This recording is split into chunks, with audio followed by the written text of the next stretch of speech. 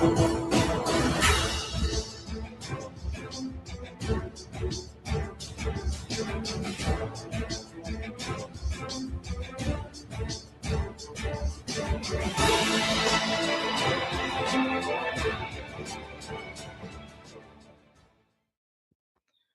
morning, everybody. We are live for our What the Heck is Going On?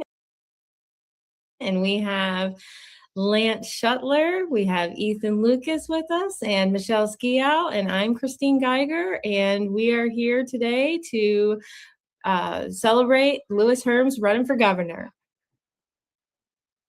Beautiful. Love it. Thanks for having me, Christine. Great Thanks for seeing joining. Ethan and Michelle. Great seeing all of you. It's so wonderful to be here. It's like a reunion. It is. It's been a hot minute. Yeah. Absolutely. Wish we were all in person. Well, I know, right? We should do that again soon. Soon. So what have you been Very up soon to? we'll be all be together. Yeah. What have you been up to, Ethan? Oh, God. But I'm building the New Earth project with Sasha Stone, right? Yeah. Yeah. That's the biggest part of it. We got new stuff coming out with Sirona. Actually, we just released our new Nano Heart formula, which is really awesome. We got a whole new skin line coming. And we have a cymatic frequency supplement coming out, too. It's built entirely around frequencies. Oh, wow. That sounds really interesting. Yeah, so what are some of the benefits of that? Oh, it's working. Like, we knew it was working and we use rare earth minerals with a specific crystal in it, and we have an NDA. We can't talk about what it is, but there's microcrystals in this rare earth clay that will hold a specific frequency very well, and definitely, as far as we can tell. I talked to Honey C. Golden about it, and she's convinced that it'll never lose the frequency charge. But we knew, since it was clay, it's dirt, it's completely benign. We don't test on animals, but we gave it to people who had elderly pets and they wanted to try it. They're like, because you just put the clay, the dirt, on, it's like a dust, almost like a powder. You can put it on your pets. I mean, you can use it on yourself. You can put it in water and drink it. And then we also have a gel form you can rub on your skin, on achy joints and stuff like that. Scott Stone's used it. He's already raving about it. Because he had a shoulder injury. But so anyway, we knew it was working because you can't do a placebo effect with animals, and because they don't know they're getting anything, right? And so these people were putting the clay powder on their pets, and we're talking like geriatric pets with serious health issues, and every single one of them had a massive turnaround, and some of them, they had like serious like skin and hair or fur whatever you want to call it, problems. All of it completely reversed, and they're all acting like little kittens again and little puppies again. Oh, that's awesome. Yeah. It's awesome. Because, I mean, really, and Honey C. Golden talks about this a lot. In fact, she kind of gave me the idea to like push me over the edge to do it. I was like, I know we could do this. I've been studying cymatics for a long time. It's just getting our scientists in our lab to want to do it too. Because it took a lot of research and development and new equipment and stuff, because we have a cymatic chamber to charge the clay and the specific frequencies, and we had to figure out what frequencies would actually do something, if it would actually hold the frequencies, which substances we could use, which ones would work, which ones wouldn't. So it was a multi-year process figuring this out, and we finally got it done, and it's mind-blowing how amazing it is. But even Honey talks about, and Dr. Greg Braden and Dr. Bruce Lipton talk about how everything is just a frequency field, right? And I've known this for a long time. So what you're doing is you're literally just, if you put it on yourself, if you put the gel on yourself or the powder or your pets, if you drink it, you're literally just infusing yourself and surrounding yourself with the proper frequency field of a healthy human being. And so all it's doing is it's just allowing your body to resonate in the right frequency more easily so that it can heal itself. This guitar back here, this is a perfect example. If I take a tuning fork and I strike it, the corresponding string on that guitar that's tuned to the same or close to the same frequency, it'll start to vibrate, right? So when you swallow this stuff or you put it on your skin, you're making your cells vibrate at that frequency. And so it's like healing, your body's just naturally healing itself at that point. That's incredible. Well, Yeah. I don't know how much better you can make your skincare because I love it. All of It it. is great. Well, The we're oil. expanding it. We got nano resveratrol and vitamin C serum and all kinds of really cool stuff coming out. New hyaluronic acid, a hydrator and moisturizer, which you already get that from the spray, but it's a Right. mixture of like nano glutathione and nano B vitamins and nano collagen and nano glutathione and nano all kinds of stuff. But the moisturizer hydrator cream that like a lot of people have been asking for it. So we're like, all right, we'll make it, especially now that we started making that gel, that frequency gel. I'm like, we're set up to make the gel now. So we just went ahead and did it. And we're getting ready to release it. That's awesome. I'm gonna be Yeah. using the spray today to keep myself awake. It was a late There you night go. last night. Yeah. Yeah. So, Oh, we have an so what? energy shot coming too. I forgot about that. We have a Oh whole new wow. No, professional medical line coming out for private medical professionals.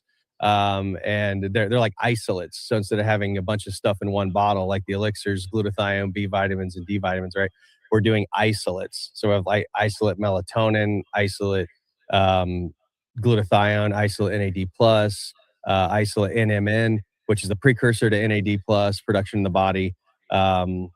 Might even do isolate NAC, but I don't know. I mean, I like just having the nano glutathione because what's going to happen is your body's going to take the NAC and just convert it into glutathione anyway. And mhm. as you age, your body's ability to produce more glutathione diminishes. So I still feel like just taking the straight nano glutathione is better anyway. But yeah, we've got tons of isolates coming. People that just want That's isolate, so especially cool. medical doctors who want to prescribe specific isolates in nano form so they don't have to send their patients to a clinic to get the IVs.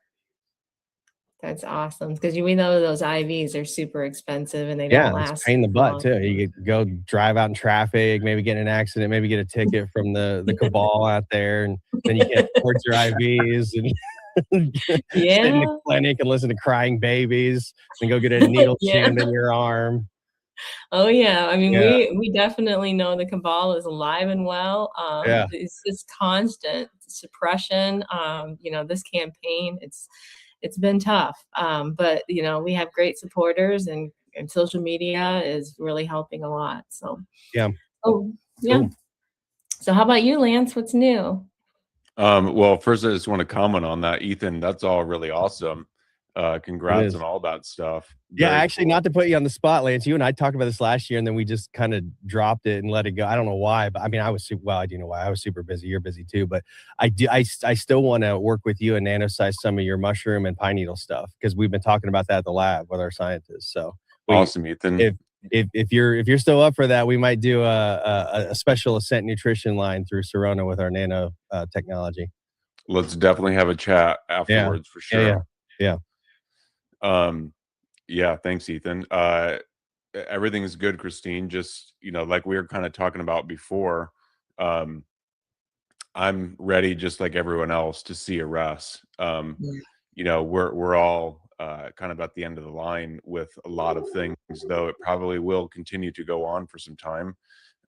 But hopefully so they do something, drastic and major before the midterms, because as we all have talked about and know, what incentive is there to go vote in another fake, fraudulent, election if we can't fix what happened in 2020 and even, many years before that? Because as we all know, they've been rigging all of the elections every single time, every midterm using these computers. I personally don't care about any of the rhetoric going on with the midterms. I understand the importance, obviously, um, but we've all been putting our necks on the line every single day, and like we need a bone thrown at us every now and then. And Yeah. it's sort of like with these midterms. I mean, again, where's the incentive if there's not justice and accountability, at least some before then? Um, Yeah. so I'm, eagerly watching and doing what I can do to help spread information. Um, but yeah, just kind of that's where I'm at with everything right now. Business is good, all of that. We can, discuss that later. But um, yeah, just trying to help people, health and wellness, and with the awakening, and make sure we can hold people accountable to what's been going on, because I know we all know the head's been cut off the snake, but the underlings are still going about business as usual, and they're going with a vengeance because they can see a little pathway here. If we can do this in the next 6 months, then we're going to get back power. We know that's not going to happen, but it's still like we're dealing with the ramifications of this old corrupt system still, and there hasn't been a lot that's changed for your average everyday person just yet.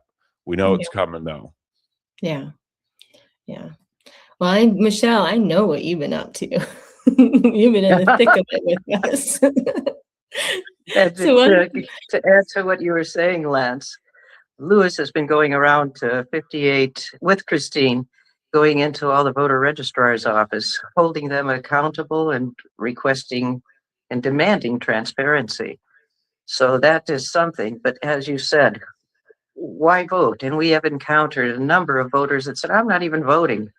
But you know what? After we start talking to them and stating to them that if you do the same old thing you've always done, you're going to get the same thing you've always got. And with Lewis out there for We the People, and he even has We the People tattooed on his forearm, and the anti-politician, he's the one that's sticking up for We the People. And as Trump said when in his inaugural first term, that it's time to give the country back to you, the people. Well, it's up to us now, we the people, and we need to band together and make something happen. And Lewis is definitely doing his part in going around and talking with everybody, anybody that comes up. And we have this beautiful bus that we're traveling around in. And on the bus, it says the anti-politician and we the people. And people are coming up to this moving billboard daily. And, you know, I am encouraged by the response. But again, we have to meet more with the masses. The suppression is there. The cabal does not want to hear him because he's trying to crush the cabal. And they're little minions and they're puppet masters. But yes, things are happening. We know they're happening, but the masses are not seeing all of what is happening. yeah. Yeah. So either of you guys think that you'll ever run for office? I'm doing what I think everybody should be doing right now. What's that? Living sovereign off the grid. The only grid I've got right now is Starlink, that I'm talking to you on right now. Wow. Wow. Yeah. I mean, I still have my home in Nashville, but you know, I don't know how much longer I'll have that particular one. I may also, you know, get something off grid in that area, just more on the outskirts. But living here on the land out in eastern Tennessee in the Appalachian Mountains, building the New Earth Project with Sasha Stone, I think that's really what would crash the system faster than anything. And to be honest, and there's a lot of people that are with me on this, and it's not a real popular message right now, but you know, I and you know, I'm the author of the book series, The Jesus Q Connection, but I don't, and I really never have viewed the Q operation, except maybe at the beginning because I wanted to kind of see where it was going. I never viewed that the same as everybody else. And the question I'm asking now is, you know, did people follow what Q actually said, or did they follow what they wanted it to say? And what I think a lot of intelligence operatives have infiltrated and said and spun ideas about what Q said that Q never actually said, because I've gone back and I've read every single drop many times, and I see so many things being said about, you know, the Q operation that was never even in there. I'm like, where did this come from? And I'm like, oh, that's right, they did this with the Bible too, thousands of years ago. They said that it said a bunch of stuff that it never said, and so we ended up with religion and teaching false stuff about Jesus and what he said and the disciples said that wasn't actually there. And so, you know, Q said it's going to be biblical. And I'm like, well, that's about as biblical as it gets. They're doing the same thing with the Q drops as what they did with the Bible and with what Jesus said. And ultimately, the final message is drop 4944. Are you ready to finish what we started? Don't let anybody drive you. Trust yourself. The people hold all the power. I mean, this is repeated throughout the whole entire Q drops over and over and over and over. And I think people got a false idea of what the plan was. Lewis and I actually did a 5-part series called We the People Are the Plan last Yeah. year. And And actually, speaking of that yeah, gentleman, I happen to see that he is here with us right now. there So he I'm is. going to pop off the screen and I'm going to Okay, bring Lewis on. there he is. So yeah, I think that's where it really begins to change, because I think Q's really just waiting on us. And I honestly think, I know this is not a popular message, but I think it's just going to get worse and worse and worse and worse until the people really decide to just rise up, like Q said, over and over and over and over, and really make some serious waves, like J6 times a million. Yeah. So, I love you're having this conversation, Ethan, because the reality is, Q, Trump, whoever, none of it really matters if we, the people, don't If we take don't action. self-govern, it's called self-governance for a reason. That's exactly right. And that's why I created the slogan, "We the people are the plan," because Yeah.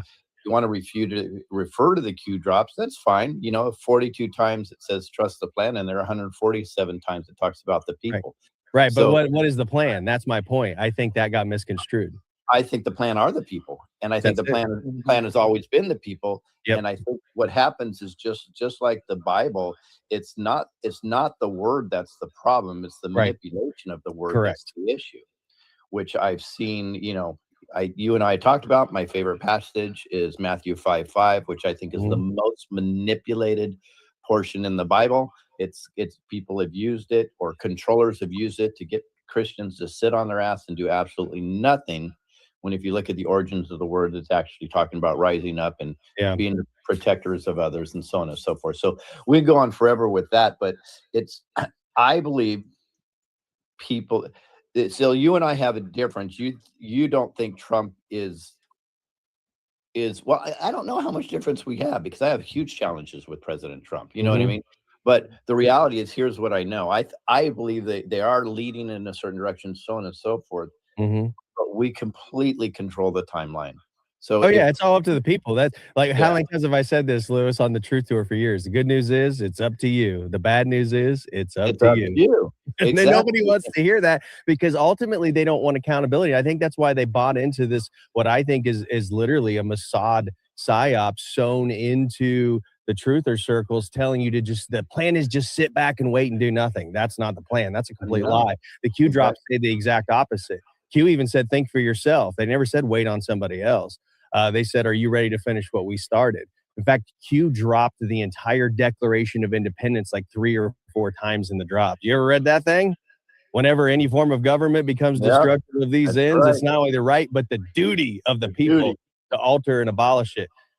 What kind of a plan does that sound like, Lewis? Yeah, exactly. And as you know, for several years, I coined the phrase, when it's all said and done, is the impression you leave in your couch, is it going to be bigger than the impression you leave on our Yeah. land?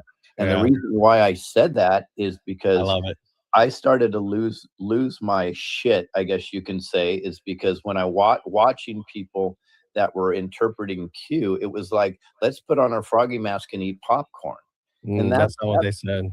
that's not what it was about, right? And Mhm. I think we were being used and played, and people were pumping hopium. I think there's a lot to be hopeful for, and there's also Oh, 100%. a lot to be concerned about. But Mhm. I talked about yesterday something that you talked about, and I said the only way that we're going to win this is through parallel societies. That's it. That's it. That's why I'm here building one. That is it. And I can say, even if you want to keep your kids in a certain school, well, you need to create a parallel school board, so at least you can fight against them, right? If you That's how you want hold them accountable. All it is capitalism. You create competition. that's exactly They're right. never going to straighten up and fly right, because they got a monopoly on power, and you just keep spoon feeding them more power. And I'm like, what is Right. going on here? And it's really, really simple. Say, okay, if you want to live with inside that, if you don't want to just live off the land, I get it. Some people want to live in a city, some people want to live in the suburbs, but there's still a way that we can take the power. You create your own school board, you create your own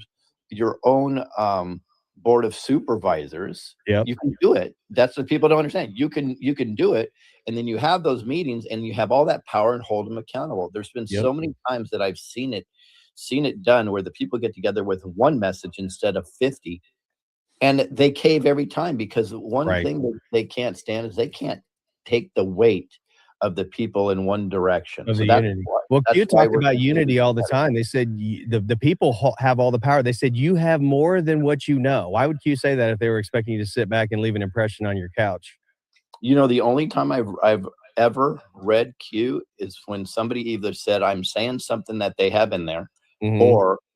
or when I actually put a search in for certain words. Yeah. Well, That's it. you and I did it on that 5-part series that we did. We the people are the plan. I literally went through every single Q drop, and I remember Love you just busting out laughing reading these because I know you hadn't read them, and you're like, "Holy crap!" It literally says what Ethan says. Yeah, because I'm not saying it. I'm just reading it. I do the same thing with the Bible. I go back and read it, and the church says no drinking, no smoking, no cussing, having sex. That's funny because they accused Jesus of being a whoremonger because he was hanging out with prostitutes, and he got everybody wasted at the wedding at Cana. You know, Yep. it's like they just spend this stuff out of thin air and imagination because that's what they want it to say. I think ultimately because they don't want to take accountability, the people that start this stuff, and they just want somebody else to do it. But that's not how it works. They want to be told. They want to Yeah. be told. And they want Because something to follow. They want something to belong to. They want to put on the jersey, rah, rah, go team. And that's it. I'm going to take it to another level. They also want somebody to point to when things fail. Right. That's the accountability part. Exactly. They do not want to point to themselves. But Yeah. here's one of the biggest clues ever, and you're a bigger historian than I am, but one of the biggest clues ever Mhm. is when the Protestants were upset with the Roman Catholic Church because they were Mhm. putting the Pope and they were putting the church before God. They would put flyers up, ink flyers, paper, and nail them to trees all the way Yep. back then, right? Right. So the response from the Pope was to get Ignatius of Loyola to form an army out of his 6 students, and instead of negotiating with the Protestants, go kill them. So Mhm. I mean, if that alone should tell you exactly Yeah. the way this It's the stuff same works. game plan. They keep running the same game plan over and It over. is They don't have anything exactly new. right. It is exactly They the just same game. repeatedly hijack stuff. And then when that goes sideways, if they can't get you to shut up, then they just kill you. That's You right. know, give them more atrazine, give them more glyphosate, give them more shots, give them more Exactly right. entrails. It's like shut them up somehow because they're not shutting up. Right. And speaking of shutting up, I'm going to shut up after this, but I want people to just hear this because it's so important. We are constantly looking for the savior. And I'm telling you, the micro is what fixes the macro. The It's savior's within you. It's all within us. And the reality is that I say this often, and I love this because it's so true. One person can say something or talk to one person, throw that pebble in the water. They don't even know what the ripple effect is. That could end up affecting 10 or 100,000 people by ever who transfers that information forward. Mhm. We need to be very cognizant of our words and what we do. Even when I go into a grocery store, I'll make sure that I can make that checker's day because who knows? That checker may have gone home, said something, and their bastard husband could have beat them, and who knows what could have happened after that, Right. right? It's amazing how much effect we can have if we can just do the best to be the best. Ooh, there's another phrase, Michelle. Just go ahead and write that one down. Yeah. You know why it's working though, Lewis, and I'm mildly disappointed that a lot of people just because I'm not towing the line with what people want to hear all the time. I'm the most, I'm like the Mythbusters guy in the truther circle. Like I'll take all the heat. I'm the tank. I don't give a shit. You can get mad at me all you want. But what I'm doing is it's a strategy. I'm pressure stacking. I keep putting pressure and applying a little bit more, a little bit more, a little bit, piss people off a little bit more, a little bit, because then they'll finally start getting a little restless. They're like, wait a minute. Yeah. And then you plant the seeds and then they start thinking for themselves. This is what Q was actually doing. They were pressure stacking. That's why it's taking so long, because that's how asleep everybody was. Even the people who thought they were awake, they were only at a certain level of awake. There's a lot of those levels you got to break through until you're like George Washington level. It's funny you'd say that because you know what I say often? The biggest mistake that we can do is thinking that we're awake. Yeah, that's called complacency. Never get complacent. Not. I always say, God, there's so much I don't know. I need to know more. There's a lot I don't know. Yep, got to figure it out. Yeah. So Lance, Michelle, what's your take on this? Yeah, The fully more agree. I know, the more I don't know. Go ahead, Lance. Yeah, thanks, Michelle. Yeah, I agree with what you guys were saying for sure. The Q post made it very clear that we, the people, have to get activated. And Lewis, you've been saying that. I've agreed with you the whole time that we, the people, are the plan, because you can't force 380 people here just in one country to do something that's against their will. You need the will of the people, and it's taken a long time for sure. It's moving and shifting a whole planet, propaganda system, and doing it for all the countries of the world as well. So yeah, it's definitely taken time, but it needs the participation of we the people and the awareness of we the people for some of these actions. Of course, they said to step back and look at big picture. Like, yes, we all want justice now, but the wheels of justice sometimes grind slowly. Thankfully, none of us know the times. We don't know when. We don't know what soon means. But it definitely does seem like, in terms of the exposure of a lot of these scams that have taken place, particularly in the past 10 years, that we're definitely getting towards some, I don't want to say end, because I don't think that there's necessarily really like a grand end, because life always continues to go on. But in terms of what we've been dealing with for the past 10-12 years, like these big issues of the cabal, like we're getting towards the end of that exposure per se, and now we've got indictments being issued. Of course, there needs to be a lot more. There needs to be action with arrests and then prosecutions. But again, they've even told us, like James Comey as an example, he'll get his day in court. Now, will that happen for us to see?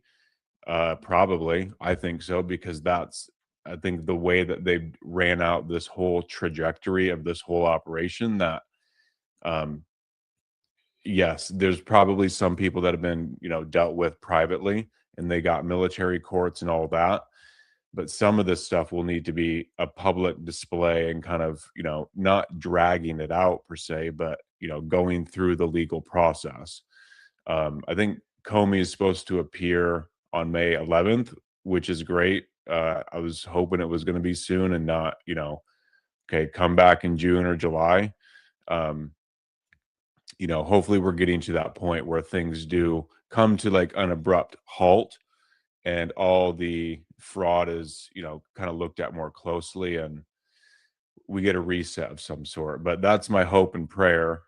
We will ultimately live through whatever it's going to be, but activating We the People has been necessary 100%. And I mean, look at where we're at now. We are way further along in the awakening than we were just even a year ago, especially 5-10 years ago. So we are getting there. It's interesting you'd say that, because I could tell you one thing I've noticed being on the road for all these many years. There's a marketed difference on where people's heads are now. When I say that, I'm talking people on the streets, not people that are in our echo chamber. Market difference where people are now compared to where they were.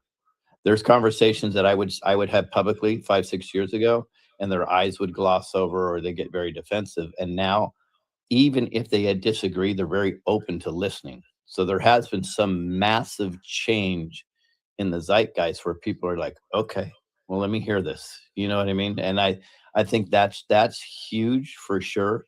The thing about these indictments and whatever potential arrest and so on and so forth is, I want people to actually understand, though, if it goes the way it looks like it may be going, this is several years.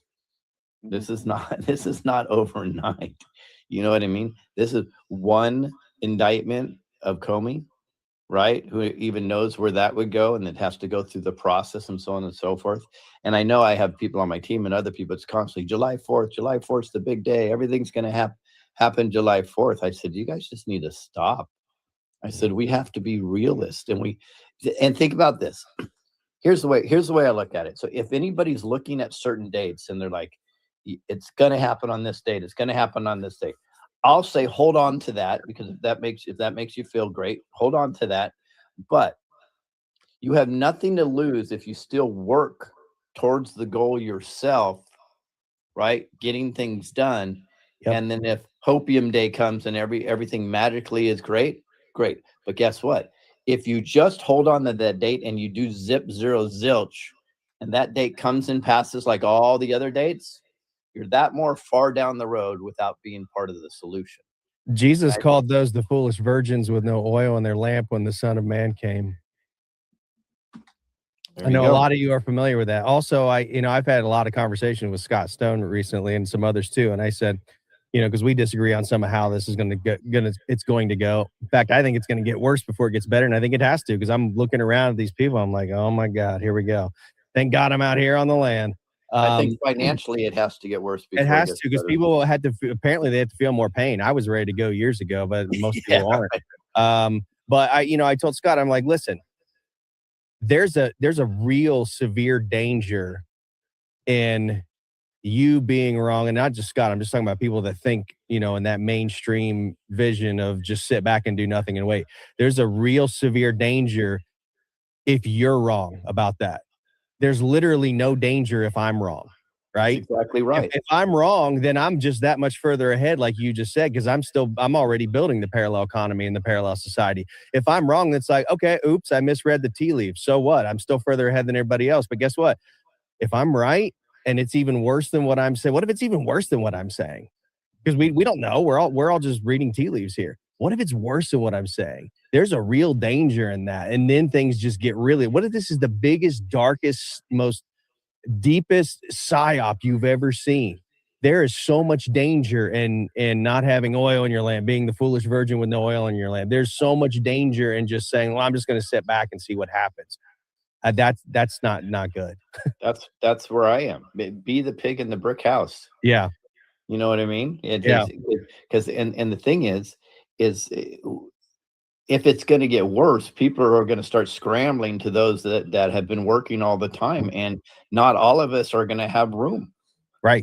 That's the way it is, and some people are going to be left out. So I think it's very selfish. This is my opinion, and I have friends that I'm not trying to hurt their feelings, but I believe that it's very selfish to just wait for an RV or wait for Nasara Jazara, or just wait for something without taking action.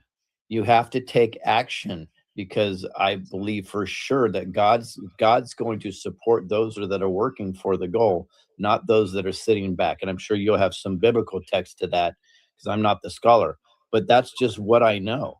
And we are really setting ourselves up if we're just sitting back in hopium land and waiting and waiting and waiting, right? Well, the whole And point is for us to do it ourselves anyway. That's how you become free. You don't become free in public jurisdiction. You become free in the private. exactly. And I said, guys, even if you're right and you do nothing, 4 years from now, it's all going to be right back where it was, because nobody took any accountability or any responsibility for the solution. But if we're part of the solution, I even mentioned this in one of my speeches lately. It just hit me. I said, we are not only part of the solution, but we are going to rewrite the history books, the history books. And we will be teaching how to ever avoid this in the future. If we sit back and wait for somebody to come in on their white Pegasus, we will always fall right back into this over and over. Lewis, we're only sitting here having this conversation because George Washington, Thomas Jefferson, Patrick Henry, George Mason, Samuel Adams, all those guys, all of our founders, they did exactly what I'm saying to do. They said, you know what? They're doing exactly what Q said to do. And again, this isn't a popular message, but Q said military is the only way. Rewind back to George Washington. What do you think George Washington said to his people? Military is the only way. What did that look like? The original true military, the militia, we the people. Do you think George Washington was like, well, maybe there's a few good guys in the red coats up there. We can count on them behind the scenes to sneak stuff around and, fix all this and arrest people behind the scenes and it'll all be fixed. No, George Washington said, guess what, guys? Militia, military is the only way. Let's get cracking. And they did. And we wouldn't be having this conversation if that weren't true. And who is the militia? The militia are we the people. The people Right here, just came looking at together and when you look in the stood mirror, up. you're looking at him. That's right. And both you, Lewis and Ethan, I agree completely with you. The problem is we need to take action, and too many people are just sitting on the sidelines waiting, and that waiting is not going to accomplish anything. People have to start taking action, and it's a collective consciousness of those that are taking action that'll project us into the future that we want. And this is not going to be over in I mean, July 4th, there's supposed to be a massive celebration. I think something good will happen by then. I don't know what. And I'm just looking forward to this celebration on behalf of the people. However, we're looking at 5, 10, 2 generations before all of this can be completely changed until we do have that community of the people where we're working together as opposed to falling below the cabal's reign. And again, we need to take action. The Hopium people, yeah, what are they doing? They're sitting back waiting, but what are they accomplishing doing that? Nothing. And they're not helping the Right. rest of us to move forward. So we have to collectively come together. We have to be we the people that start moving in that proper direction so that we can affect change. Otherwise, the change is not going to come. And Lewis, you're doing it. You're out there. You're putting your life on the line. You're the George Washington of California right now. You're moving forward and you're taking the attacks. But we're also seeing a lot of the younger people, I especially, and just encountering them on the street, where they're starting to question. And I think that questioning is going to help propel them to make the changes that are necessary. Yeah, That's that my is thought. true. That is true, which is so cool, guys. When we're riding around in the bus, we have people 13, 14, 15, and 16 coming up that are more awake than many adults. So I see that the future looks bright. Ethan, I do want to ask you a question because I know you're, for a good reason, you're really down on President Trump. I get it, totally get it. Pressure stacking, Lewis. I already Yeah, gave away my secret. no, I get it. I get it. But real quick though, it is fascinating though that what he did to King Charles and Camilla when they got off the plane. Nobody's there to greet him. They're blasting the national anthem so loud that nobody could hear. And then when they rocked him, I don't know if it was the Rose Garden or where, they had to walk through Yeah. a demonstration of the Right. Revolutionary All the War. Minutemen there. Yeah. It was I great. like, wow, that is epic. No, I'm not trolling. saying everything Trump does is bad. And again, I think he's still being used by the Q operation. But even Juan has told me this in the private. Trump is not in control of this. People, they think when they see Q plus, Trump is Q plus, that means he's Mac Daddy Q. The plus means he was added.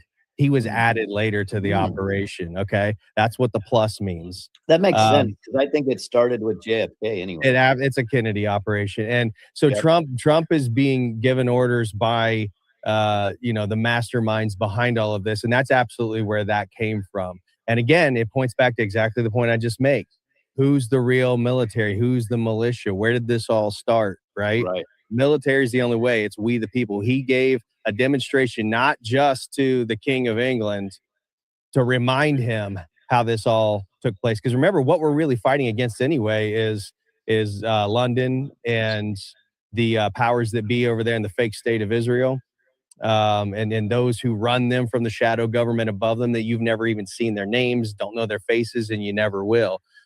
This was also a message to the people to remind them how military is the only way and how you take the power back.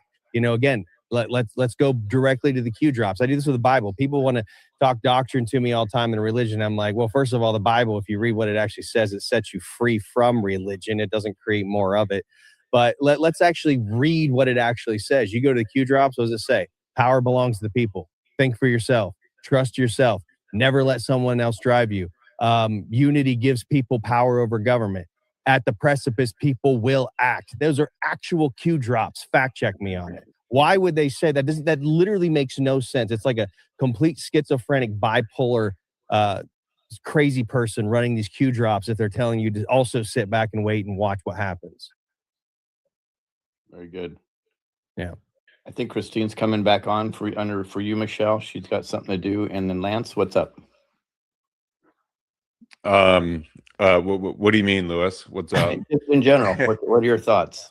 I mean, I'm in agreement, you guys. Like, just kind of like I said, I know that we are part of the plan and we have to keep taking action.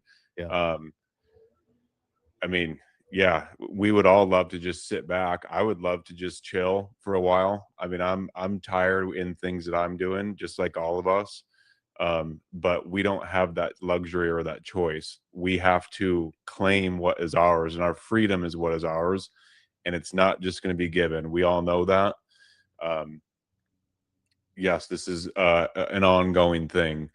Um, I'm trying to stay, excited and motivated and looking at all the great things that are happening, because we do know that many great things are happening. Uh, it is challenging in different ways for sure, but that's often when the breakthroughs happen, when it really is, extremely difficult. And I feel like a lot of people and just the world in general right now, we're kind of at that point. Not to say that it is the precipice, hopefully so, um, but I think that we're getting to this point where there has to be some sort of breakthrough, uh, just in all sorts of ways leading up to the 4th of July. Yeah, who knows what's going to happen before then or on that day. I'm not I'm not banking on anything per se. I'm not going to change my life any different. We just have to keep moving every day. That's how things are built.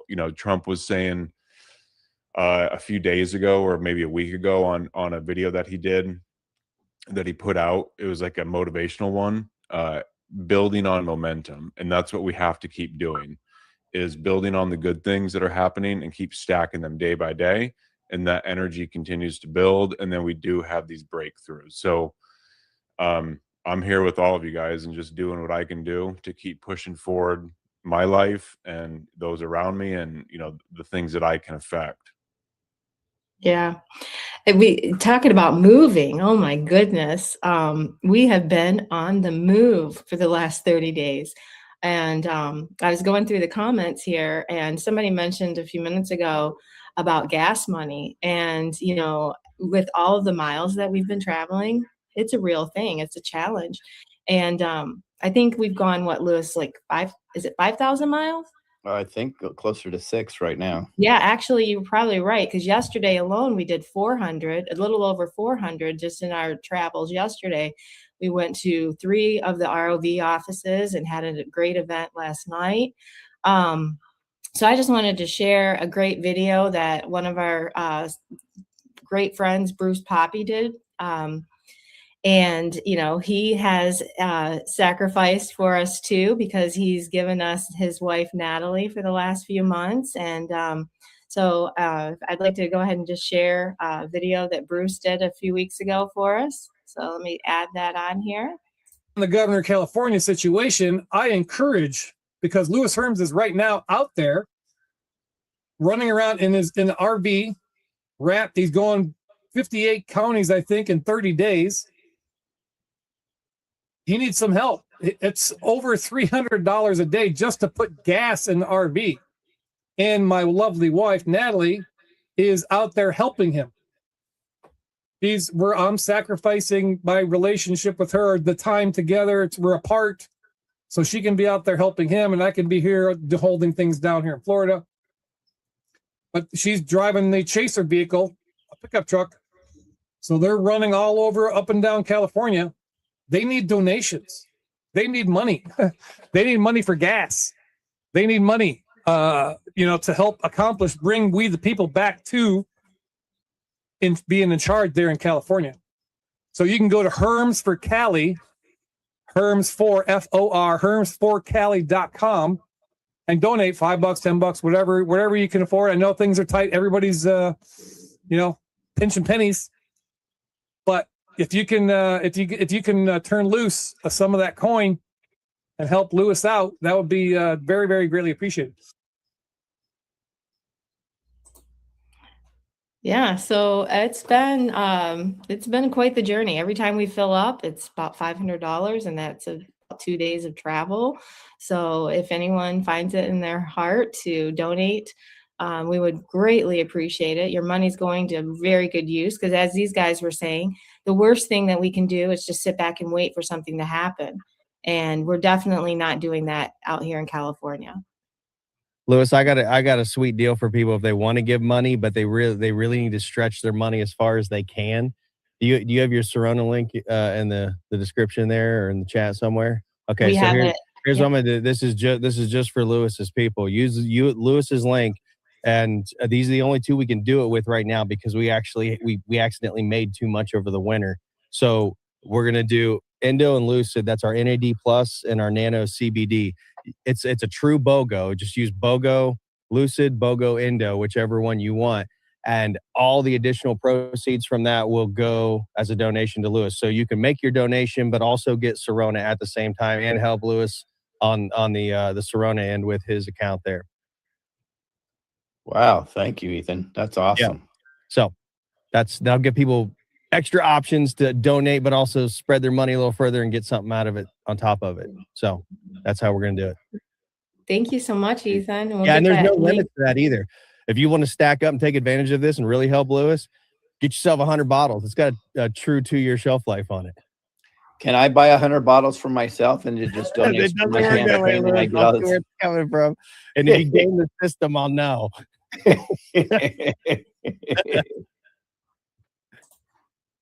I'm losing my shirt over here trying to put gas in your tank, brother. We just put that link in the comments, and it's also in our show description. There you go. Or if you guys if you don't want Serona, if you're like, I hate Ethan, I don't like what he said about Trump, I'm just going to give money to Lewis. Just give money to Lewis then. Thank you. Thank you very much, Ethan. Yeah. It's awesome. We gotta make it fun somehow, right? Absolutely. Do we have anybody in the waiting room? No, let's see. Yes, we do. We have Miss Ellen from Truth Tellers. You could take me out and you could put her in for right now, and then I'll come back in a little bit later. All See you guys. Love you both. Yep. Love you, Lewis. Thank you. Hey, Lewis. Christine, in a few, I got to go. Okay. A few minutes. Yeah. All Hey, right. Ellen. Hey, how are you? It's so great to see everybody. I haven't met Ethan yet, but I know how are you? Great to meet you. Hi, Lance. Hi, Christine. Hi. Now, Hey, now, Ellen. Ellen, do you know Lance? Have you interviewed Lance before? Okay, I Yes, missed that one.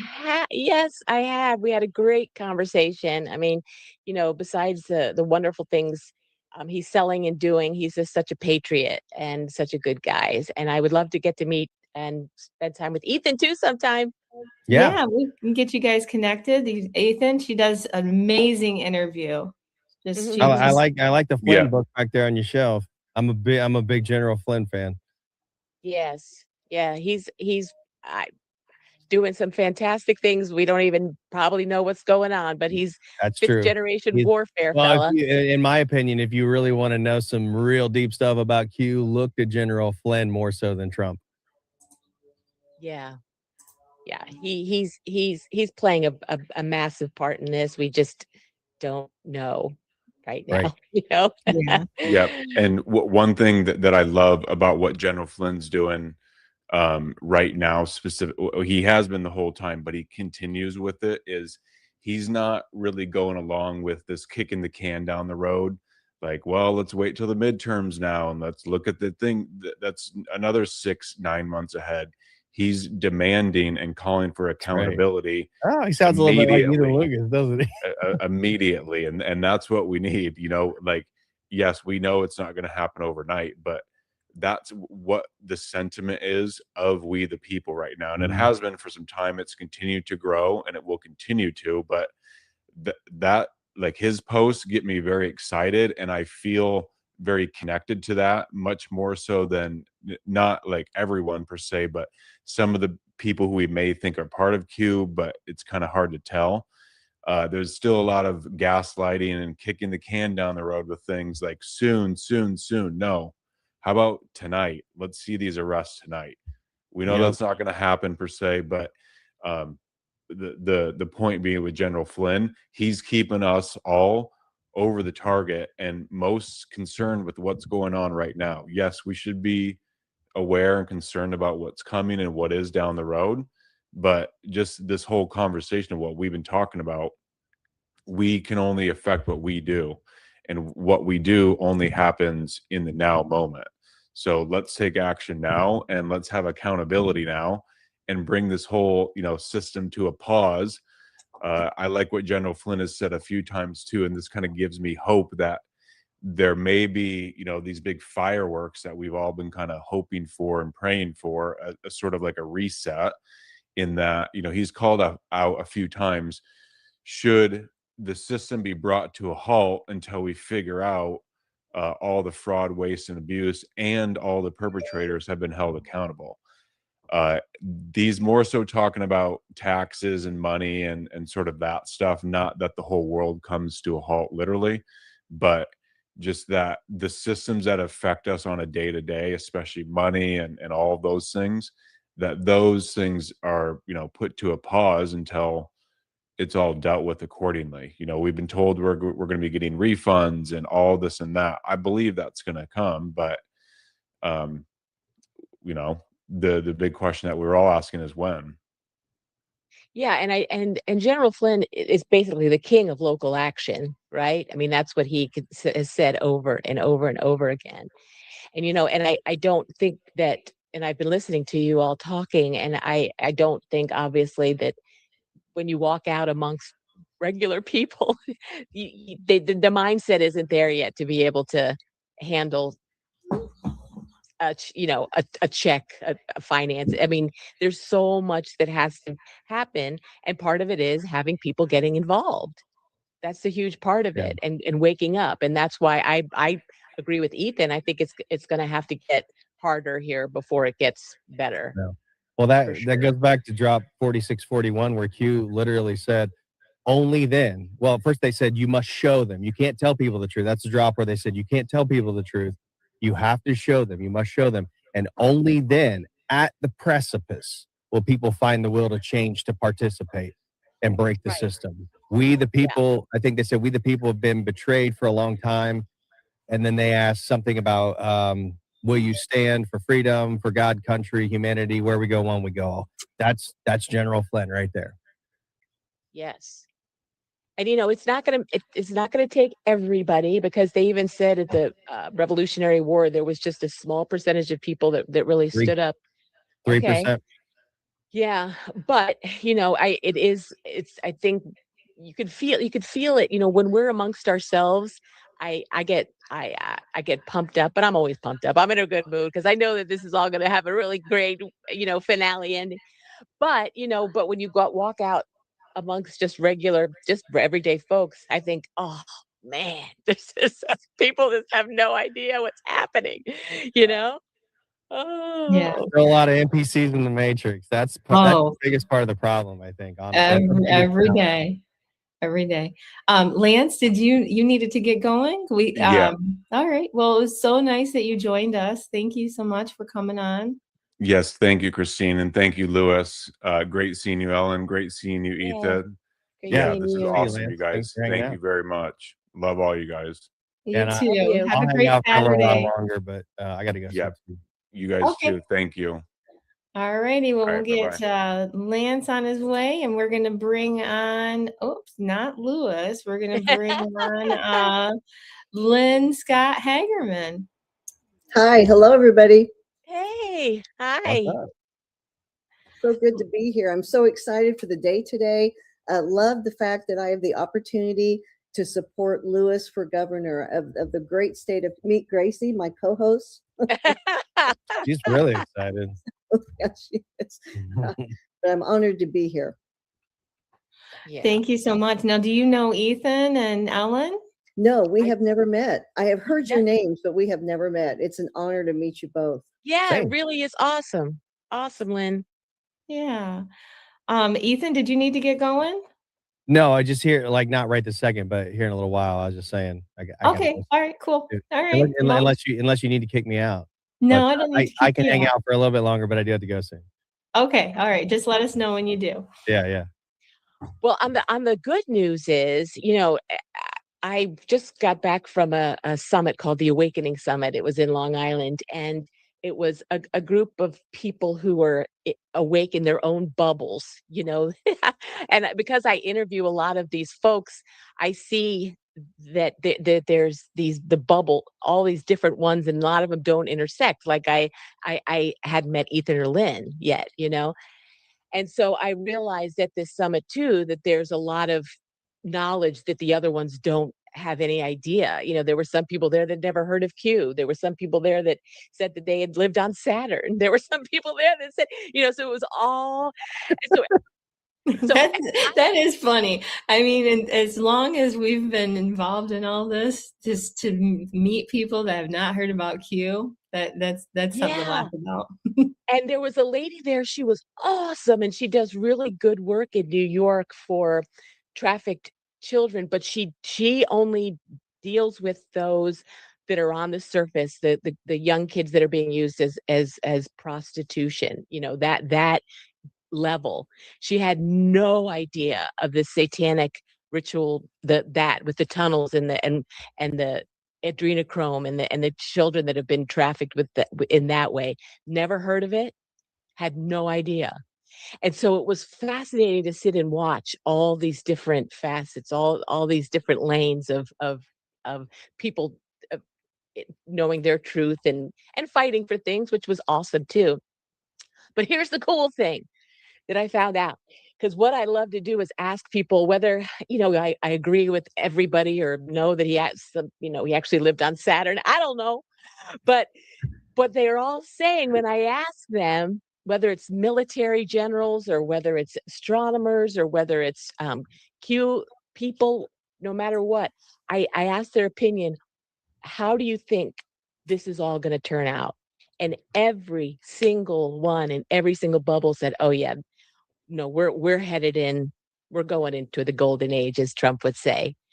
That doesn't mean we're supposed to not stand back. We all have to make it happen, and we have to be a part of the process, and because that's what it is going to take.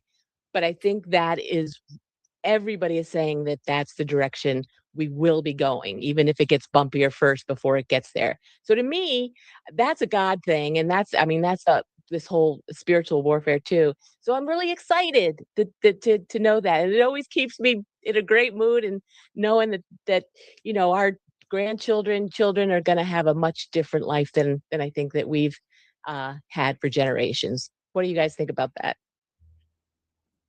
So if I can hop in as the new anon, what you're saying resonates with me so deeply in my spirit. What I've described as, when you were sharing, Ellen, that we all are in bubbles, I've described it as we are putting together a puzzle of a blue sky. And each of us has a tiny piece of the puzzle, and we can't fully see it until we're all together sharing. And that's the level that we're at. And I love that analogy. I thought maybe I would start a bit with who I am, because I'm not sure your listeners know. Yeah. And then hop into where I think we're at. So first, let me tell you who I am today. Today, I'm an award-winning international human resource consultant. I'm a published author. My book sold in the Society of Human Resource Management for many years, which is the largest human resource organization in the world. Many nations, millions, hundreds and thousands of people who participate in that. I am also an international podcaster. I do a live show 5 days a week on the Patriots Prayer Network with a reach of 1.5 million people. Very blessed and honored to do that. I am also a marathoner and a weightlifter, an independent LifeWave distributor, a child of God, a follower of the Lord Jesus Christ, and a friend to Holy Spirit, who has been activated for such a time as this. Because whenever I was little, I was trafficked from the time I was born until I was 5 years old. Simultaneously, it was a regional trafficking house that was a feeder system into the US-based University Medical Center that performs underground laboratory experiments on children through MK Ultra mind control programming in conjunction with our government. Also, I was exposed to local, regional, national, and international satanic ritualistic conventions. They have their conventions too, very much not like ours. And I survived that. I helped some children survive. The vast majority did not. And in January of 2024, the Lord activated me for such a time as this to be a voice for the voiceless, for the little girl in me that survived and helped some other children survive, and for the many, many, many who did not survive. So praise God. That is why I am here. And I am blessed and highly favored. God is absolutely good. And I'm here to support, Lewis is one of the few voices. I had him on my podcast, actually, I think it was last week, maybe the week before. And he was telling me that because he is running for governor, now MK Ultra is actually a topic. Child trafficking is actually a topic that can be talked about, and we can credit Lewis Herms for that. So I know this audience, we're truthers. Everyone who's listening, or people who are waking up to being a truther, and to have someone, a man, the caliber, the integrity of Lewis Herms running for governor of the great state of California, this is what we're fighting for. This is what we need. As a matter of fact, when I had him on my show, I'm a prophet and a seer. When I was little, I would see God and Jesus and angels and demons. They were just as real to me as you guys sitting here, as the people were. I was taken to heaven a lot. All that is still very, very true. And when I was talking to Lewis, I could see in the spirit where our future's headed. And what I saw was, he's the start. He's the beginning. This is where we're going. More and more people like us, the truthers, we are going to be taking office, running for office, telling the truth. No more of this deep state cabal stuff. That's a thing of the past. I describe it in the Old Testament, going to the promised land. That's where we're headed. And when Jacob and Caleb and the 12 spies went to look, they saw the Nephilim. And they were so huge, it took two of those strong, mighty men to carry one bunch of grapes. I mean, that's how big the Nephilim were. So we see giants now that appear like Nephilim to us. Nothing is too big, too great for the Lord God Almighty that we serve. And that's why I'm so blessed and honored to be part of this, because Lewis is on the cutting edge. He's like, frankly, Moses walking through. I mean, there's not a lot of people like him running for office, and he is fearless, and he is on a mission from the Lord God Almighty himself. And however this turns out, he will be victorious because he's leading the way. And I see others coming behind him just as fierce, just as, he's completely unafraid to speak the truth. And that's exactly what we need for such a time as this. Woohoo! That's Very right. Awesome. And Lynn, it reminded me of Jeremiah 29:11, where God said, I know the plans I have for you, Amen. plans to prosper you and not to harm you, plans to give you hope in the future. And that's where we're going. And also, you mentioned the Holy Spirit. Anyone who's in alignment with the Holy Spirit and acting from the Holy Spirit within, you know that it doesn't matter what happens out here around you. The whole world could be burning down around you. Just like with the spies, they all went, and all of them except for two of them said, you know what? Because they were looking with a different eye. They were looking with the third eye, the holy eye, right? And right in the middle of the temple of God, right there, the pineal gland. And they could see differently. They could see the way Jesus saw. They could see the way Elijah saw. They could see the way Enoch saw. And this doesn't matter. All this stuff out here that you're looking at, all of this out here doesn't matter. It's not what you see. It's what you believe. Amen. Hebrews 11:1. Faith is a substance hoped for. That means faith is the title deed. And we know on earth, when we have a title deed to a home, a property, it's ours. I mean, it's ours legally and spiritually, legally it is. I feel like just shouting amen all the time for such a time as this. This is an exciting time to be alive. And when we look through God's eyes, which are really the only eyes we should be looking through, we've already won. Spoiler alert, we have won. It's just now we need to go through. I mean, I call it bumps in the road, and I know that there are serious issues that we face. So I'm not unaware of that. But, with the Lord God Almighty, we go forward. I had a military person one time describe the phrase fixed bayonets, and I described that in the spirit. Ephesians 6, our battle is not against flesh and blood. It's against the principalities. Our battle is not against the people. It's against the demons that are working through them and what they're doing. And he described me, fixed bayonets, he said, is where you go toward the enemy and you keep going through.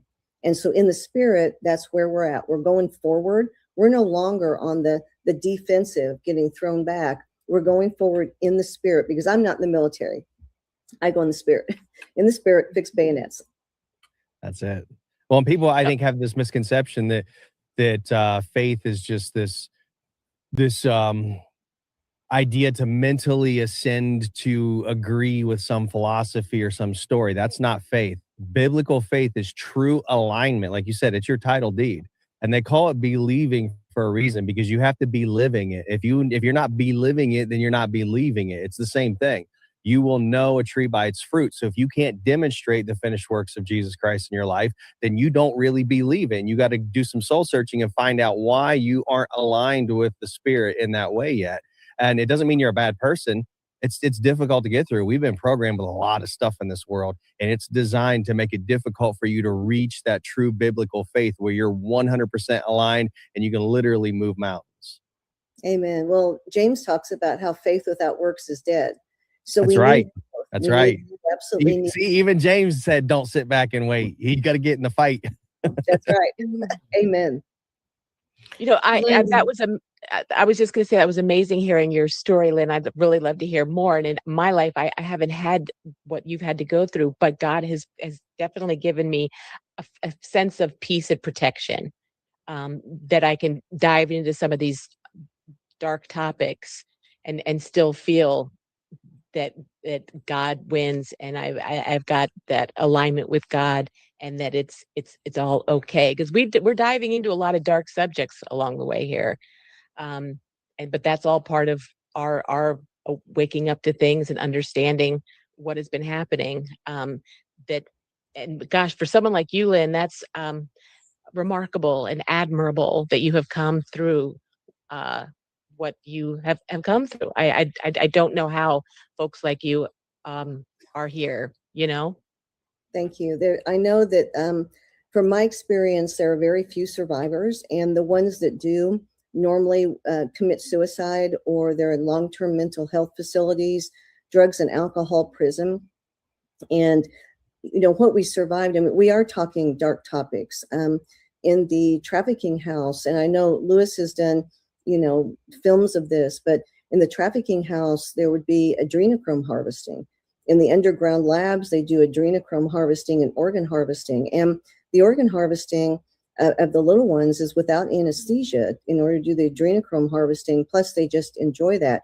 You know, we had RFK Jr. recently teach us that if you have on your driver's license, you're willing to donate your organs, they do that while you're still alive. And they do that without anesthesia. And that was a wake-up call to a lot of people. I try to stay away from, other than terminology, the details of my childhood, because above and beyond everything, I want to honor the Lord God Almighty.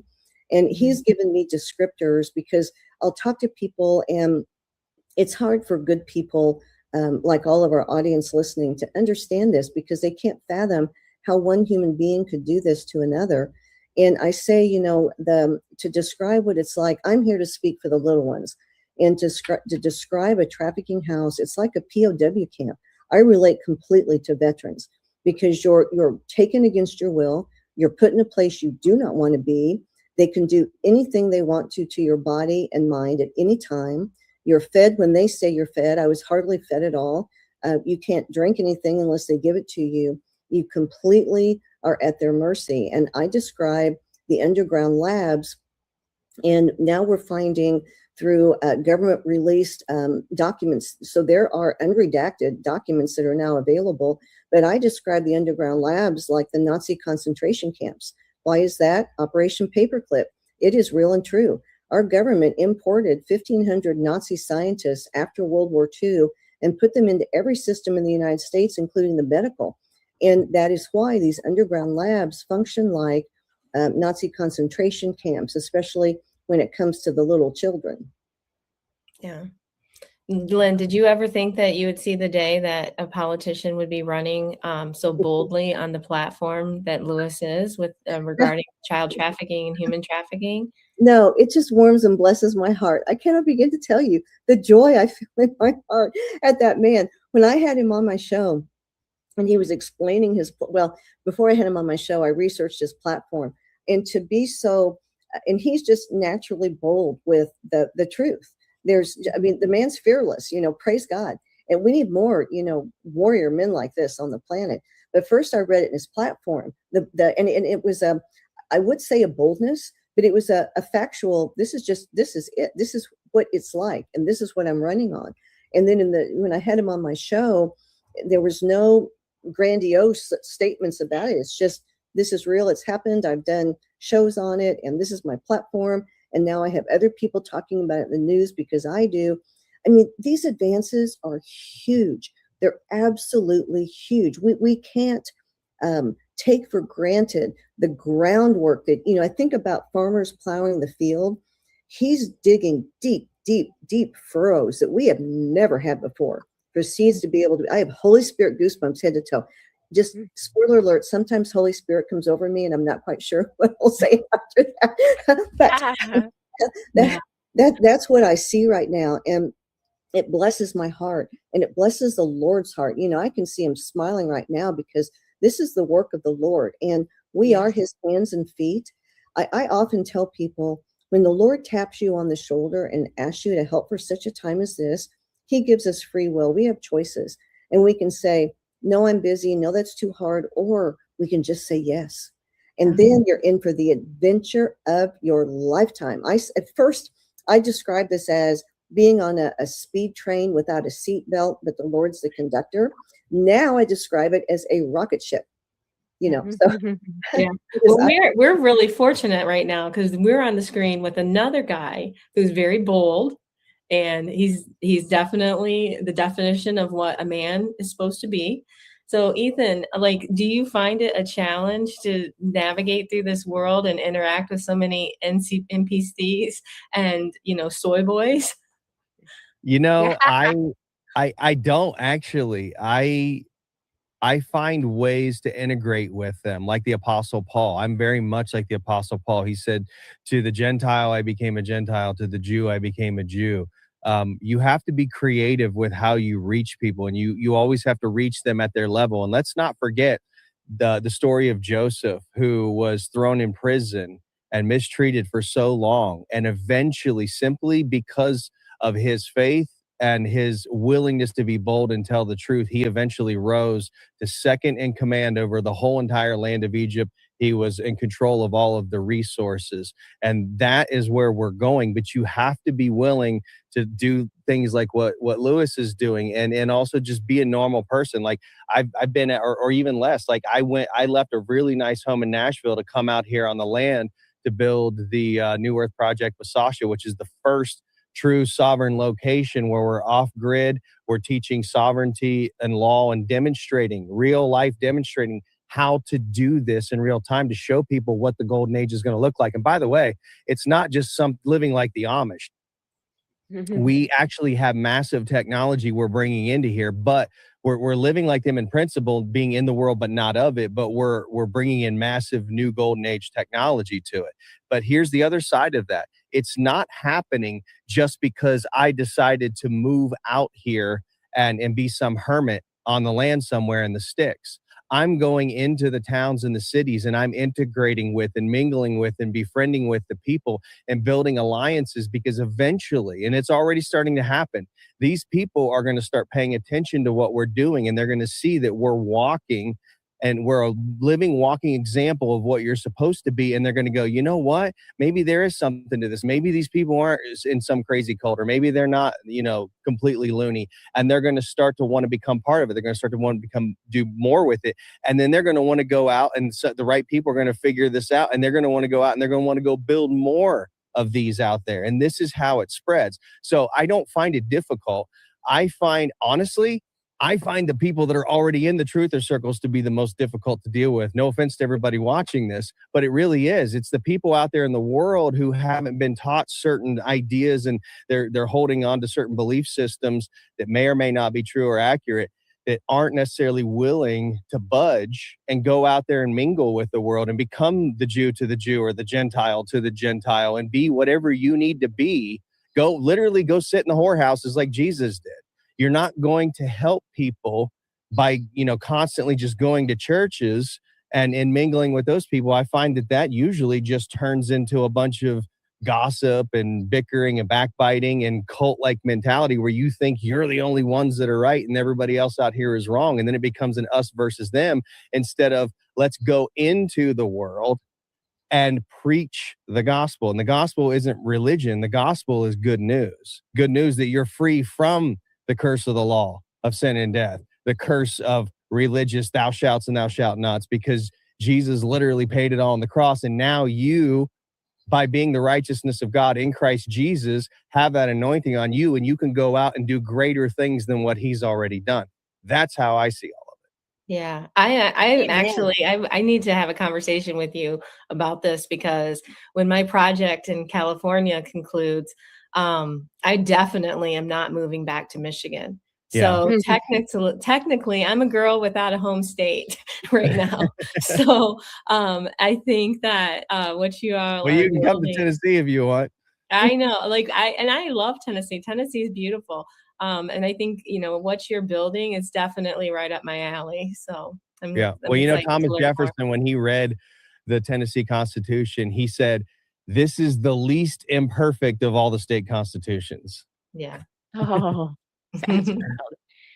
And I wanted to pick up too what Lynn was saying, and I've watched Lewis way before he was running for governor, and I admired him back then because he was fearless then, and he was such a strong leader and got everybody together and traveled around bringing awareness and messages even back then, and I can see so clearly now that all of that was preparing him for this. And because nothing shocks him, he's not going to fall for things, he's not going to be compromised, he's not, and he's sharing things that are the things that have been hidden for so long that you've all touched on.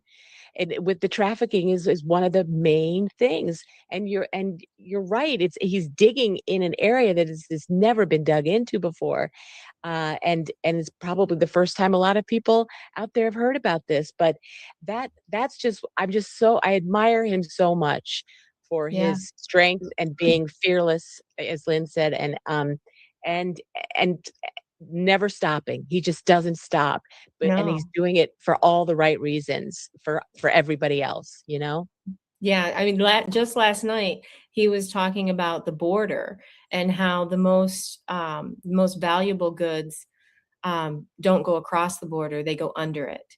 And he was referring to the women and children being trafficked through the tunnels under the border, that lead all throughout the country. Yes. And there was a woman in the audience who she had no idea what he was talking about.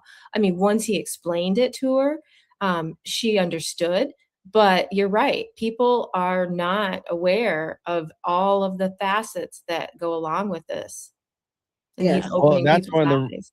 that's one of the reasons why I never saw I actually saw more danger in building the wall than not, because that's something that could be used to keep us in if things got really bad, instead of keeping certain people out. And quite frankly, I'm looking back on it, hindsight's 2020. A lot of the people trying to climb the wall, so to speak, and come over here, they're literally just trying to escape the hellhole that's been created by the military industrial complex and the international Zionist bankers everywhere. And so it's like, can you really blame them? And the Bible talks about, and I know this isn't a popular message in the conservative circles, but Jesus didn't turn away strangers. Remember the story of the Good Samaritan. And I'm not saying everybody that comes over here is good, but I'm also saying we need to pay attention and make sure we understand the bigger problem, because a lot of that, it's not just engineered from George Soros. Some of it is. Some of these literally are people coming here to try to escape the very crap our own government has created in cahoots with the Zionists. And so that's something we need to remember. But there's also one other aspect too. We talk about things coming across the border, but not just, over a wall or in between walls, but underground. But let's not forget, they also, the really wealthy ones, they also take things like the Lolita Express and they fly, and you don't stop those guys with that. So that's why there has to be a bigger takedown of the system as a whole if you really want to stop it, because these people have so much money. You can do all these little things that you think you're doing to stop it, and they're just laughing because they're finding ways to go around it that you're not even thinking about. Yeah, they are very crafty and creative.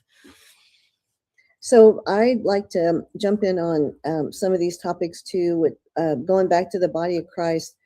Unfortunately, we've been infiltrated, the churches, and a lot of teachings happening that aren't accurate. So that's the first thing people need to pray through with the Lord.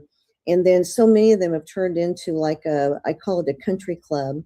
And I like to issue warnings whenever I can, because of where I'm at now. I'm getting so many reports of active pedophilia in so many churches, and starting at the top, working its way through in the nursery, and it's a problem. So I'm very extremely concerned about this, and I want to issue a warning to parents and their loved ones. And I'm here to represent the little ones who can't really communicate. If you have a child that's really upset going to church, stop taking them into that nursery. I'm just giving you a heads up. You may never know what's going on. You don't need to know. Just stop, because they don't know. They can't communicate in any other way. So I want to alert people to that. The other thing with the border, I had Michael Yon on my show. Maybe it's been, I don't know, 4 months ago. But according to Michael Yon, we've had 1 million little ones come across that border during the Biden administration.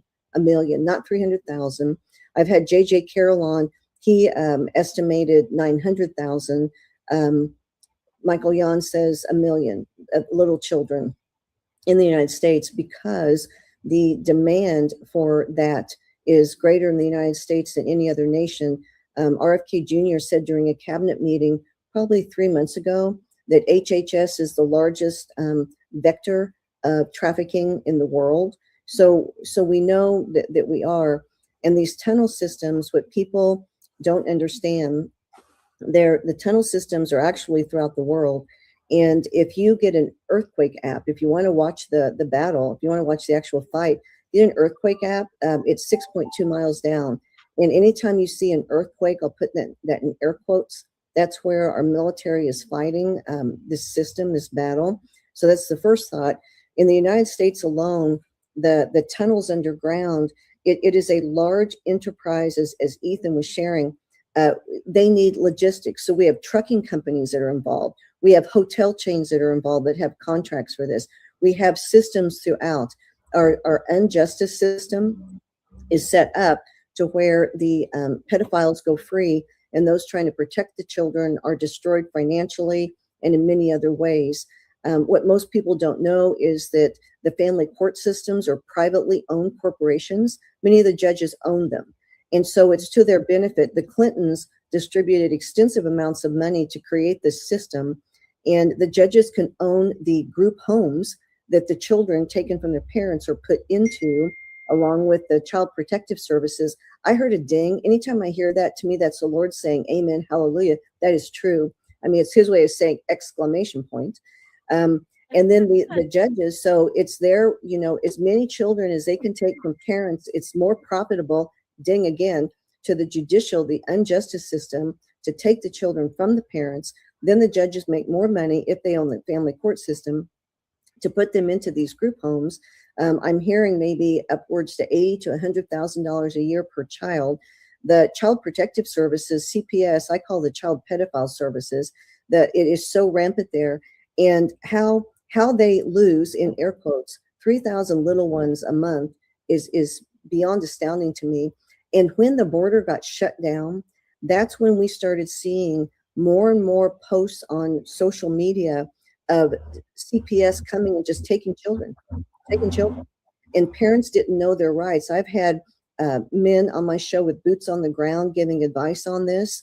And the answer is don't open your door, but then their suggestion is to move, and don't be low pickings for them.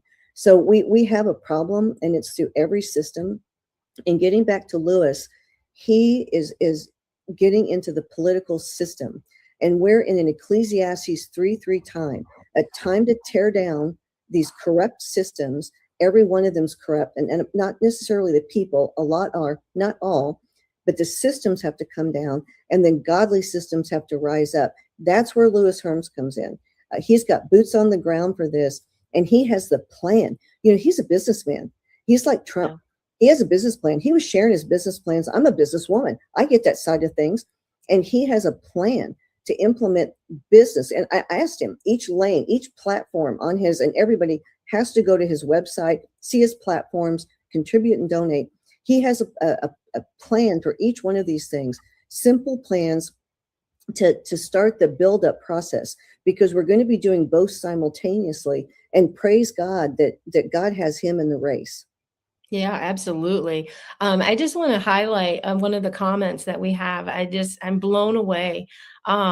Mini Donk 33 said in the comments that they are matching donations from today's call up to $1,000 directly to Wow. Lewis. So that is so kind and so generous. And I mean, that is such a godsend to this campaign. I mean, if any of us on the screen decided that we were running for office, I mean, would we really be able to fund it?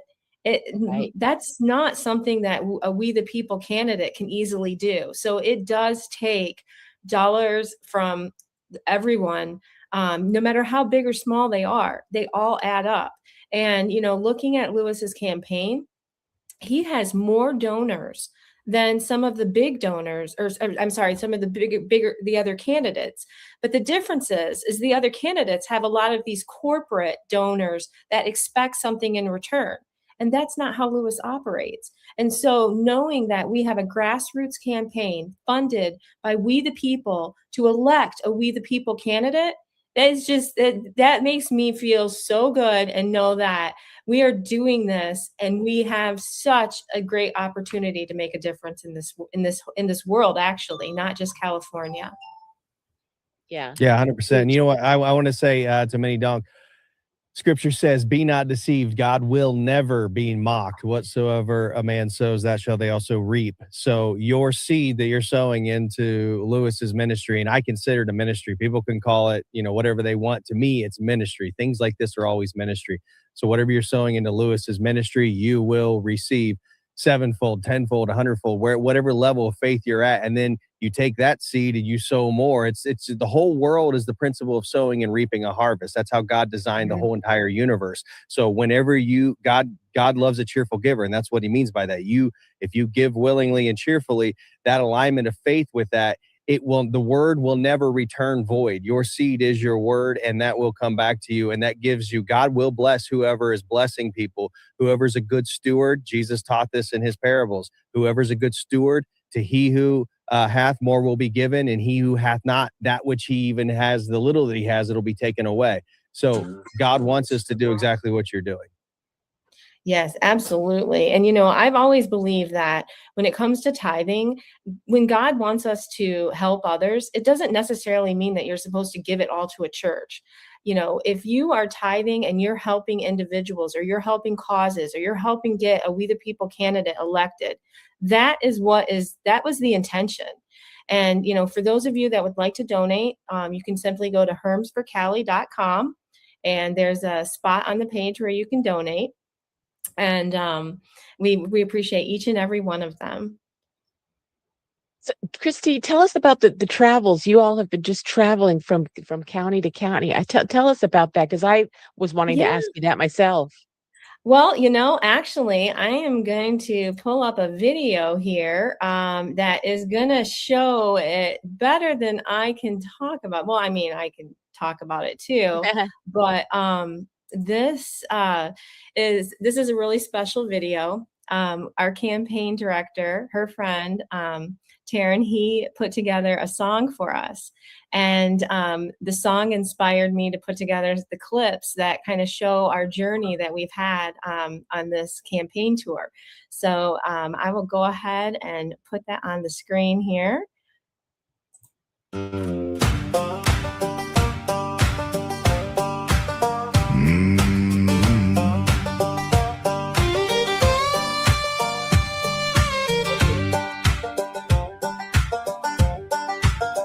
I've been up in Shasta, down through Kern, Yuba, Yolo, hear the people yearn. Colusa to Fresno, voices say, we the people want a better way. From Solano down to Monterey, folks are talking every day. Count it, fair and square. Truth in every vote, we're getting there. Waste and abuse and bureaucracy, redundancy and fraud run deep. Hard-earned dollars on the line. Government's grown past design. I've been everywhere, man, across this land we share. 58 counties, voices in the air.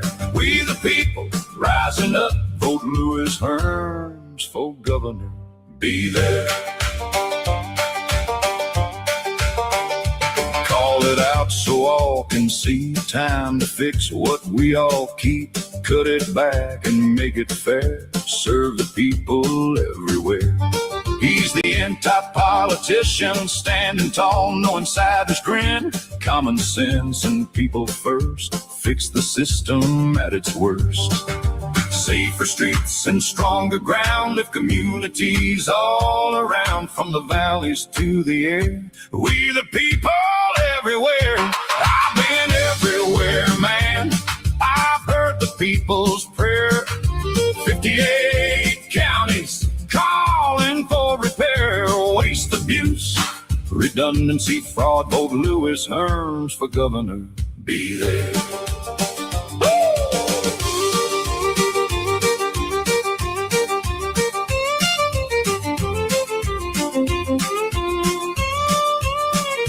Humboldt, Napa, Kings and Glen, San Joaquin, we rise again. Riverside to Siskiyou line, every county, every time. Ventura winds to San Diego shore, voices strong and wanting more. Truth and trust beyond repair. Vote Lewis Herms, show you care.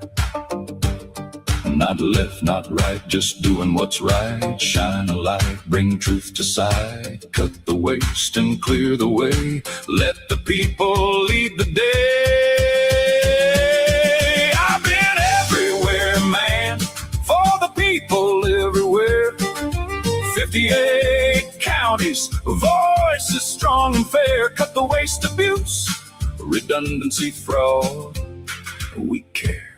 Vote Lewis Herms for governor. Be there. Vote Lewis Herms for governor. Stand and share. Primary election June 2nd. Be there. The anti-politician, strong and fair. We the people everywhere.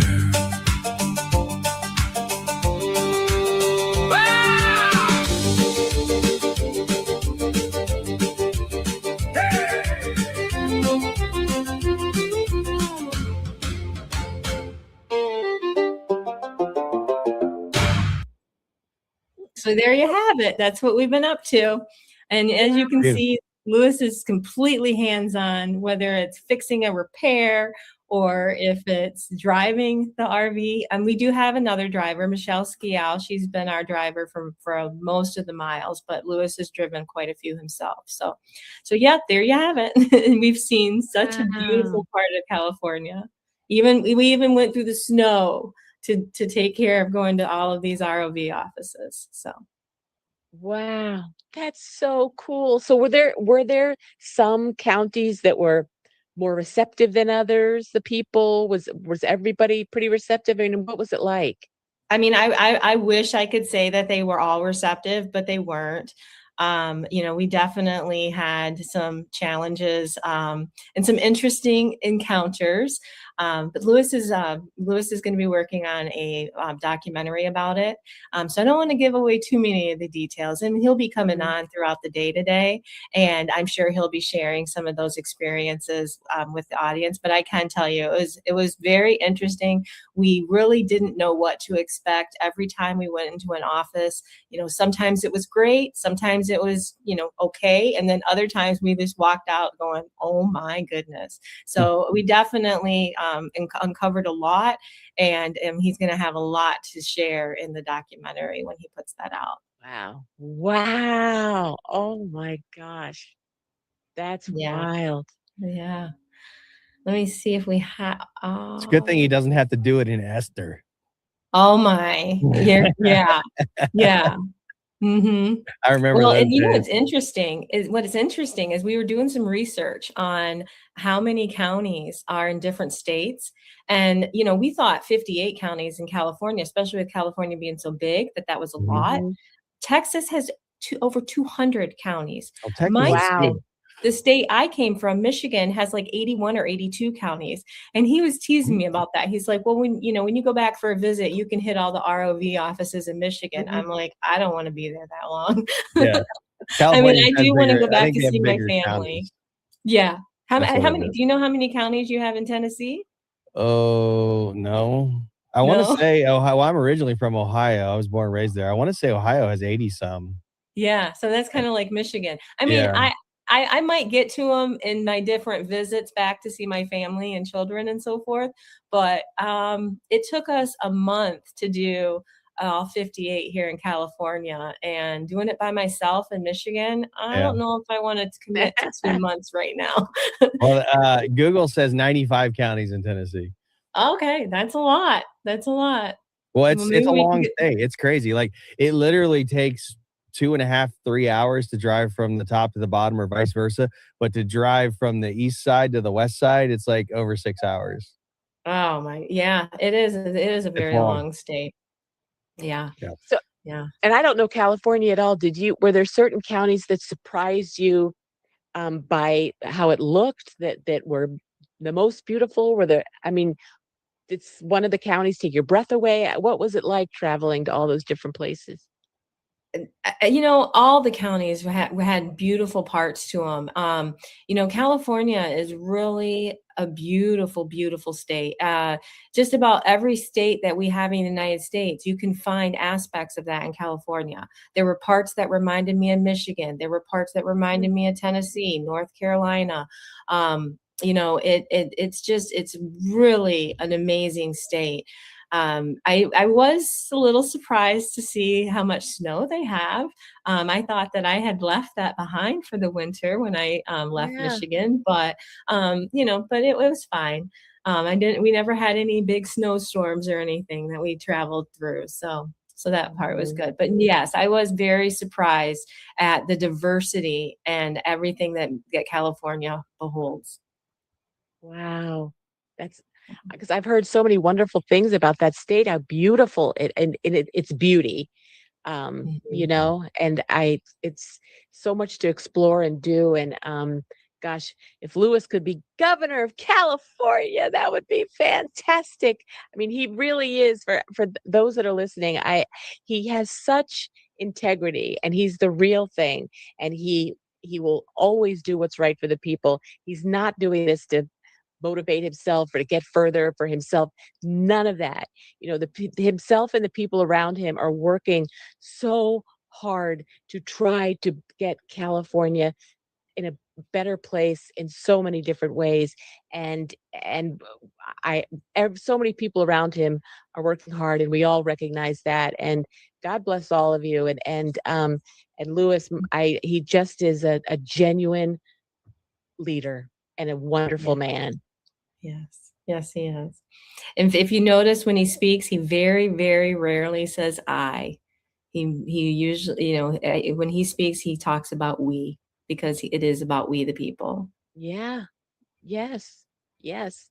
And you know that about him because, like I said, before he was even running, he would put himself out. He was fighting for humanity back then. Mhm. He's a fighter and generally fighting for humanity, making the movie about what's happening with trafficking and all his documentaries and all the things that he does is for we the people.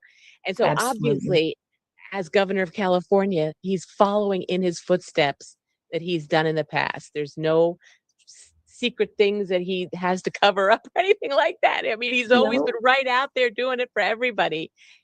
Yes. It is so refreshing to work for a candidate that doesn't have scandals and skeletons in the Yeah. closet like so many of these other candidates out here do. Yeah, yes.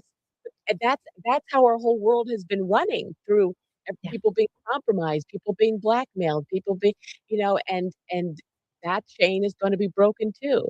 And Yeah. what Lynn said too, he's going to be the first. He has what it takes to pave the way for the future. And that's exciting. Yes. Thank you so You much know, for your support. one of the things I'm most excited about if he gets elected governor, and I've had this conversation with him actually live on a show, is that California is unique in the way it's constitutionally set up, and that he will have front and center stage. I mean, he's not going to be a king. Governors aren't king. Thank God for that. Presidents aren't kings. Not supposed to be. We have separation of powers for a reason. But here's the cool thing about California. As government, he has center stage. He'll have the eyes and ears of everybody in the state.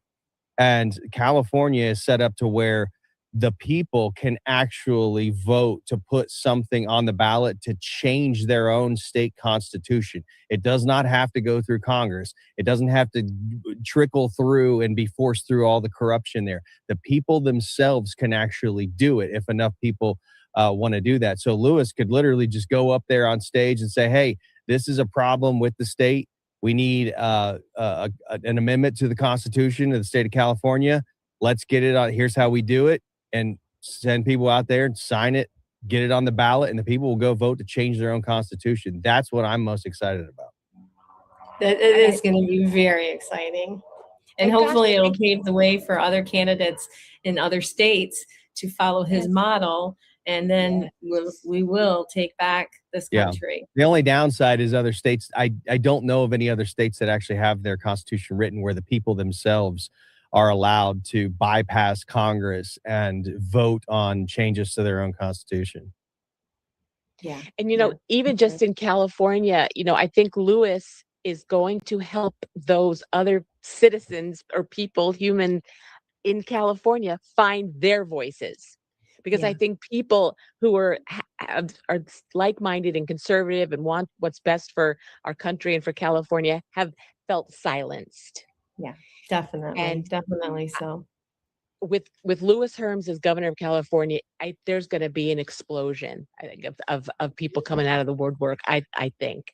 Yeah, and actually, I think here momentarily, we're going to have the man himself back. I think he'd like to talk to you guys about what's going on in the world and with all of you. So hang on just a second. We'll let him get settled. All righty. Fantastic. Hey. Hey, Lewis. Hi, Lewis. Hey, ladies and Ethan. Nice to see you. Good to see you too. Wow. Thanks for coming on today. You always have some hot takes. I get a little bit shy with some of the talk, but thank you very much for your warm and kind words. Lewis getting shy. Is that your joke of the day? I know. It is definitely humbling though. It is. I'm going to use that one in my stand-up routine tonight at the club. Or on my next roast, right? Yeah, on that. Yeah.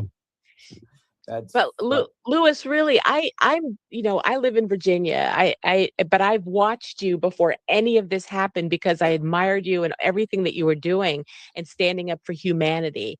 And so because of that, I can see with my own eyes who you really are. You are a man of truth, and you're a leader, and you want to help people. And that's why you're here. And you made it very clear even before you were running. So you are the person that's supposed to be the first guy because you have what it takes. Nothing's going to shock you. Nothing's going to hurt you. Nothing is going to, because you've been through so much already when you were just doing this before running for governor. So you are the person that I believe that is part of that God picked to be the first person to go into the state of California and make changes that they have never, ever seen before.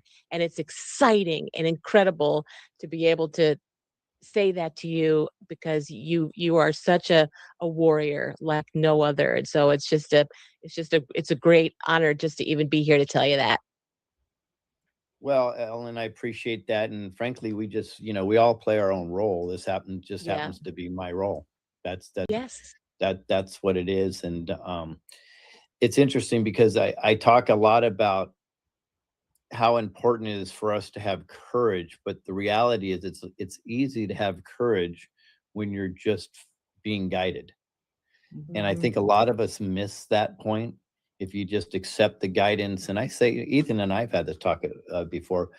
I've said for, and I think it's going on 6 or 7 years now, that the big change in my life is, instead of me, people always say, "Oh, Lewis, you're so successful in business. You're a winner. You're blah, blah, blah, blah, blah." And it was interesting because I evaluated what exactly that was.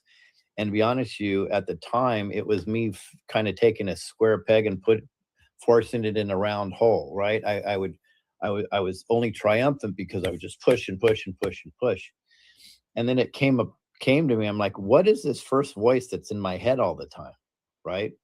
And when I figured out that first voice was God's word, now it's amazing how much can be accomplished. Just go like, okay, got it. Okay, let's do it. Okay, yes, sir. Okay, boom, boom, boom, boom, boom.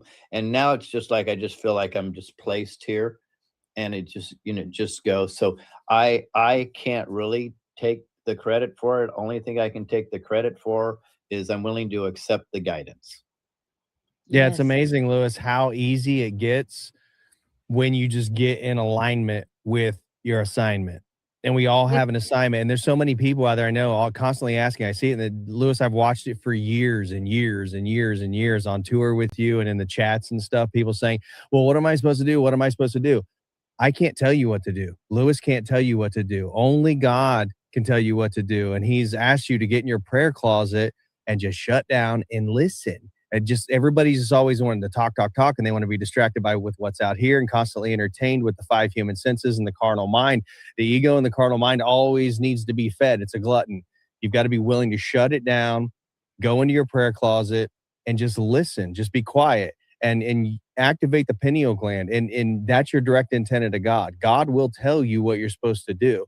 And if the more people that get in alignment with their assignment, the easier and faster this goes for all of us. And that's really the only secret. The secret is there is no secret. It's just getting yourself out of the way. Amen. Ethan, when I hear you talk like that, you say the word distracted. God has us on a track and a path. And when we get distracted, we get off track, off path, and that's not where the Lord wants us. He wants us on track. And that gets back to the way I describe it is, when he taps you on the shoulder, just say yes, as Lewis did. And for an exclamation point on that, my lane is very prophetic. So Ethan, when I first came on at 111, which God speaks to me in multiple of the same numbers, you were talking about the New Earth Project with Sasha, exactly at 111:22. And the Lord has had me in Revelation 22, the river of life flowing from the throne of God. Praise God. So you are not distracted. You are in your lane, and God is saying exclamation point with numbers. And Lewis, it's the same with you. God bless you. I've had you on my show recently, and you are a man who is not distracted. You're a man of integrity. You're focused. You're on God's path, and you will not stop until, you are like the speed train on the track with God as the conductor. And you're saying, yes, sir, where would you like me to go next? I am your hands and feet. And I'm hoping and praying that everyone listening will participate how they best can in helping elect you to governor, whether it's volunteering, whether it's donation. I believe the number one need you have right now is the donations. And Ethan was talking about the importance of the giving funds and putting our faith without works is dead.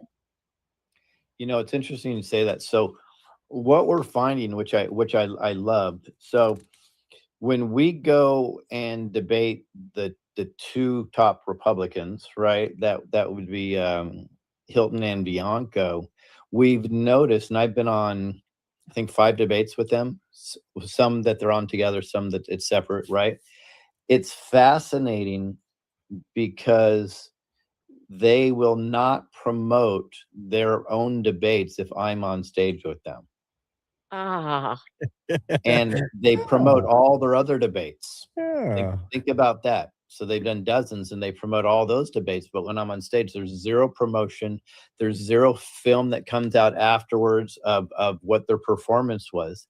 But also, and this is where it feels like there's collusion, the news media, the mainstream media, will promote all their debates, except if I'm on stage with them, They will not promote that debate. Wow. And they will not hold a debate that I'm on stage with them. And it's fascinating. So we've contacted them. They say, well, Lewis isn't polling. It's like, wait, well, hold on a second. Lewis isn't being polled. Right. Yeah.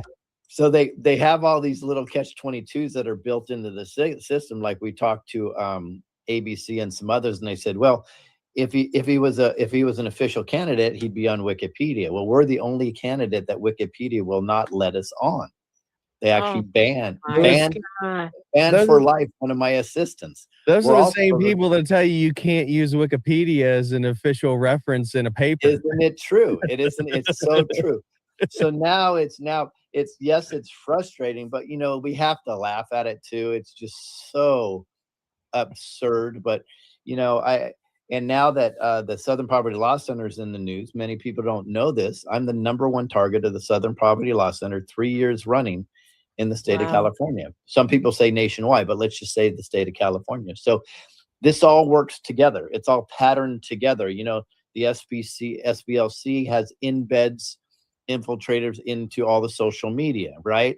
And they're partly funded by Soros, of course. And then they list me on there. That's the dog whistle to other people to go ahead and community comment on their guidelines of what I'm saying. And then I even got Grok to admit yesterday that they are shadow banning me. Grok admitted that shadow banning. Did you see that? I did. I asked Grok. I didn't see that. Yeah, you got to send that to me. I asked it a certain question. I forgot what it was. I have it written down, and it's like it says, "Oh yes, in essence, you would call this shadow banning, and this is how we're restricting your posts." I'm like, "Oh my lord!" Wait, Grok said this is how we are restricting how X is restricting the posts, and I'm like, "What world are we living in?" And then there was one poll that I got on Facebook, and we were skyrocketing up to the poll. Right, I think out of 6 people, we were up to third, just about ready to creep into second against what they call the top players. And we got deleted. And the admin didn't know, and we didn't know who it was. We didn't know who the admin was. The admin put us back on, got deleted. The admin put us back on, we got deleted. So somebody that at the time I didn't even know, she took it upon herself to contact Meta, which is Facebook, and through a chat, we got them to admit that it was their employee that decided to delete me, and they're holding their employee accountable. Now, let me ask you a question. Do you think Hilton, Bianco, and the Democrats are dealing with any of this? No, they're not. Lewis, maybe you should have ran as a Democrat, as a Kennedy Democrat. I should have. It is wacky. Lewis, this is what we'll do next time. If for some reason, and I'm not manifesting, I'm believing you're going to get elected, but if for some reason you don't make it this time, what we'll do next time is I'll run as the Democrat, you run as the Republican. And then it doesn't matter who gets elected because we'll just be each other's vice governor. How's that? Yeah. Well, and we'll just blow the system up. It's just, I mean, that's how they do it, right? They put 2 of their candidates in there. It doesn't matter which one you pick. In fact, Ethan, I tell people all the time, I go, you have to understand the system. What the system is, the general election is already decided. Yeah. And people say, what are you talking about? Yes. So yes, 70 to 80% come out in the general election to vote. It doesn't matter. Your vote literally does not matter in the general election. Here's why. Because in the primaries, the primary is where they put all their effort into getting their 2 compromised candidates through. Right. So generally the Democrat will screw through. So they put most of their money and their time into what we call the Rhino, the Republican in name only. They get those 2 candidates through. The cabal is literally sipping on champagne during the general election because it doesn't matter the outcome. Doesn't matter. They have the compromised entity in there, but we're playing the game that we only come out and vote 30% of the people, maybe 40% in the primary, because we don't know how important that is. And then we're like, let's go in the general election, but it's gone. It's over by that time. Yeah. These are the type of things I've been educating on the campaign trail. But you know what I see a lot of, and I'm very, very blessed to see this. I see that light go on, boop.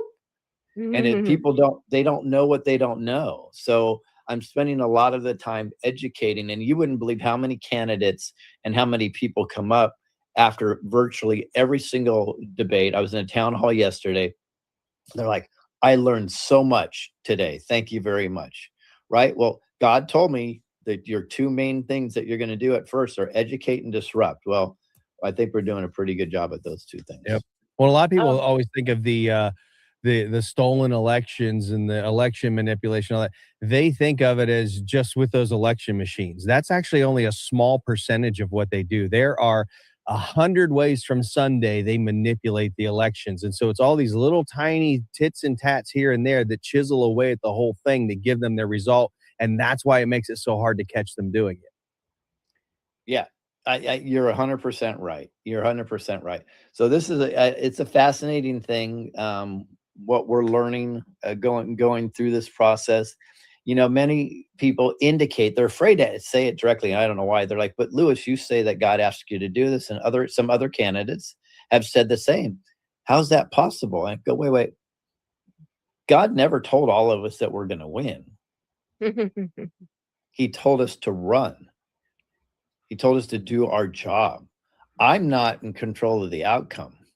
God's in control of the outcome, right? I'm just a student and a soldier. That's it, right? It's very, very simple. So I don't know why people think because you're told to run means you're gonna win. I have a feeling we have a phenomenal campaign and there's some great things happening this month. I believe we have a darn good chance of that. And some other candidates that God told them have already dropped out, but they probably played whatever game plan that they were supposed to play because what they were called to, right? Because I've always said I'm not determining the outcome. And many people said, well, and to me, an independent can never win. You're suppressed. You have no chance. Blah, blah, blah, blah. It's impossible. And I asked them a question. I said, well, do you believe in Lord Almighty? They go, of course I do.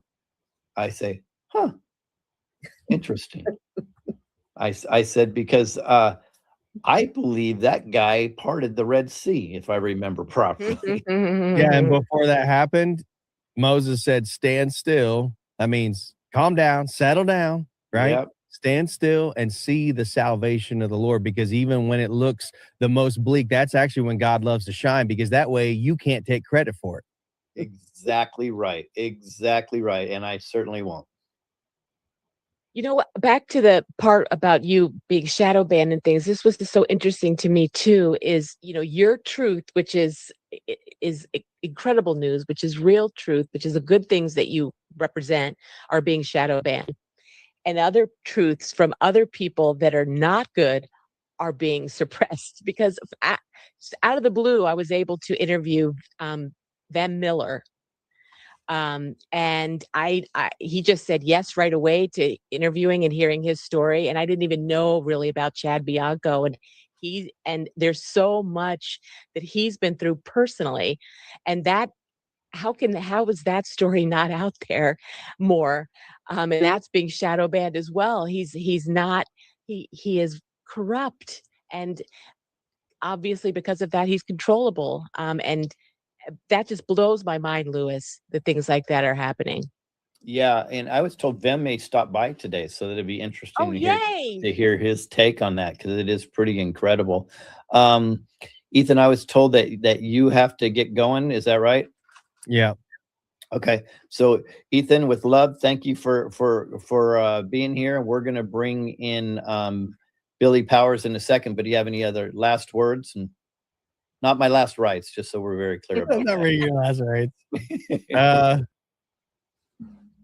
All things work together for good for those who love the Lord. So it doesn't matter what happens, as long as you are in alignment with your assignment, it's going to have the right effect that it needs at the right time. And at the end, like you said, God wins. Exactly right. Thank you. So, all right, guys, we'll see you. Thanks for having me. Yeah, bye. So, Lewis, I also need to hop off, and it's been an honor to see you again face to face. And I had a word from the Lord while Ethan was hopping off, the shadow banning. Nothing is impossible with the Lord God Almighty. And in the flesh, we're to do everything, of course, to fight the shadow banning, but the Lord will tap people on the shoulder. He'll have people watch and see who needs to. Shadow banning is nothing to him. He can still have people see things in other ways. give them dreams, speak to them in their Bible study and prayer time. So I just had a word from the Lord on that. And God bless you, Lewis, for everything you're doing. It's been an honor to support your campaign. And anytime you want to come back on my show, you are welcome. Love to. Appreciate you, Lynn, so much. Thank you. And by the way, that connection that you gave me, it's working out really well. Isn't she awesome? I knew she would. Yeah. So the Lord said, connect the two of them. I call her an angel in skin. And I also say that she knows the world. She is a powerhouse. That's for She is sure. a powerhouse. So God bless you. And I'm sure we'll talk soon. Thank you. Bye-bye. Thanks. I'll head Ladies out and too. oh, Get go ahead. people You're heading out, Ellen. Okay. Yeah, to give people, because I've been here a little while, but I just have to thank you for, you know, I've been interviewing warriors like you, and hearing your life story was amazing. I would encourage people to go to the Truth Teller Tales channel and listen to Lewis's story. It's amazing, his life story. And you just genuinely, I'm just so humbled by your strength, and but not surprised at all. And you have support from so many people across the country, and we really will do whatever we can to help you, because you are the complete outsider too, because what they have to have is the people they can control, and you are the opposite of that. They cannot control you, and it scares the hell out of them. But you are going to rise to the top to this, however you're supposed to do it. And I'm just so grateful to know you, and to shout that to the rooftops and support you in any way I can. So thanks for letting me be here. Thank you, Ellen. Appreciate you. By the way, you were like the Barbara Walters of podcasters. You were the only one to bring out that type of information in me. So people definitely want to see this. This is the only time I've ever done an interview like that. So fantastic job.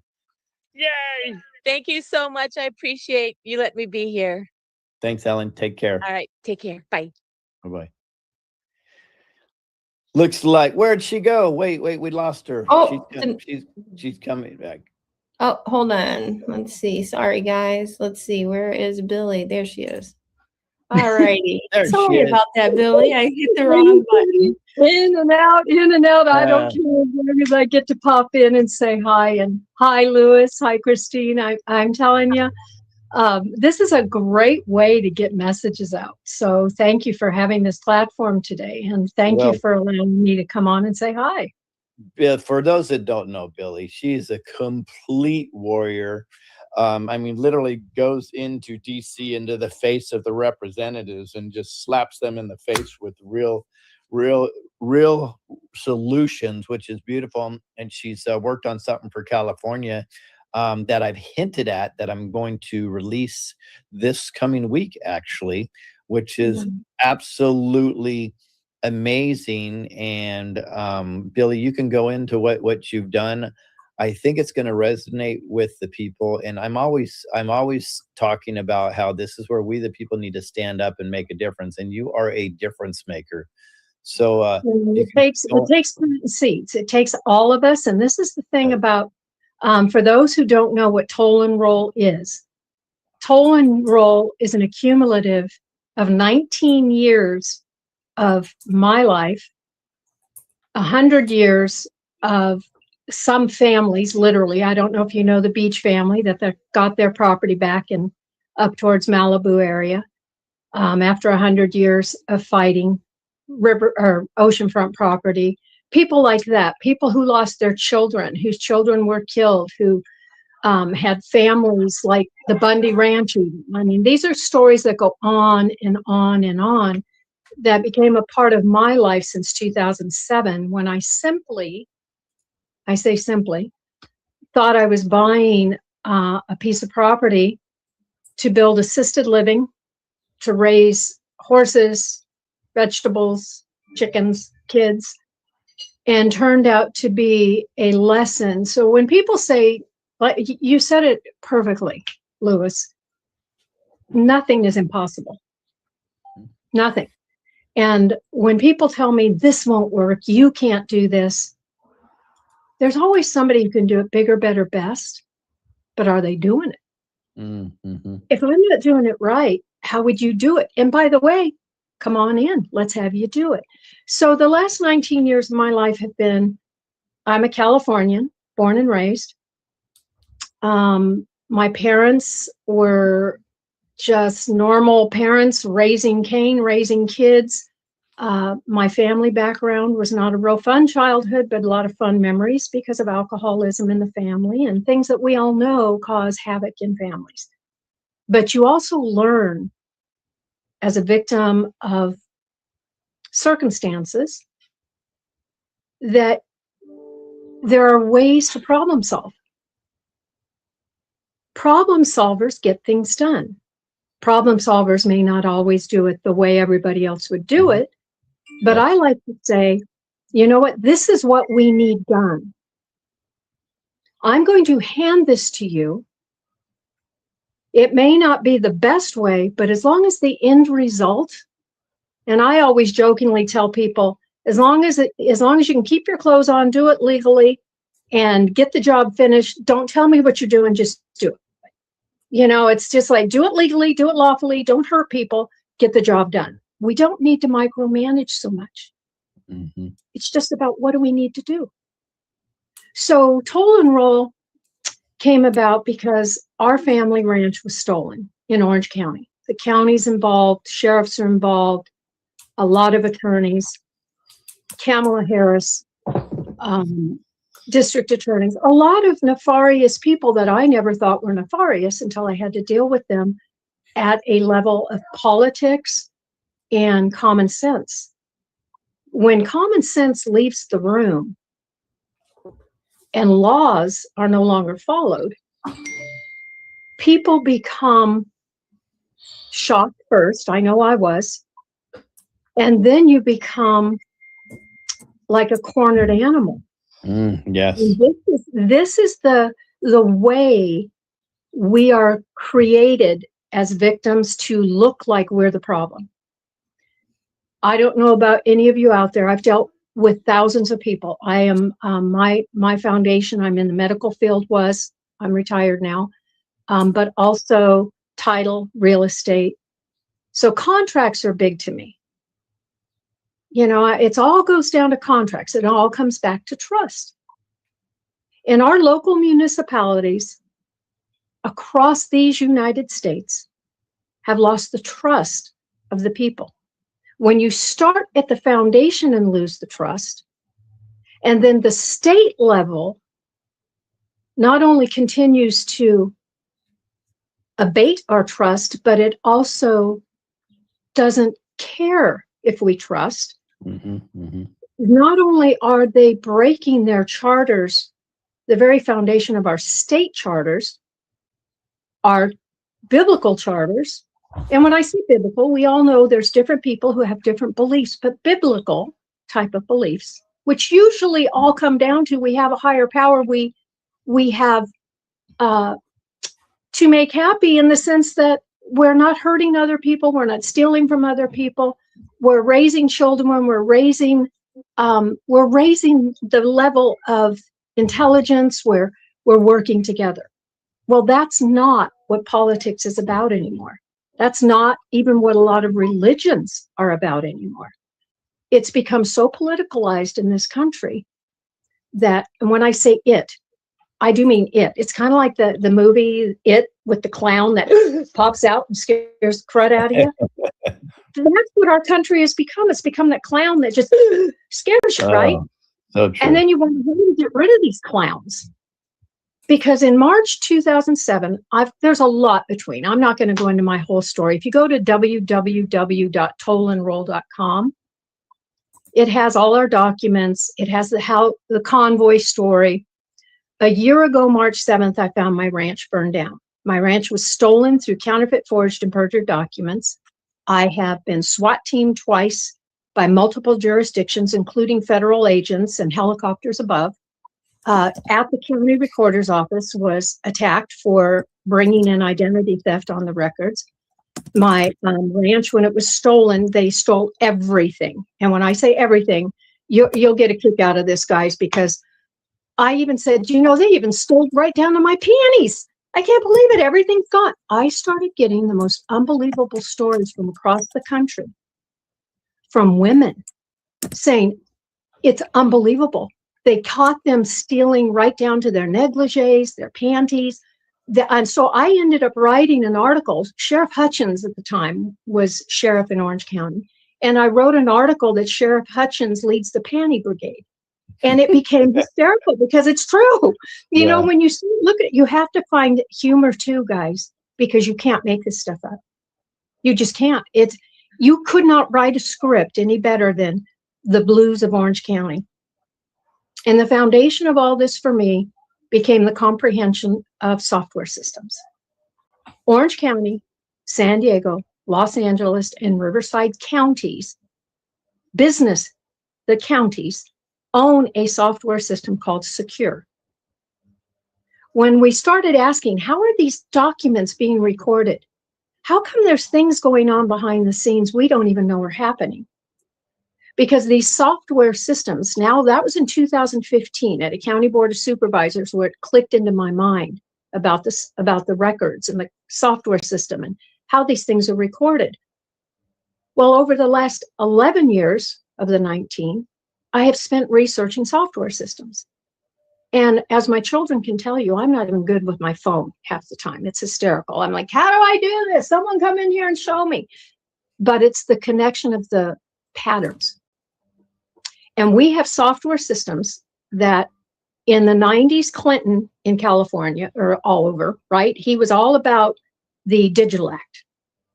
Then towards the end of the 90s, we had software systems being created like in Microsoft and Lombardi, different systems that we had software engineers creating these patented software systems.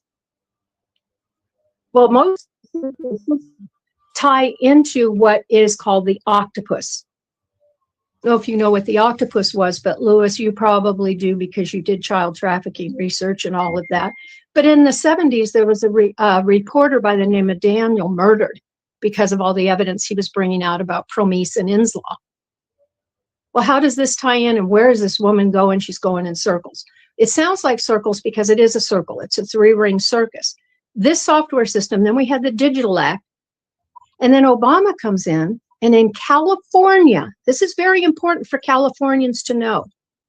Kamala Harris, as Attorney General at the time, was the oversight of fraud for this new software system being implemented called Secure. Obama gave her the task of oversight of this. He was part of it. Her job was to make sure that if anything in fraud was brought to them, they had to fully investigate it. This system could not go live without assurances that there was risk management. Zero. Never was risk management. Not only did this software get implemented, but when it went live, its attorneys, title companies, real estate that can get into it. And then you tied in MERS. And this isn't going to go on much longer, but those listening who comprehend software are going to get where this is coming from. When MERS entered into this, don't forget, MERS was supposed to be a filing cabinet for real estate. Mm-hmm. That was the intention, but I can tell you that is not what it does. And now it's owned by ICE, which is international. Why does all this matter? Because the secure software system that was brought implementation into our California as a place for people to go to record, like the title company. Oh, now we don't have to walk down to the county recorders. We'll just send it through the software system and get it recorded. Deed fraud not only took off, but so did the theft of children in CPS. So did medical kidnapping. So did the prison systems, because there had to be contracts also through the prison systems, and they all tie into this software. When I realized that this was a communicative software system in which our identities were being bastardized, cases were being created behind the scenes. They're called shadow dockets and shadow cases. I realized in 2007, between 2007 and 2009, I had fought already 3 illegal foreclosures due to counterfeit, forged, and perjured documents on my property.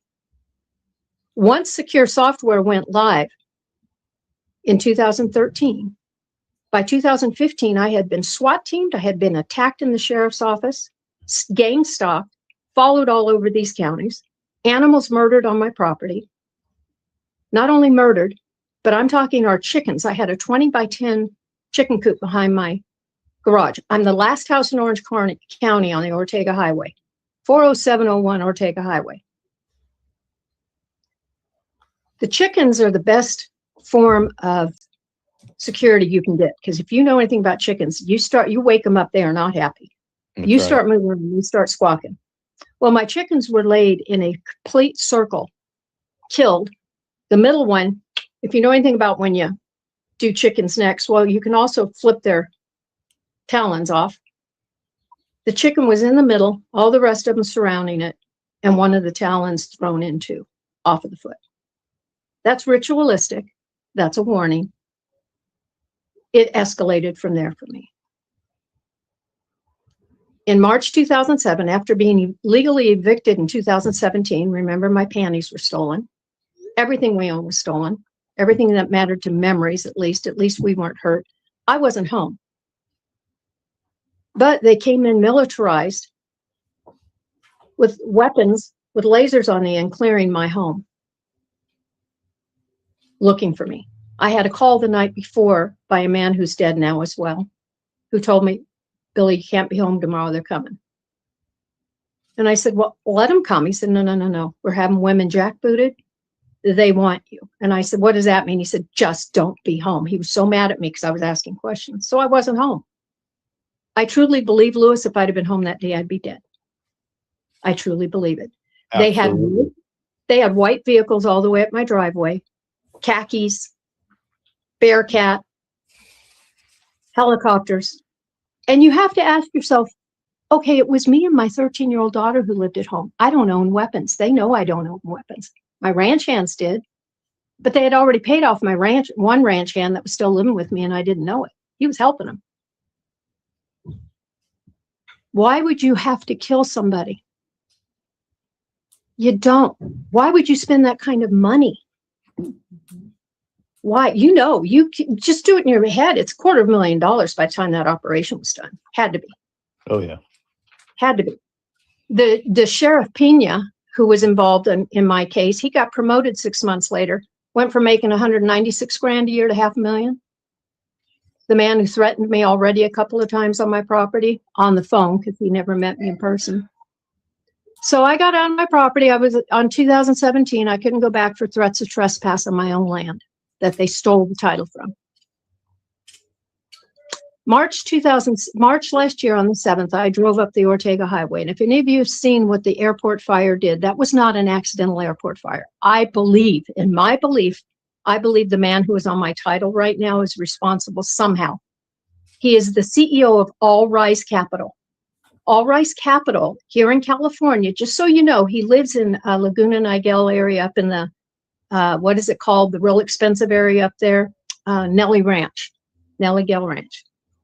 This man knew when he bought my home that he bought clouded title because he took it on a special warranty deed. They said he paid $500,000 for this property. This man, when I did research, Lewis, he is the CEO of All Rise Capital. Anyone who wants to do their research, they bought the old paper mine up in Washington 3 days prior to closing on the bids for that county.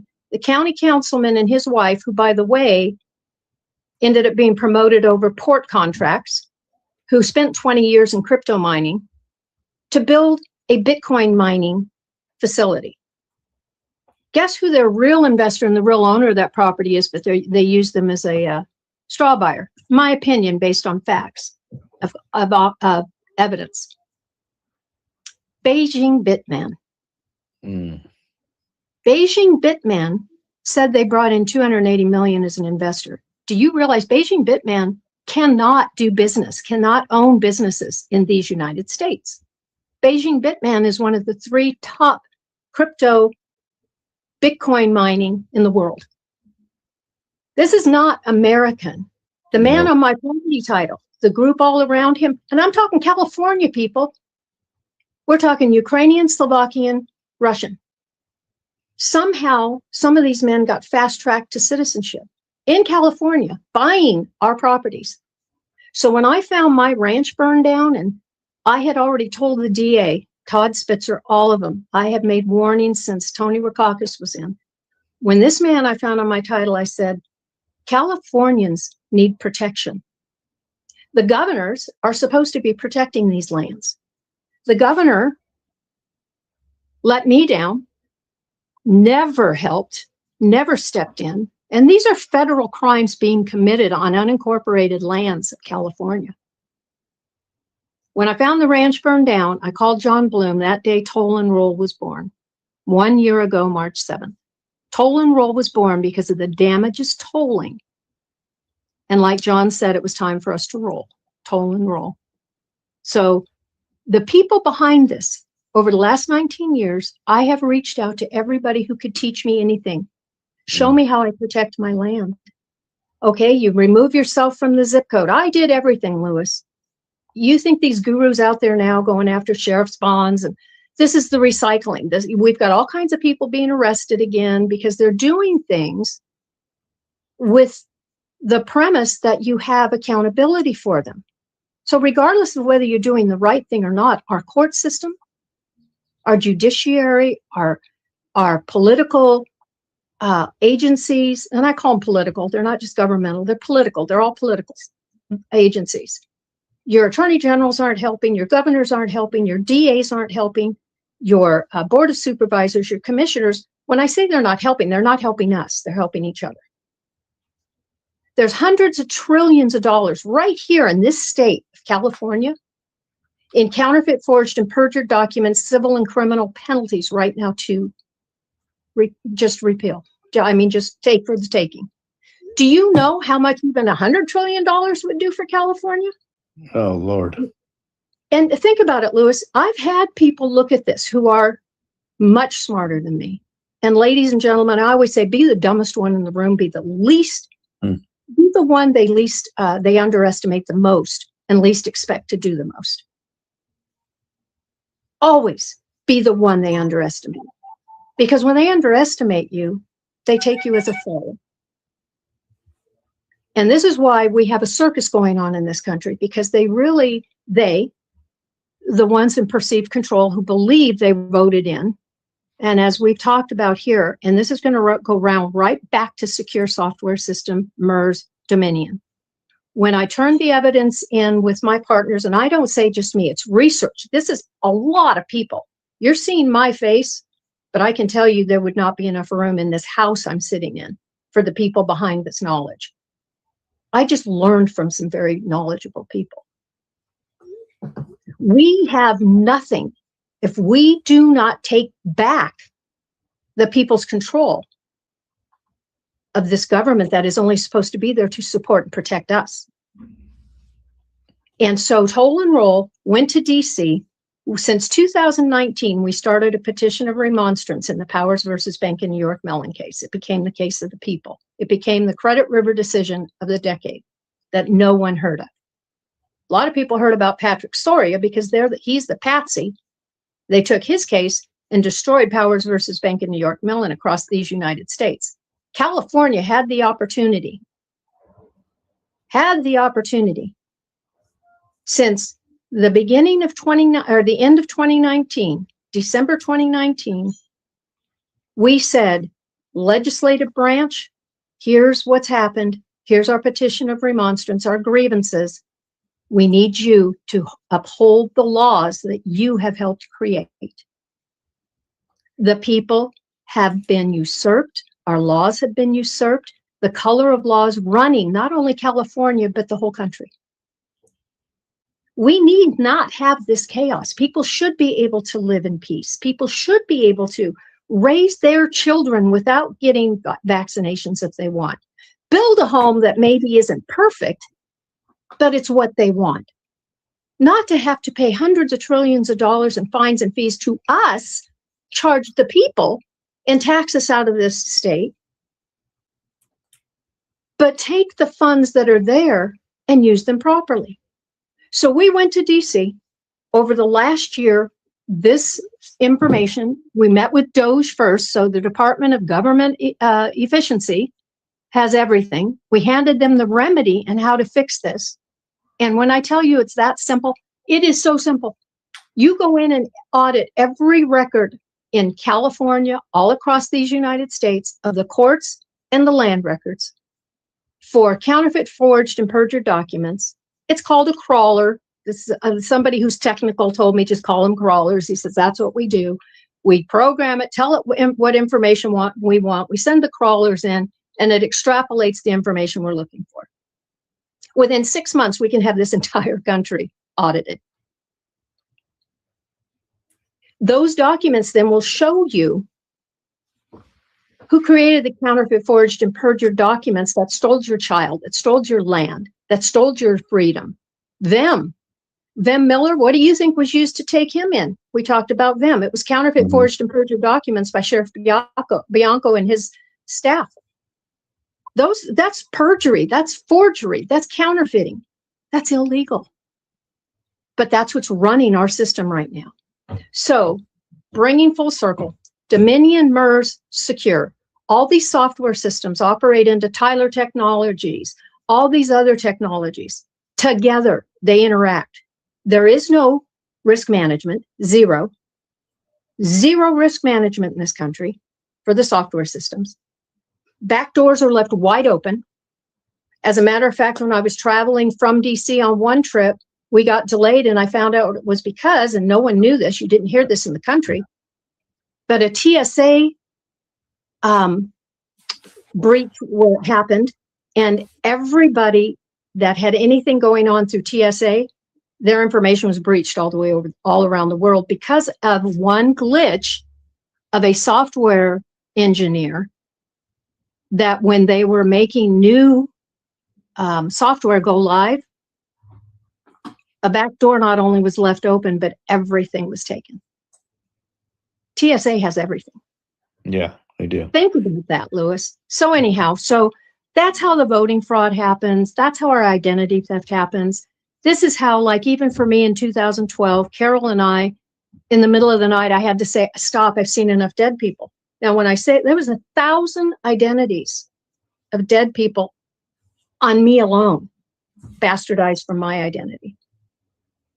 So what you are doing, Lewis, for this country, and I want to tell y'all, I met Lewis because of interviewing him last November. Matt traveled in from DC, and he and I represented Toll and Roll Media. And I said to him, he goes, well, what are we going to talk about? And I said, well, we're going to fly off the seat of our pants. But I said, why don't we just start with their job duty? And we'll just let them talk. I was appalled at the answers we were getting. And there was only one candidate.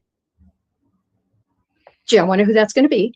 One candidate who actually not only could answer the questions, but had solutions already for the questions we were asking. We asked about child trafficking. Of course, Lewis has a little bit to say about that. He knows about that. Asked about working with us on auditing the land records and the court records. Well, of course we'd do that. The other man, I can't remember his name. I'll say Asian. Somebody can kick me and get mad at me for saying that. I can't remember his name. He offered me a job with his administration. He says, when I become governor, I want you working for me. There was 3 job offers actually done that way by the time we were done for Matt and I. But Steve Hilton shocked me because I didn't know you, Lewis. The only face I really knew in there was Bianco, and he didn't show up. And I have no trust in him because he was also Riverside County, which ties into my property, because they used Riverside County land records to falsify documents on my Orange County property. He wouldn't help. So I have nothing good to say about Sheriff Bianco. But Steve Hilton was kind of like, I like this guy. Okay, maybe this is the guy, until I interviewed him. He sat there stone-faced when I said, would you be willing to work with us with Toll and Roll and audit the records of California? And he looked at me, and he looked at the kid. I don't know what his name was that was with him. I call him his handler. I don't know if that's the right terminology. But he looked up at the kid, and I watched him look at him, and he goes, you know, I can't answer that right now. I don't have enough information. And I looked at him and I said, and I'm like a little kid. I'm like, what do you mean you need more information? It's a simple, wouldn't you want to audit records? Wouldn't you want? And I'm sitting there like in shock with my eyebrow up kind of, and Matt's laughing actually across like, oh God, you should have seen your face. You look like a 5-year-old who was told, here's your ice cream, but don't lick it, wait till it melts all over you. And so he couldn't answer a question without permission. And he couldn't answer the question because nobody'd ever talked to him about it. Lewis talked to us about it. When Hilton got up to leave the table, he pivoted and turned around and looked at me and he said, you know, nobody's ever asked me that question before. So my question to anyone listening, my question to anyone who says, oh, I can't vote for Lewis because he has no chance of winning because he's not one of the top 2, he couldn't beat the Democrat. I say, really? Well, bite me, because I can tell you, if you're going to vote for somebody because that's what you believe, even though that's not what's true, and we know that because of the polling, we know how it all works. Well, we do. But if you really are going to vote for somebody who is not good for the job and you know it, who is not capable of doing anything without a handler, just because the media has told you that it's them or the other guy, therein lies our entire problem in this entire country. Toll and roll took the remedy to stop all of this. Lobbyists will not be able to succeed anymore.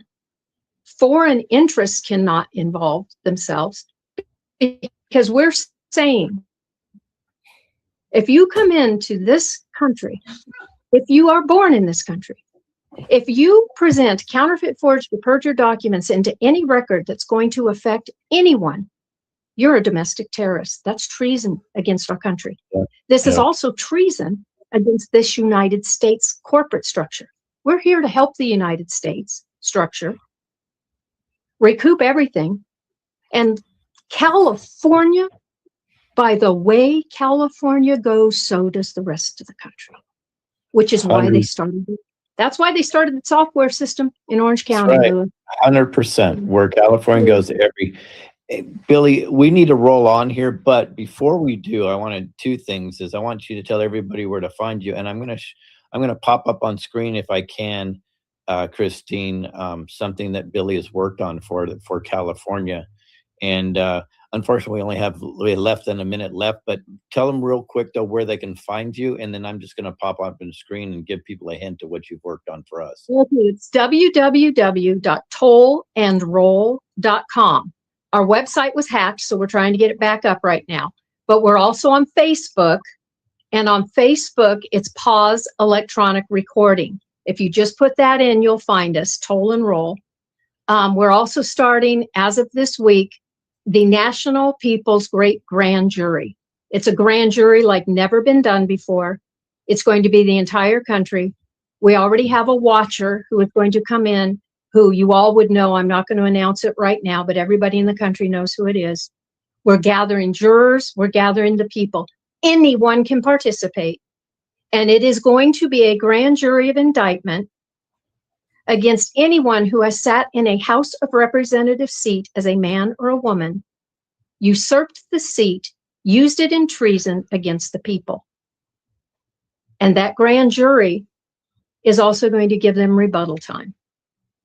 And it's going to take and shrink the elephant in the circus tent. And it's going to be fun, and you're going to want to participate. www.tollandroll.com. Billy Powers. You can find me on Facebook as Renee Powers because they keep shutting down all my pages. But go to Toll and Roll and everything is there. The documents are there. And we also have the grand jury page now that you can access. The National People's Great Grand Jury. And it's going to be fun. And it's already, Lewis, I was already getting phone calls. I had a phone call that said, I think your grand jury's going to push them to support this bill.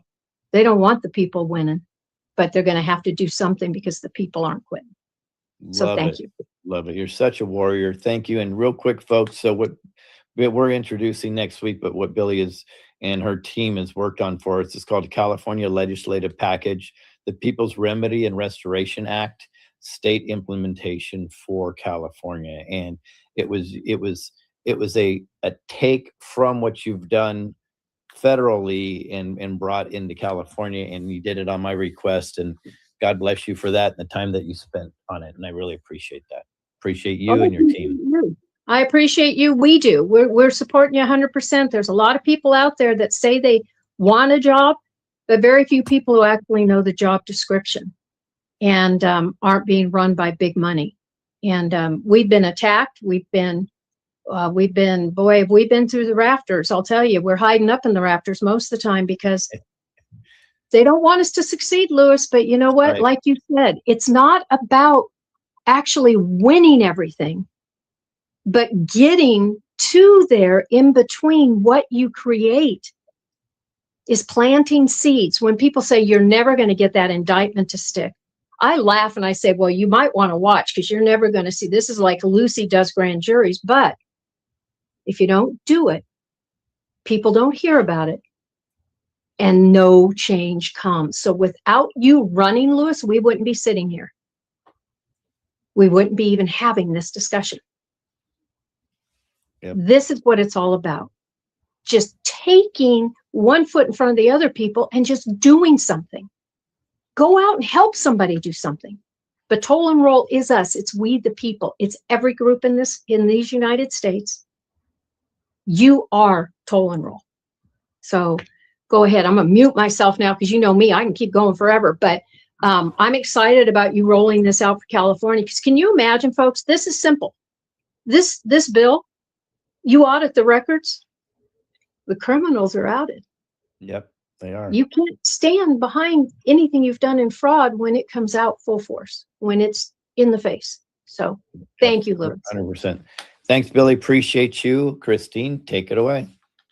All right. So we had some people say in the comments that the link wasn't working. So we have put the new link in for the donations to Lewis Herms website. And it's also in the permanent comments as well. And we actually have an example of one of the projects that we have that we would like to fund. Not necessarily this particular piece, but we are working on some promotional pieces, some commercial advertising, and your donations go a long way into making that a reality. So I'm going to go ahead and share this one that we have here. What history looks like in motion, not behind closed doors, not scripted in back rooms, but rolling mile by mile across the highways of California. 58 counties, every road, every town, every voice that's been ignored for far too long. From the coastlines where the Pacific meets the horizon, to the valleys that feed the nation, to the mountains that remind us how strong the state really is, we've seen it all. And everywhere we go, it's the same message. People are done with the same old politics, done being talked at and ready to be heard. They're ready for something real, for someone who works for them. Not the insiders, not the system. We the people. This isn't just a campaign. It's a movement traveling across California, one conversation at a time. And behind that wheel is a candidate who isn't afraid to show up, Lewis Herms. Because the future of California should belong to the people who live in it every single day.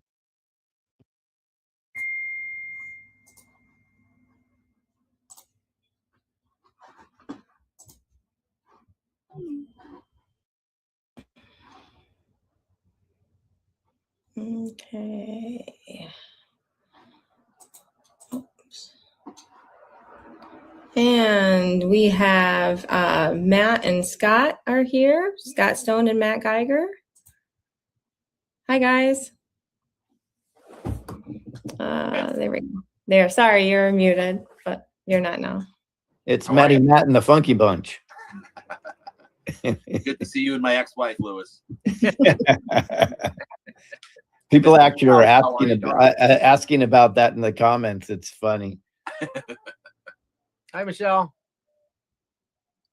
Oh, can she hear us? I don't know. Is she froze? Let's see what's going on with. No, she might have been froze. What's going on with you guys? How you guys been? Good. Awesome, actually. We're having a good time, learning a lot. We just had, Warrior Billy Powerthon. She's absolutely incredible. Incredible. We were watching. And a lot of good stuff. I have to step away for just a moment, but I'll be right back. I'm sure Matt and Scott, though, can hold the audience. That's not Hey, gonna Lewis, be an number one issue. or number two? I just want to know how much time I have.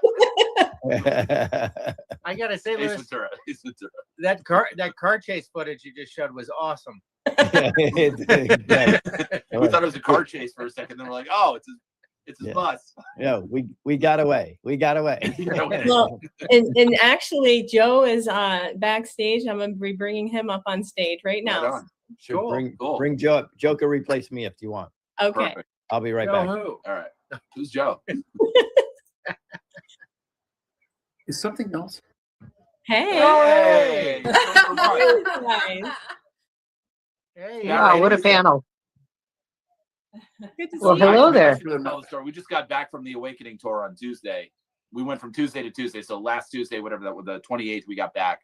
But we all just spent the weekend together. Barry is the most amazing photographer on earth. I got to bring up my dog so we can get you out here and you can take some great photos of him. And then, of course, Lisa, the legendary Lisa. Oh, we lost. We lost them. Oh, where did they go? They do exist. We promise. Let's see here. Hi, Scott. Hi, Matt. Nice to see you. Hey, Good to see you, Michelle. I said hello earlier, and I thought maybe you were mad at me. You didn't respond. Oh no, I think I was in the backstage. So you were okay. So you weren't on the show. Okay, got it. I get it. how was life on the bus? It's a journey, and it's amazing. We have a great group that are traveling together, and the experience is absolutely wonderful. Now, are you So doing right? I'm doing most of the driving. Yes, Lewis picks up every now and then, but yeah, no, it's nice. And I guess I've taken my tour and turning some of the. Oh, did I lose you again? No, we hear you. Fine. They're back. Oh, Lisa's okay. giggling, so that'll probably last. I love it. Can you guys hear us okay? Yeah. Sound We great. had two Rumble pages open, and I didn't even realize. And there was a delay, so we could hear ourselves speaking. Yeah. So he had to click off, and he didn't know where he was supposed to click off. So Yeah. sorry about that. I felt like I was Scott for a second, dealing with the 5D and the 3D and the 4D. Oh my God. Hey Michelle. Any- Hey Matt. Hi, going on? Lisa. Hi, Barry. Miss you guys. Miss you too. How's Vermont, Joe? Well, now we're in Montreal. So we're in Vermontreal. It's been absolutely incredible. I met the most amazing people in Vermont, through them. It's been miraculous and magical. And yeah, I mean, I got my Heady Topper beer. They showed me the different breweries. I met really cool folks that are talking about how their people have been waking up that they talked to many years ago. So it's been really affirming to be up in Vermont. It's kind of like a combination of the feeling of a little Park City, but way more open, a little Sun Valley, a little mid part of Washington State, but definitely its own. I mean, there's people, it's like, oh, I have 18 acres here and I have 30 acres there. I mean, Scott, you will love it. Vermont's incredible. I used to go there as a kid. My family used to vacation up there as a kid. Where? And we loved it. I love Vermont. I wish I would have been able to go up, but as soon as I got back, it was just like boom, boom, phone call, So as much as I would have loved to have gone, I'm glad I came back. But Lisa, I'm going to come see you one of these days. All right. Preferably summer. Yeah. Yes. Or fall. Michelle, we forgot. It's happy hour. And I'm stuck in my Pellegrino. I guess I have my coffee. Sorry, got my I'm water. Happy hour somewhere. Happy hour down here, regular coffee hour up here. You're right. 3 hours behind here.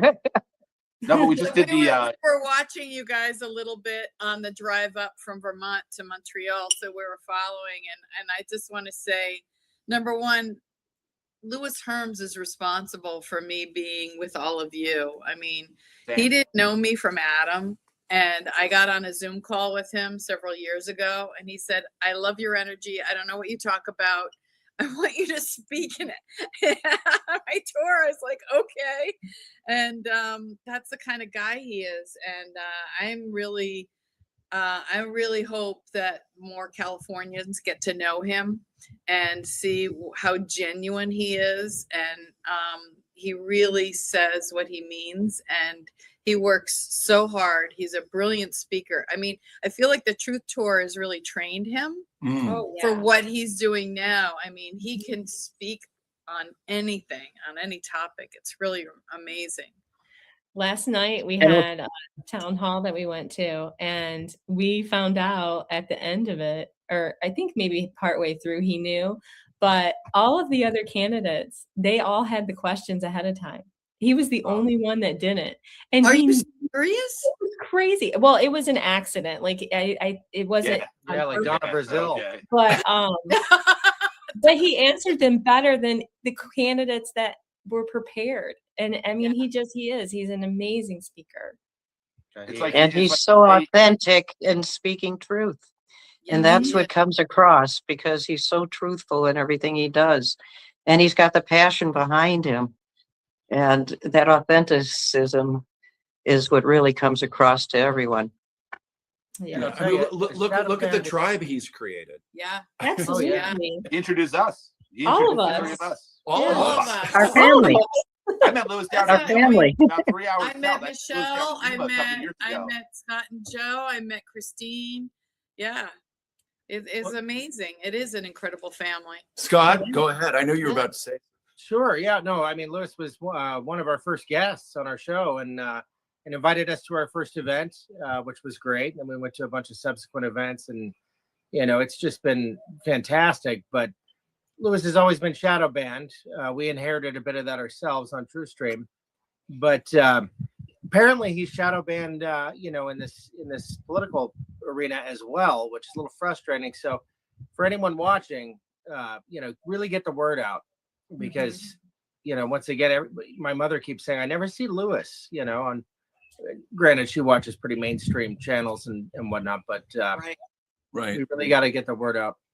Well, I got to commend Christine that you did your first short on Rumble, and it's vertical, which I learned, and now we can start posting more shorts and getting the word out about Lewis, because Rumble has a whole other platform that I wasn't really aware of. And so, anyone that has these platforms or can share, it's so important, because people that have even small accounts, it might do more for Lewis than our accounts, because we're just so repressed. So yeah, absolutely. Please share it. Yes. Yeah. And actually, we have somebody else that has joined us. So Michelle, do you want to kind of say goodbye? We'll see you later. So Okay, good seeing all of you, and enjoy. Let's I support promise- Lewis Good and to see you. Thanks for the update. support See you Lewis soon. as always. You will be back on, though. Don't you worry. All right. See you all. Bye, little Thank Shirley you. Temple. All right. Yeah. Love you guys. Love you. Love Cool. you too. Well, I'm gonna bring in Michael Jaco. So we will have her- Pretty soon it'll be Michael Jackson. Hi, Michael. How are you? Hey. Hey, Michael. What's up, Mike? Great to see you. I'm in it, but I can't hear him at all.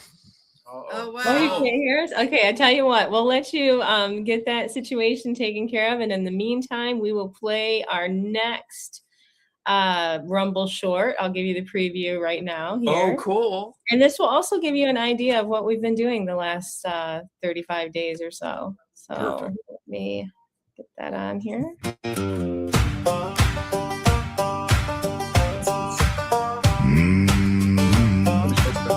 Yeah.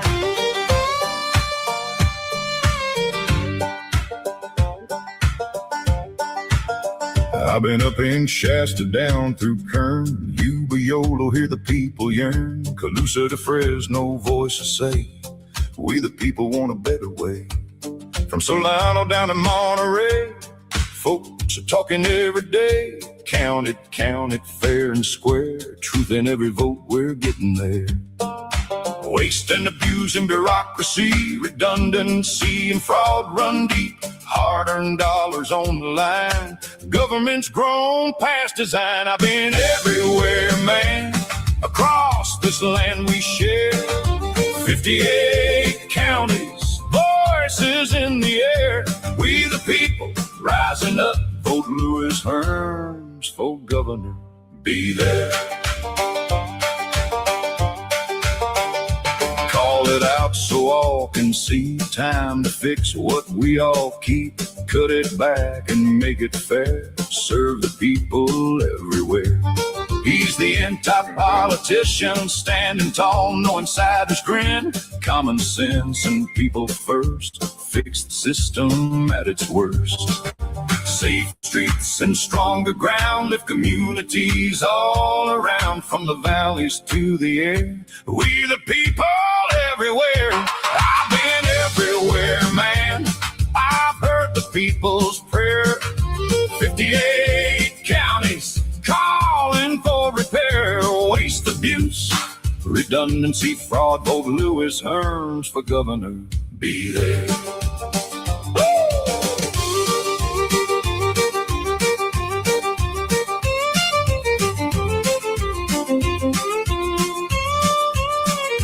Humboldt, Napa, Kings and Glen, San Joaquin, we rise again. Riverside to Siskiyou line, every county, every time. Ventura winds to San Diego shore, voices strong and wanting more. Truth and trust beyond repair. Vote Lewis Herms.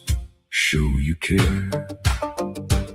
Not left, not right, just doing what's right. Shine a light, bring truth to sight. Cut the waste and clear the way. Let the people lead the day.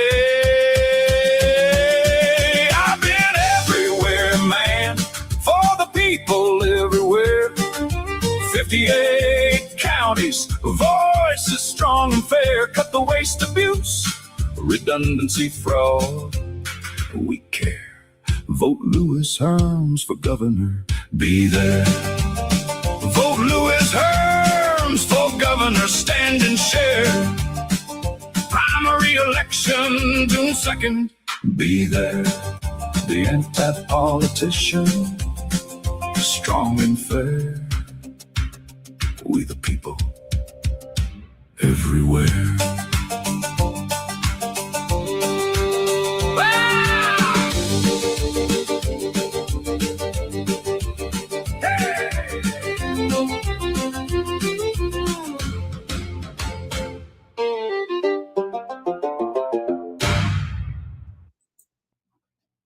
Okay.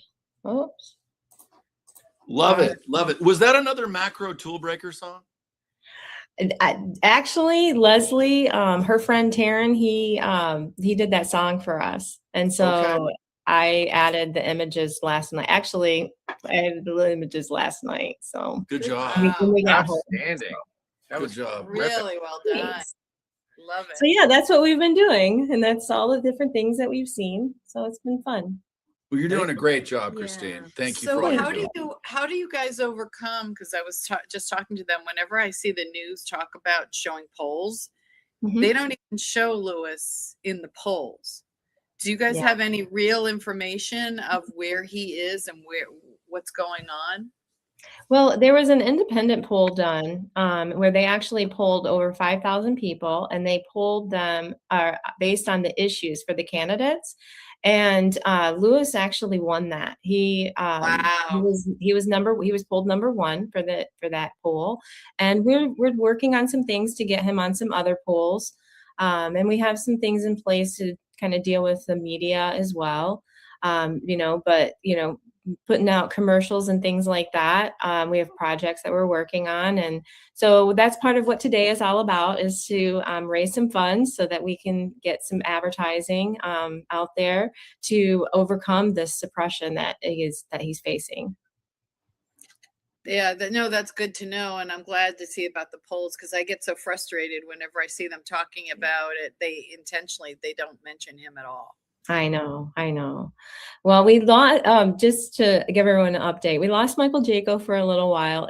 He should be coming back shortly if he can get the audio worked out. In the meantime, I'm going to bring Lewis on, and I believe we will have Carol joining us here shortly as well. So, Are you talking about Carol Marine Friesen? yes, Carol Marine Friesen. So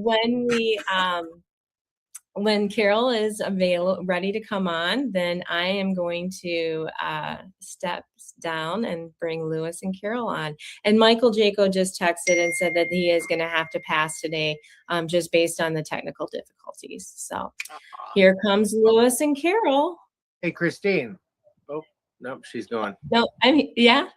Oh, well, you missed Matt's comment because he was muted, but he said that was the best political ad he'd ever seen. So congratulations. Aw. Yeah, it was fantastic. And he's Well, seen thank you. plenty. Yeah. Thank you. Thank you very much. Well, you guys have a great Saturday. Thank You you. too. I'm going to bring Lewis on and Carol. Here comes Lewis Carroll. There he is. Hey. There's our Hey, light Carol. worker. There she is. Hey, Carol. Hello. See, it's funny. We just hung out with Carol in Dallas, and we just hung out with you guys in New York. So I know. And then Michelle and Scott and Joe and Carol and I were in Spain together. That's right. In October. So, hey, Lewis. Hi, Lewis. We're going to see Lewis in a couple of weeks. Howdy. I feel like I'm at the cool kids table. Yeah. Because you are. You created it. You created it. We were just saying that you're responsible for this. Oh, For all of us meeting and getting together and creating this amazing family, and how much we admire you and everything that you've done. And the ripple effect And that the landed ripple in New York, which Yeah. was incredible. So Yeah. yeah. yeah, it's fun to watch. You know, we can all just do our part. I've said earlier, you know, I'm guided. We just handle it and then we move forward. But it's amazing to watch that all these families coming together and working so hard and doing great work for humanity. And that's really what it is, you know. And it's I often say, and it gets me a little emotional, but you know, many are fighting for those that are actually fighting against you. Yeah. They just haven't realized it yet. Right. You know, and you know, family, friends, and you know, a lot of this. So you're all warriors in my heart. You know, I mean, I can't believe Carol just travels and travels and travels and travels and just shows up everywhere. I think the whole cloning double thing is real, just based on Carol. Well, I was going to say I'll take credit for launching Lewis because we did the Truth Marathon with Kelly Higgins. That's and right. I you said, did. get that wonderful man, Lewis Herms, to come on as one of the interviewers. So I think you took a night shift because we went 24 hours or something. Yeah, yeah. And there was you and me, Kelly, and Jason Q. That's did right. That first one, that's back in, I don't even know when that was. I remember that. That was 2020. Yep, that was fantastic. A long time ago. Yeah. Yeah, Carol's been an incredible connector and coordinator. I mean, just wow, what a beam of light she is. And with I mean, I'll be honest, when I heard, you know, Mr. Mel Carmine was doing a film, I'm like, and then Carol was on board. I'm like, okay, I'm gonna do it. I'm gonna do it. Because she really she helps even those that are a little rough around the edges, and she sees the potential in everything. And so yeah, it's been amazing to have Carol on board, and Elisa Valentino, who I met through the whole Mel Carmine film project, Dear Mr. President. She's the one that, you know, took on with Donna doing the Awakening Summit. And so it's been amazing. It's great to have people that see the potential, are able to navigate around any hurdles and hiccups. And Carol's definitely one of those people. So, well, taking Stu, for instance, you know, when he, I mentioned something on a call in to News Treason, and I was talking about this project, Dear Mr. President. So by the next morning, Stu sent me a video. He had no shirt on. And I said, for God's sake, you know, you're talking to the president of the United States. You're with Zelensky. Like, at least put a t-shirt on. And so I sent it back and I said, no, we got to redo this video. So, yeah. Cute. That was one of Scott's favorite videos of Stu. What? I never got to see it. Never got to see it.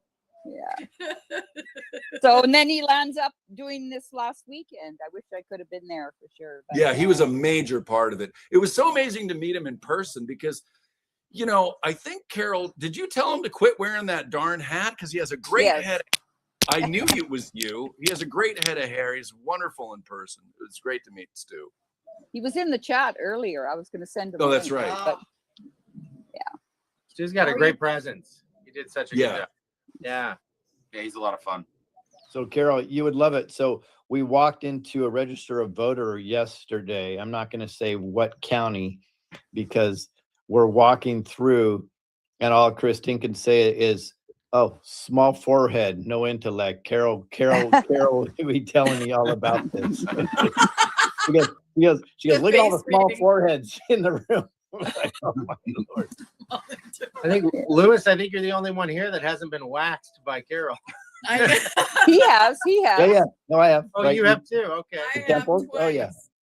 Absolutely. Absolutely. Yeah, I've had Daisy down here too. Mark's Is she daughter. still there? So she's just landing in El Salvador. Oh, wow. Okay. Yeah, And for those she's that coming- don't know, she's Daisy coming is back. Mark Atwood's daughter, which is pretty amazing. Michelle, wait, who got her to get up on stage over in Ireland? Michelle. It was Michelle. Okay. It was really cool to see that. Yeah. No, she's a professional face reader now too. So she's Oh, that's great. I gave her a stack of report sheets. I says, you got homework to do in El Salvador. So This is the reason I didn't. This is the reason I didn't go to Ireland because I had this guy. Oh yeah. This little guy, now big guy. You're talking about Scott? Who's the dog?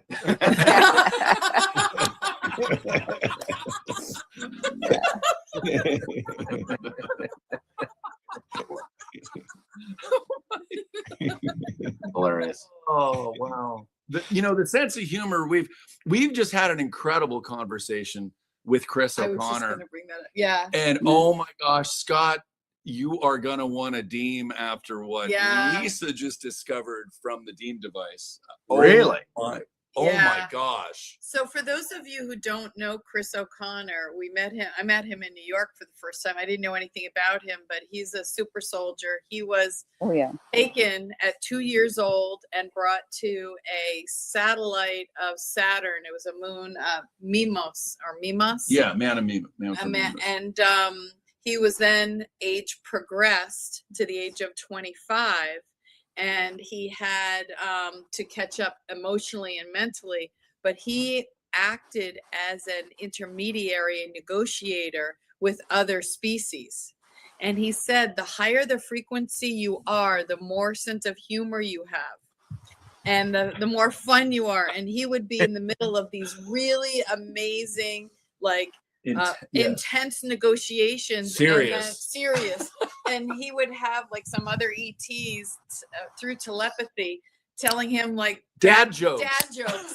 And he's like, I can't Not right use the now. word, not right now. And he'd be yelling back and forth. And I said, could the other beings there hear you? And he said, no, it's directed.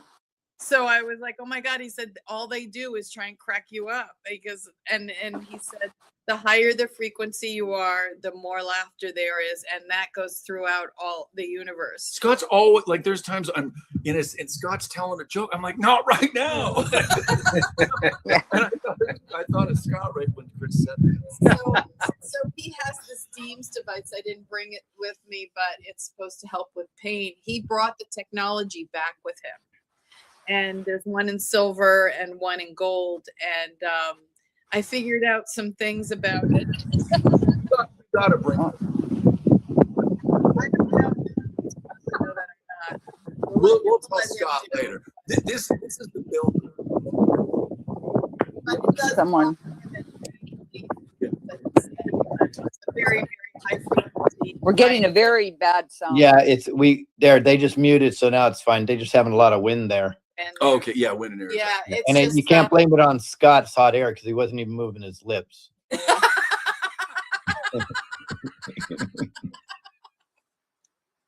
So, but anyway, about Chris, Walking Love and Light, he's just an amazing man. If you ever get a chance to see some of his talks, he's a remarkable man. He's been through a lot in his life.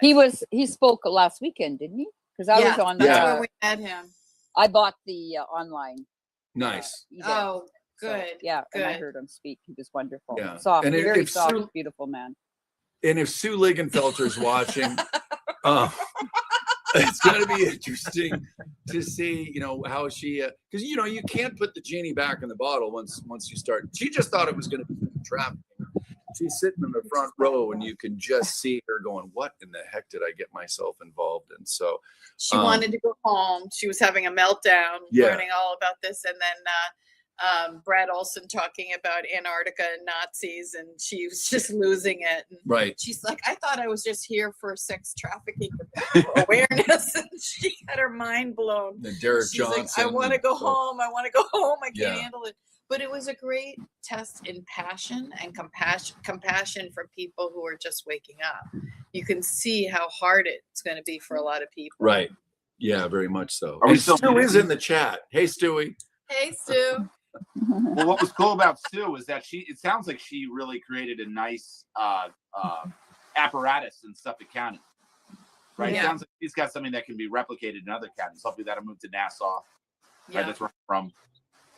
And move it everywhere. I mean, I told her, I said, hey, whatever we can do to help, let us know. And she's amazing. Sue's amazing. So now that we're talking about disclosures and some things, this is the group I want to ask this question to. So I think I've convinced most of you, if you didn't already know, that we should probably be on a 13-month calendar and not a 12-month calendar. Right. Okay. So if that's the case, how does that affect the astrology that we've been taught over the last 100 years? Ophiuchus. There's an actual 13th astrology sign, and it's between Scorpio and Sagittarius. So that would change the date makeup that we're dealing with now. Yes. Isn't that correct? Yes. Yeah, that's the warrior wrangling the snake. Yes. And some of us would switch signs, correct? Yes. Okay. Yeah. And see, that's my point with this conversation, because we get so locked into the cabal's interpretation of astrology. And if many people just said, I'm just not quite comfortable with that. Maybe it's because they weren't really in the right sign the whole time. Right. I'm way too laid back to be a Virgo. I've always known that. It's called sidereal, or I might be saying it wrong. Sidereal astrology, and yeah, it's odd numbers too, and odd numbers then we can spiral up. That's why you use the Mayan calendar, is because there's wheels within wheels within wheels, just like that clock in Europe in Austria in somewhere. Prague, the Prague, astrological clock in Prague. And it was interesting because my intention when I was investigating the possible different calendar wasn't to disrupt the makeup of what we thought astrology was, but I seem to always land in that spot where I'm disrupting something. But we just have to it is what it is, right? But we have to disclose it and then find out what the true thing, because I think what the beauty about this is I really believe that the 13-month calendar is just another, or the lack of thereof, is just another manipulation to keep us out of resonance and discernment and keep our frequency down. I really think that's the goal. So if we can understand that and then kind of reset slightly the astrological signs, aren't we also just getting us in a higher vibration and connection and in rhythm? Well, what about the suppression of the number 13? How can you take a floor off a building? How do you go from 12 that's your to clue 14? though, isn't it? Yeah. That's the big clue. That's why I say 666 can be used as angel numbers. You know, and I think it's our choice on how we use these numbers. I can tell you, my wife Araceli, who's right here, she will not come on screen. Hi. She says hi. She's forever, even since she's been young, she's embraced Friday the 13th. She goes, nobody's going to tell me this is negative. Way before she was even awake. She's just like, nope, that's positive. I'm not going to have that put upon me. Friday 13th is going to be my day. We're going to have a great day. So yeah, love it. We really do hold the power if we think about it. Well, I was born. She was stubborn, but she was stubborn before she was awake. Oh, what's that? She was stubborn before she was awake. You Oh, you don't know. you don't even I know. love her. I mean, you think this campaign's a lot of work. Hearing her tell me about the campaign is more work. But here's an anecdote to what you're saying, Scott, is so she's in a family of 9 siblings. She has 9 siblings. You know, they were procreators, right? They had it right. So anyways, 9 siblings, and her father, as soon as the kids were able to work, whether it was 14, 15, whatever, every week he would take their check, he would take their cash. At 16 years old, when she got a job, she came home with the first check, and he put his hand out, and she's like, hell no, you're not getting my check. I mean, that she's always been like that. She goes, no, I'm not going to play by that rule. This is my money. I earned it. If you want me to participate in rent or food, let's have a conversation. She goes, but I am not handing my check over. So that's who she's been. Wow. For forever. So you can see how lucky and afraid I am at the same time. I was going to say she trained you well. Yes, I always have her hand in my back. Hello, I love you. Yeah. She makes good guacamole, though. Oh, listen, and you know what the sad thing is, Carol? She doesn't cook anything. I understand. She's not the traditional Mexican cook for sure, but she makes phenomenal. And she'll say guacamole. Lewis, say it's guacamole. But it is so good. Everybody falls in love with it. I mean, literally, we go see Pastor Dave up north, and he's got 800 people at his church, and he's talking about her guacamole. Oh, no. It's real funny. That's really cute. So Matt, what are you up to? Yeah, just business as usual. We just got back from the Awakening tour, Awakening Summit, excuse me. Had a great time. It was nice to take everybody to New York because I'm from New York. But Donna did a phenomenal job in terms of, we went to top of the Empire State Building, took these guys to Gallagher's Steakhouse. Amazing. I couldn't get a reservation for 17, so they fit us in 6. I had to cut some people, but Joe was with us. But, we did a tour, and Chris O'Connor. Yeah, we did a tour around the city on the Hudson River to the East River. That was a lot of fun. Went by the Statue of Liberty. Everybody got to say what you will about the Statue of Liberty. So it was really good to be back. Where from? I grew up. We went to my hometown. Joe was with us. Went to my hometown. We got. I bought 9 chicken rolls. We have some here. Yeah, 10 chicken rolls. I was on the plane.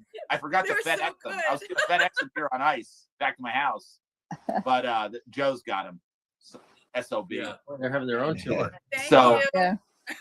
But no, it was great. And then it just came, I came back Wednesday to work, and it was just like boom, boom, boom. Everybody's calling me, catching up messages. Yeah, I wanted to ask you about that because it seems like silver's kind of stabilized around 75 right now, right? Yeah. But we saw it go way up. We were predicting 121. Yeah, we were predicting that it would go up. And then it's kind of stabilized at 75. And there's people that think this isn't the time. And I would say, wait a second. No, the fact that it's stabilized, and we know I think the White Hats, I think everything we're watching, I am convinced after spending a lot of time with Dave from News Treason and Joe Rambo, I'm totally convinced that we are literally watching the movie play out. We are in total control. I think these prices in gold and silver are 100% White Hat controlled. I think it's an opportunity to get on board, to get on at these levels. They're going to slowly creep up, and then they're just going to boom again. I really believe we're in total control of the situation. I'm convinced. they presented enough information to me that I'm convinced that we are in total control. And the guys from Absolute Storm. So the spike Right. was a warning shot. The or a- spike was just like, hey, see what this can do? Right. See what we can do here? Yeah, no, it was fascinating because it went up so fast and then stabilized. And historically, based on my research, it should be at a 30-to-1 ratio to gold, or a 1-to-30 ratio to gold, because that was like 100 years. That's where gold was, and all of a sudden they started messing with it in the late 70s, and it's silver. Gold has gone up, and silver has not gone up the same trajectory. If that's the truth, then there's a huge upside, at least double to what it is now. Well, don't forget what Trump has to do is he's got to call in the gold certificates, because the Fed was never allowed to own the physical gold, right? Okay. They're only allowed to own the certificates. And what are they priced at? 34, 45 or something like that. Trump's going to call these things in. He's going to set the price at something absurd, something like 30,000, 20,000, 40,000. Oh, wow. Interesting. That's what he's going to have to do. And then, of course, silver will just adjust to that. And what does that put silver at? $2,000? Right. $3,000, $5,000? Who the hell knows? Is But- that a coin, Matt? Is that a coin? If it's an or ounce. a- If Just it's the spot price, Yeah. whether, but I would say get coin, because you want the monetary value, because the monetary component in coin allows you to participate in the monetary system. So you, Right. you really, that's why I tell people, it's like, That's the point right there that you've been making. You're the only one that's been saying this out of the gold guys forever, how important it is to purchase and physically hold the actual coins, because then you can actually also participate in the monetary system easily, and trading it is simple compared to what you have to do to be a as part. Juan says, it's a known weight, it's a known purity. There's gonna be a lot of fraudulent products out there in bars, especially, right? I mean, who the hell knows what, let's say you're selling a 100-ounce bar. How do I know the purity of that? Even with the best testing equipment, it's hard to tell. Yeah. On the coins, that's for sure. Yeah, the but reading. This is constitutional money. It's constitutional Matt says it money all the time. And it's like, yeah, you pay a little bit more for it. It's not that much more. It's maybe $5 more right now an ounce to buy an eagle than it would be a bar. But who cares? Who cares? I collect eagles. I mean, I've got some eagles coming in, the proof coins. I pay like $800 a piece for them. I'm collecting the 250th anniversary set right now. You know what? It's interesting. September 12 has an interesting comment here, and I empathize with her, and I agree. She's like, I had to sell mine just to stay alive.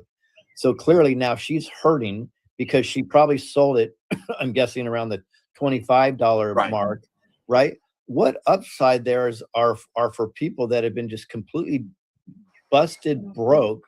I mean, we're almost there. We put everything into this campaign.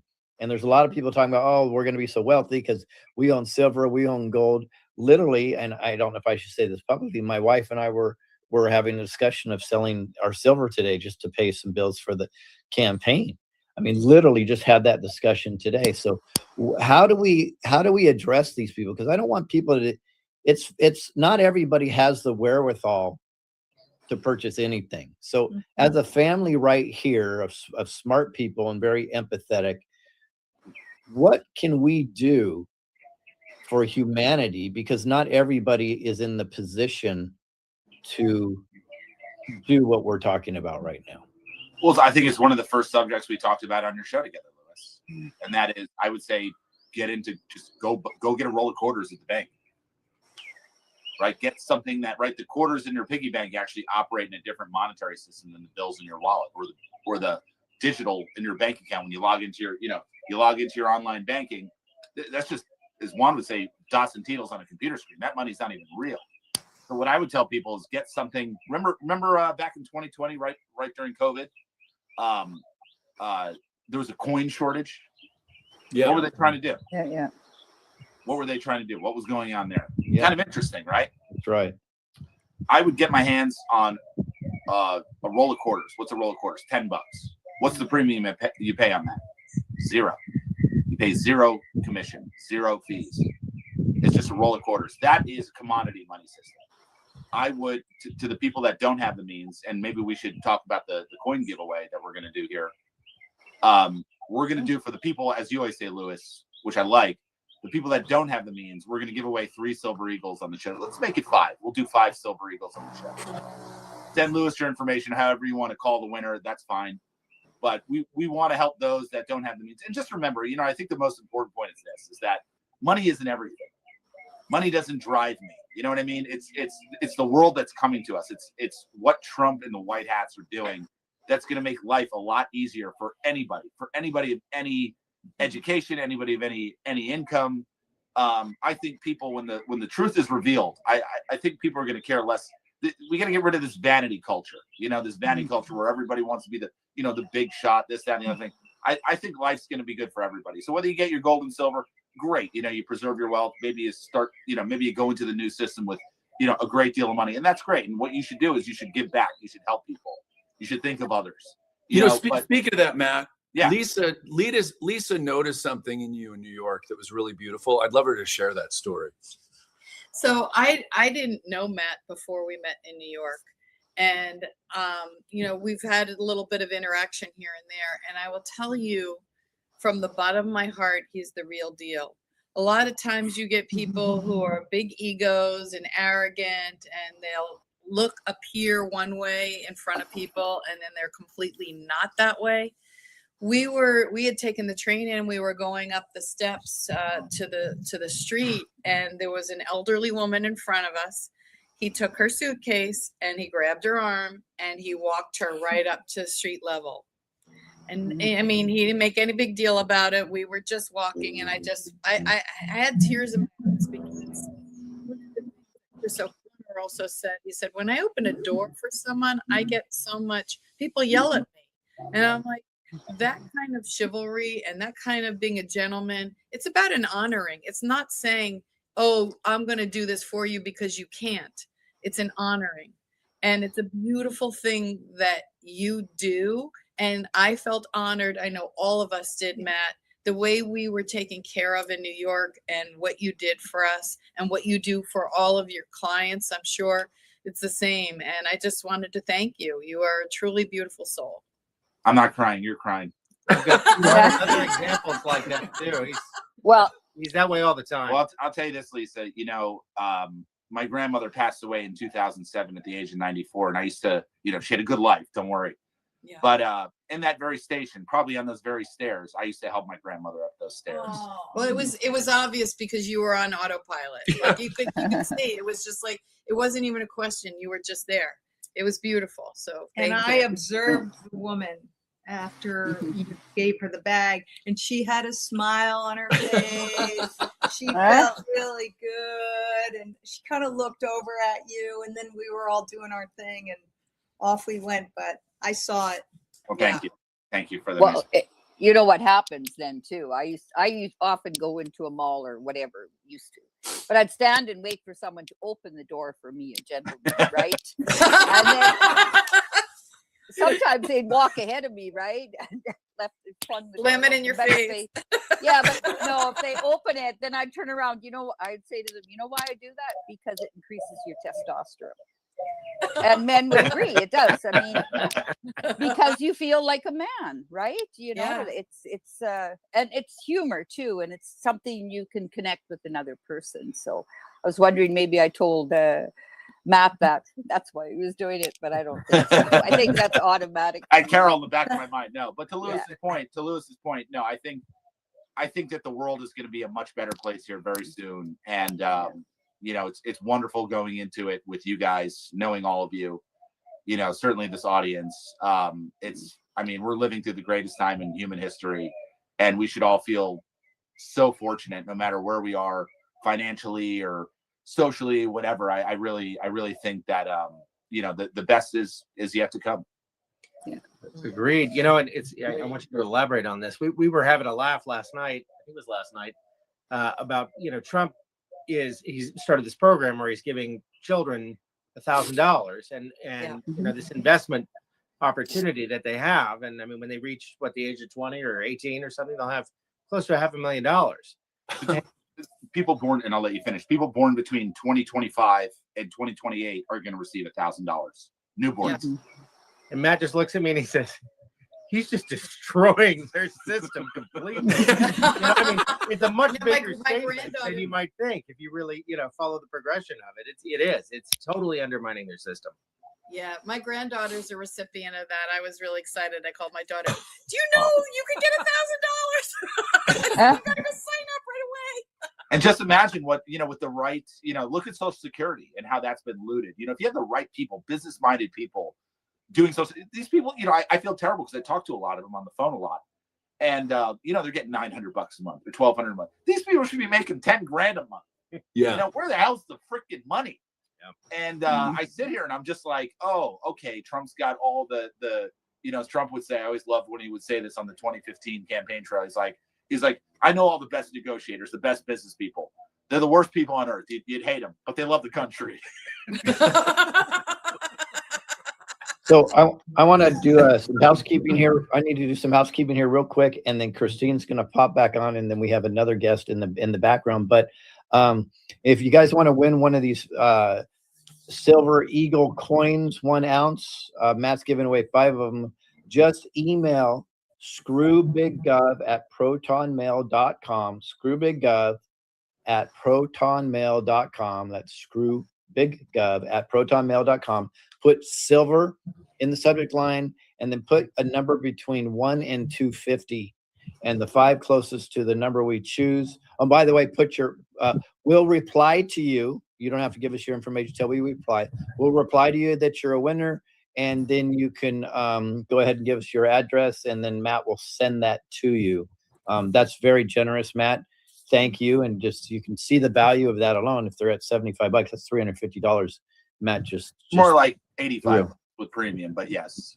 Right. Oh, that's right, because it's a coin versus spot price. Right. So that's awesome. And what else do I want to cover? Oh no, hold on. I actually literally wrote it down. You guys may be able to make sure it's the people that don't have the means to do it. Yeah. Let's talk to the people that don't have it. If you have the means, go to a local dealer. Call me if you want to support the shows. No, that's a great point. We used to tell this to people when we did shows together like that. And guys, if it's very easy for you to purchase the coins or something, maybe give somebody another, or if you do win it, maybe already have somebody in mind that you're going to give it to. There you go. Perfect. There you go. Send me that list, Lewis. Email that to me, and I for 5 people, and I will get it out next week. I will. So Christine's going to hop in for me. I appreciate all of you. You're all awesome. Yes, Scott, you are too. I love you, buddy. I love Scott knows how much I love him. That's why I mess with him all the time. So I appreciate you guys. Carol, just so you know, I really am trying to hit the front of my foot before I hit the heel when I walk, just to let you know. Stay on the ball. Yeah, Carol. In my foot too when we were walking. Right. You got to make eye contact when you cheer somebody. Yeah. Okay, guys. I'll be back. Carol. I'll be back shortly. Christine's popping on right now. By the way, tell everybody, let her know she's doing a killer job. Job. Amazing. So, all right, guys. I'll see you soon. You too, Lewis. Bye, Yeah. You're doing a killer job. Thank you. I'm back. Yeah, Christine, You're doing a you do- killer job, Christine. Yeah. Thanks, Scott. I can't You believe do have an We already amazing. when we saw you. Lewis likes to give me challenges this year that I guess if you're not comfortable, you're not growing, right? Right. That's true. the best political ad Matt's ever seen, so that's pretty Right. good. That's true. Yeah. I'm not just saying that. Yeah, and your short was really good. You have an amazing voice. It's a hypnotic I voice. can't Yeah. stand. Oh, I can't let her know. stand it. I cannot stand it. It was so funny too because I did it just as a demo to show Lewis, and I texted him and I said, I can give this script to anyone else, and he was like, nope, we're going with it. And I'm like, He wants that sultry Geiger voice. whatever. Love that sultry Geiger voice. I got it too. That's right. So you guys are making my face red, and I'm not even with you. Yeah. So, you Well, guys are Christine, crazy. we're about to go explore Montreal, so if you need to bring someone else on, that's totally fine. This is my first time here, so. Oh, okay, awesome. Well, enjoy. I mean, you're in a different country now, so Yeah, you better- right. In my better behave country, yourself. That's right. It might be hard to get you home, so be good. You know, it's interesting crossing the border. they asked him what he did for a living. He said, I do podcasts. They said, what topic? And he's like, oh, healing, Health, wellness. healing. I interviewed her. Because I know people in Canada who were denied access because they were very progressive. Yeah. To come over the border. And it was crazy. As a friend of mine, and we had to go to 3 different border crossings to get over to the US. Wow. It's probably been about 17, 18 years since I've gone over to Canada. I don't think they want me there. No, well, I love coming up. It's close enough. It's only a 2.5 hour drive, so it's fun. It's beautiful there too, isn't it? Yeah, it is. It is. So, well, thank you for joining us today. Have fun, guys. Yeah, thank you for having us. Awesome. Well, See we you are guys bringing soon. on. All right. soon. Take care. Have a great trip. And now we're bringing on Dr. Layla. Hi, Layla. Hey guys. Hey, Hi. Layla. I recognize a lot of people here. Let me get on my Lewis Herms There Cali you go. hat. Hey, we're twinning. Yeah, Christine, you are doing an amazing job. Thank you. And I want to say I saw you guys on the first day when you went on the tour this last month, and the last day, and damn, you guys have done a lot in that time. Lewis is still like full speed ahead, like nothing phases him. And I know you're just like working your butt off. That's amazing work you guys are doing. So Thank you. Well, you know, he survived being on the road with 4 women. So yeah. there was definitely times that he retreated back to his room, but yes, he did survive. Kids And we're have gonna- boundaries. Yeah, and we're actually going to get ready to head out again next week. We're going to be going on to Vegas, and then when we get back from Vegas, we'll be on the road all the way up until June 1st, and then June 2nd is the big day, which is also Lewis's birthday. Wow. So we're hoping and praying for a win. That would be the best birthday present ever. So yeah, but on that note, I would like to play this quick little video that Bruce Poppy did a few weeks ago. Bruce has graciously loaned his wife to us, and it's definitely been it's definitely been a challenge for them to be apart for this long, and we really appreciate that he is so supportive. And unfortunately, we're losing Natalie after Vegas. She's going to go back home with Bruce. Well, I think they have a trip to Salt Lake City, and then she'll be going back to Florida with Bruce, and she'll just be working remotely. So I'm losing my partner in crime. So I'm kind of sad about that. But let me get this video here, Bruce.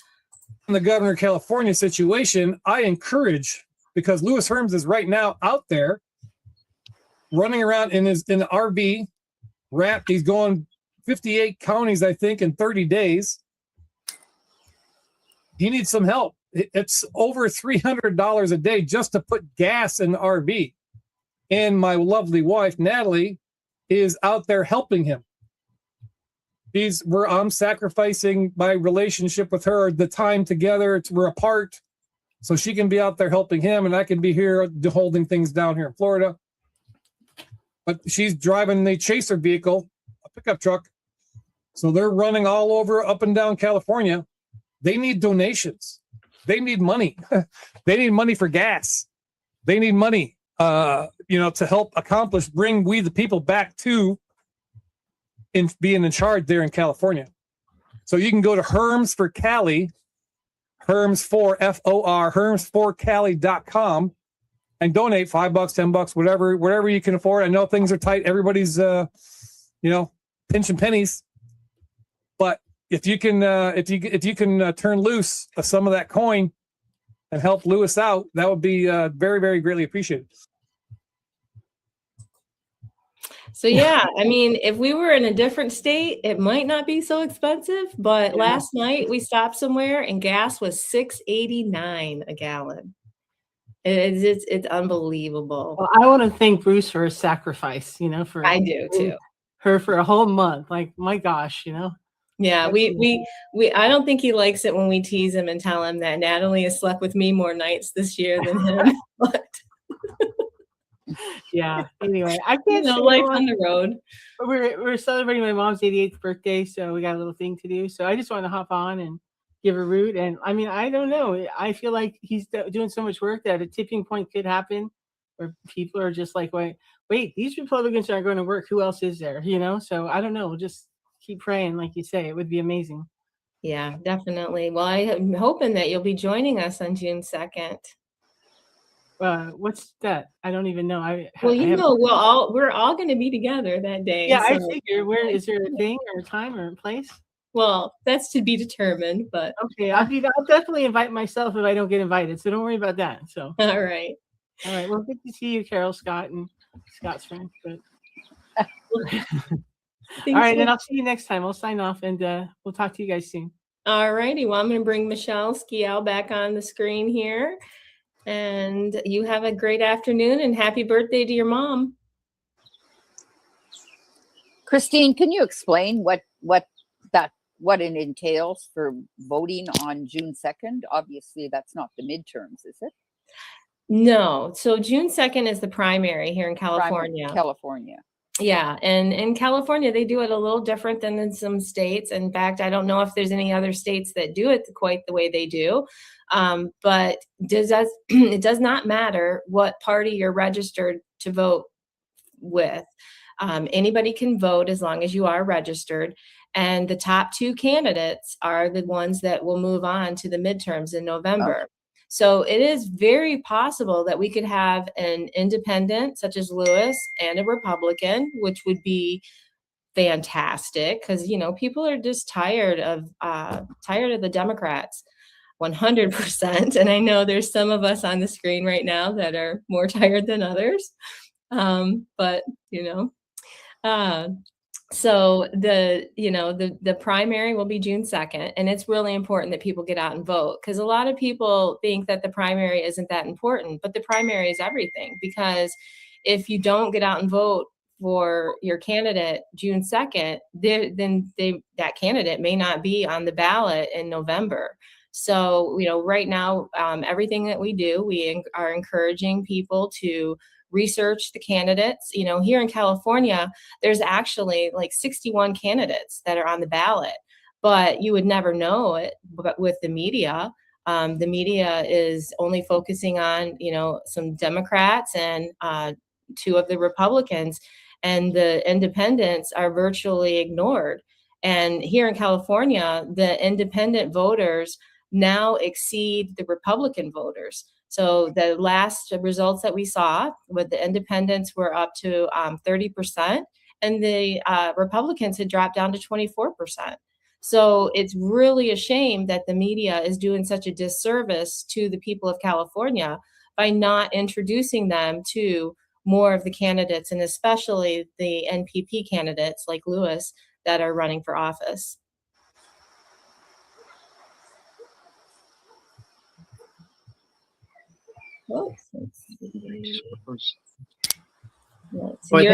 You're unmuted, Scott. I think I might have forgot to unmute you. I'm sorry. Oh, that's fine. That's fine. No, I just wanted to say that, this isn't just about California. I mean, I think most everybody knows that, but this is the beginning of something big, changing our country at a local level. And so, whether you're in California or whether you're in another state, this is equally as important. And if you can't support financially, just share the message, share the word. Very few people are. There's so many people out there that are not aware of Lewis that would instantly vote for him if they know it's an option. So, like Joe said, if it's a quick video that you throw out on Twitter or your social media or whatnot, it makes a big difference.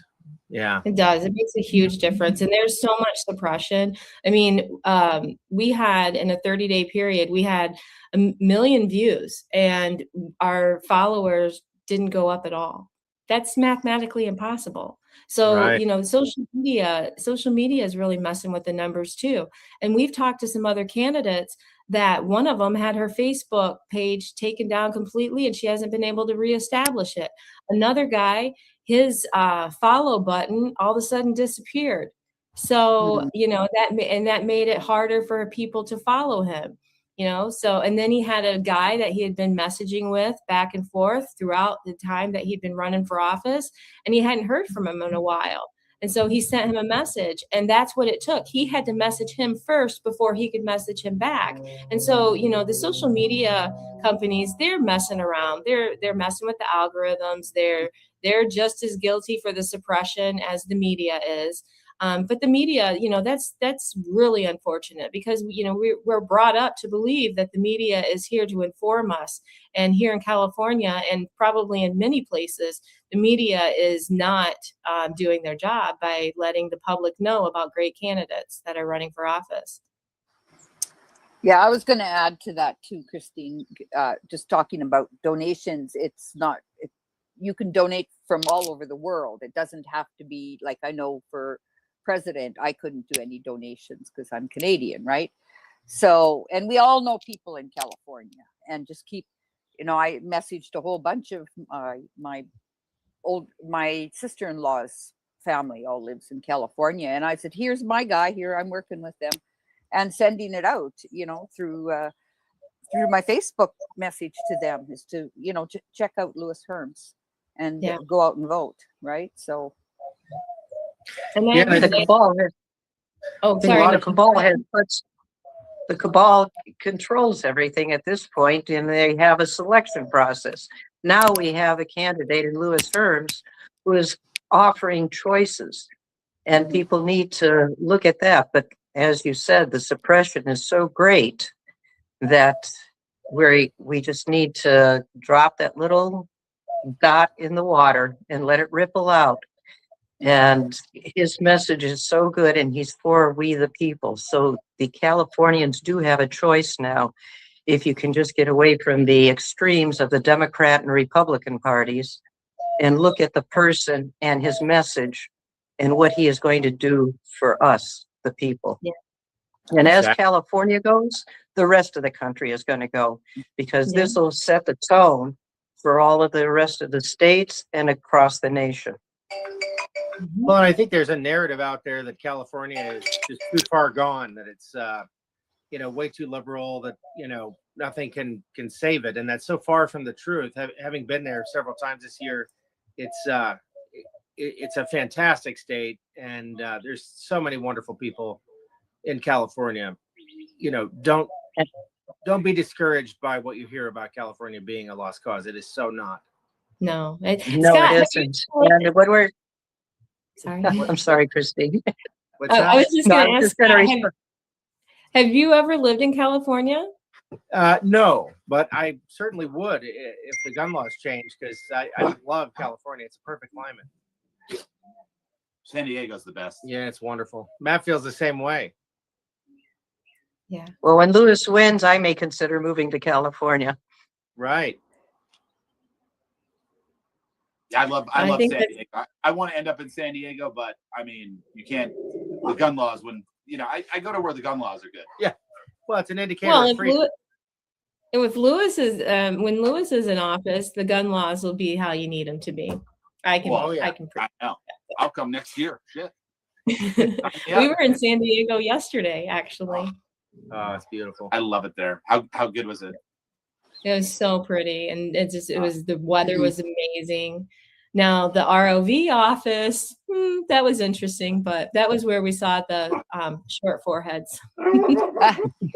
and a few of the employees had crazy decorations on their desk. One of them was like a shrine to Disney. I mean, Mickey Mouse everywhere. It was like, oh my gosh, this is supposed to be a serious place, and then you've got Mickey Mouse all over. Hey, stop. Carol, what have you been up to? You just finished a retreat. Kim came back so refreshed. Yeah, Kim was great. We had a great time. Yeah. All the students were there. Was 5 of them. So yeah. I'm amazed at how much she worked. She kept up with her duties for the campaign while she was gone. She's fantastic. Yeah. Well, she had a house by herself. So she had the little White Wizard. It was a backpacker's lodge. So okay. That's how she wanted. Yeah. How many people did you have at your retreat? 5. I only do 8 at a time because it's a lot. It's very intense work.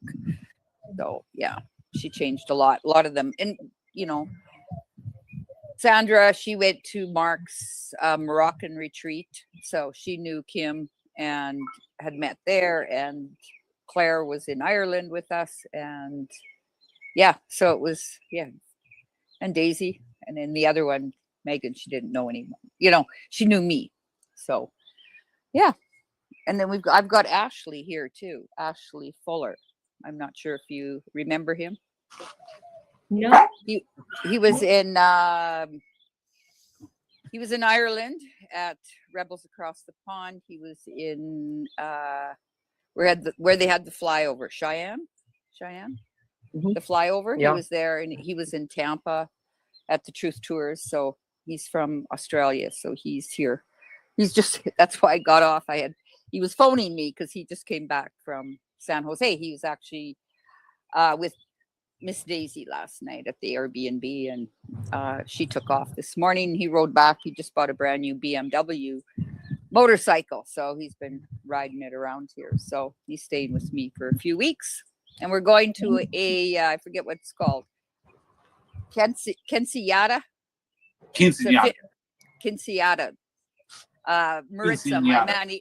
Maritza, my manager's 15-year-old daughter is turning 15, so there's a big party tonight, 120 people with Like mariachis. Spanish bar mitzvah. Yeah, exactly. So I got a date tonight with Ashley. So, yeah, it's good to have him here because he's self-deported, and his wife's come down a few times and met him down here in Belize. So because he lived in the States for 40 years without a proper visa. So how far are you from Wyoming? Wyoming, How far yes. Yes. How far? How far are you from Belize? Belize? Oh, I don't Yeah. know. It's up and over way. So yeah.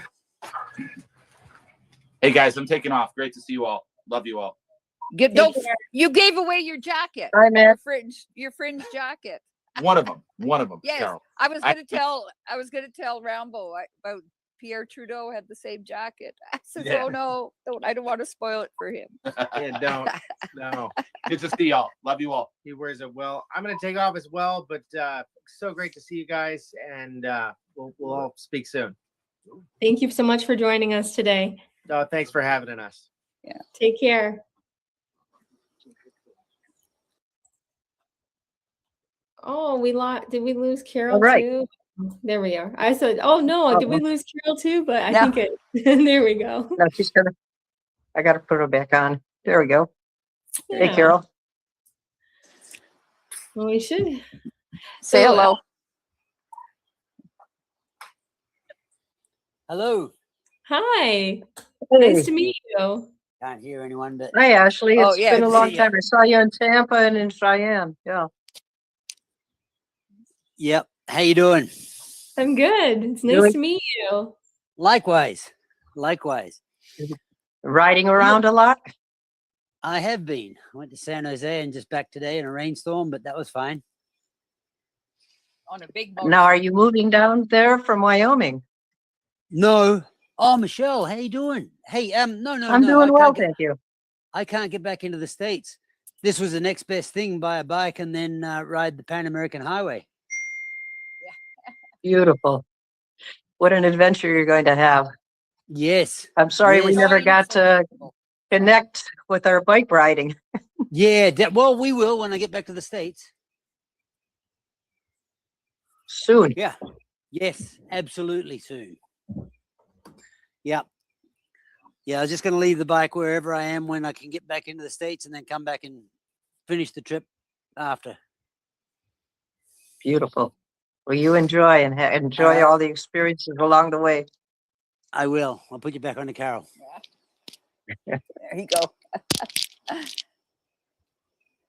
Yeah. So now, Carol, do you ride a motorcycle too sometimes? Never. I don't like motorcycles ever. No.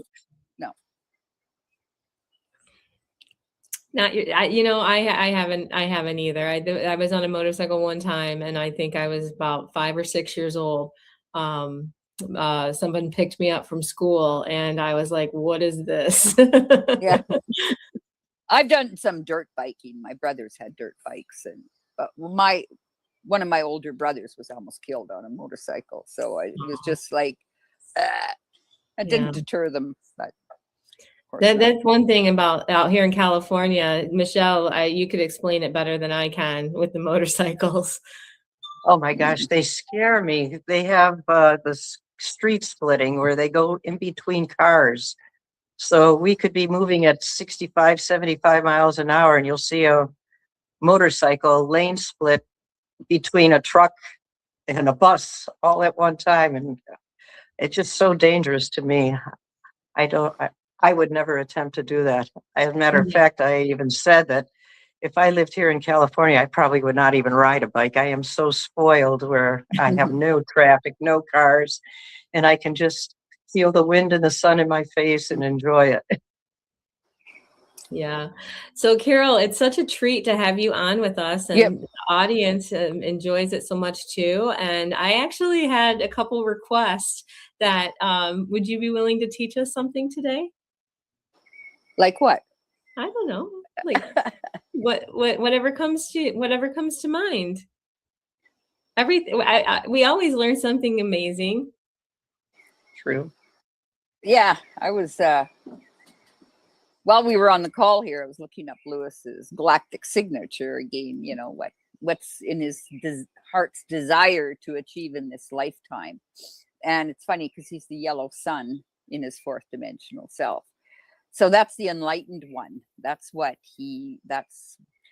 be his greatest gift, but his biggest challenge to achieve. And that's in the heart chakra. So yeah, it's just very interesting how we can read people at many, many different levels, right? So very tangible. So I can see why he got that message to definitely to run for governor and bring his light up a lot of issues that are happening in California. So yeah, it's just lots of, you know, I wouldn't even know where to start. Besides, I've been trying to correct people all the time now, or not all the time, once in a while. You know, everyone says a lot of people say it's a great time to be alive, but I've changed that. It's a great time to be awake. Yes. And yeah, not everyone's having a great time through these turbulent things that are going on. So yeah, it's been it's amazing how much we've learned in the last 6 years in just about everything in how this world works, right? And it was all happening anyways. Now it's just coming to light, and of course within ourselves first and foremost. So just everyone stay patient and keep that energy running up and down the spinal column and getting into parasympathetic, because it's like we're on overdrive in our sympathetic nervous system, but it's the parasympathetic we need to slow right down and stay present.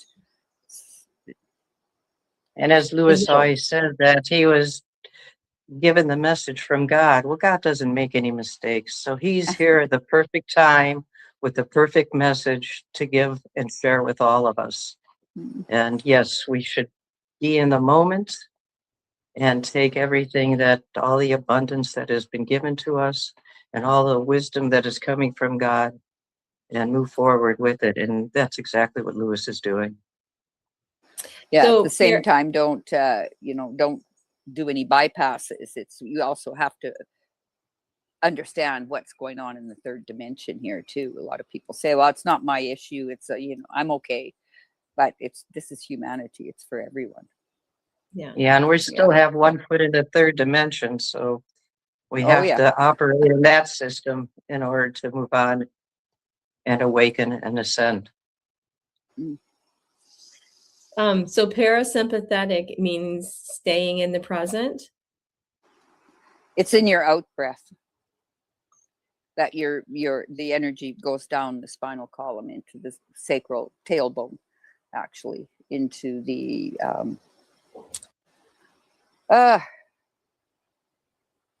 perineum.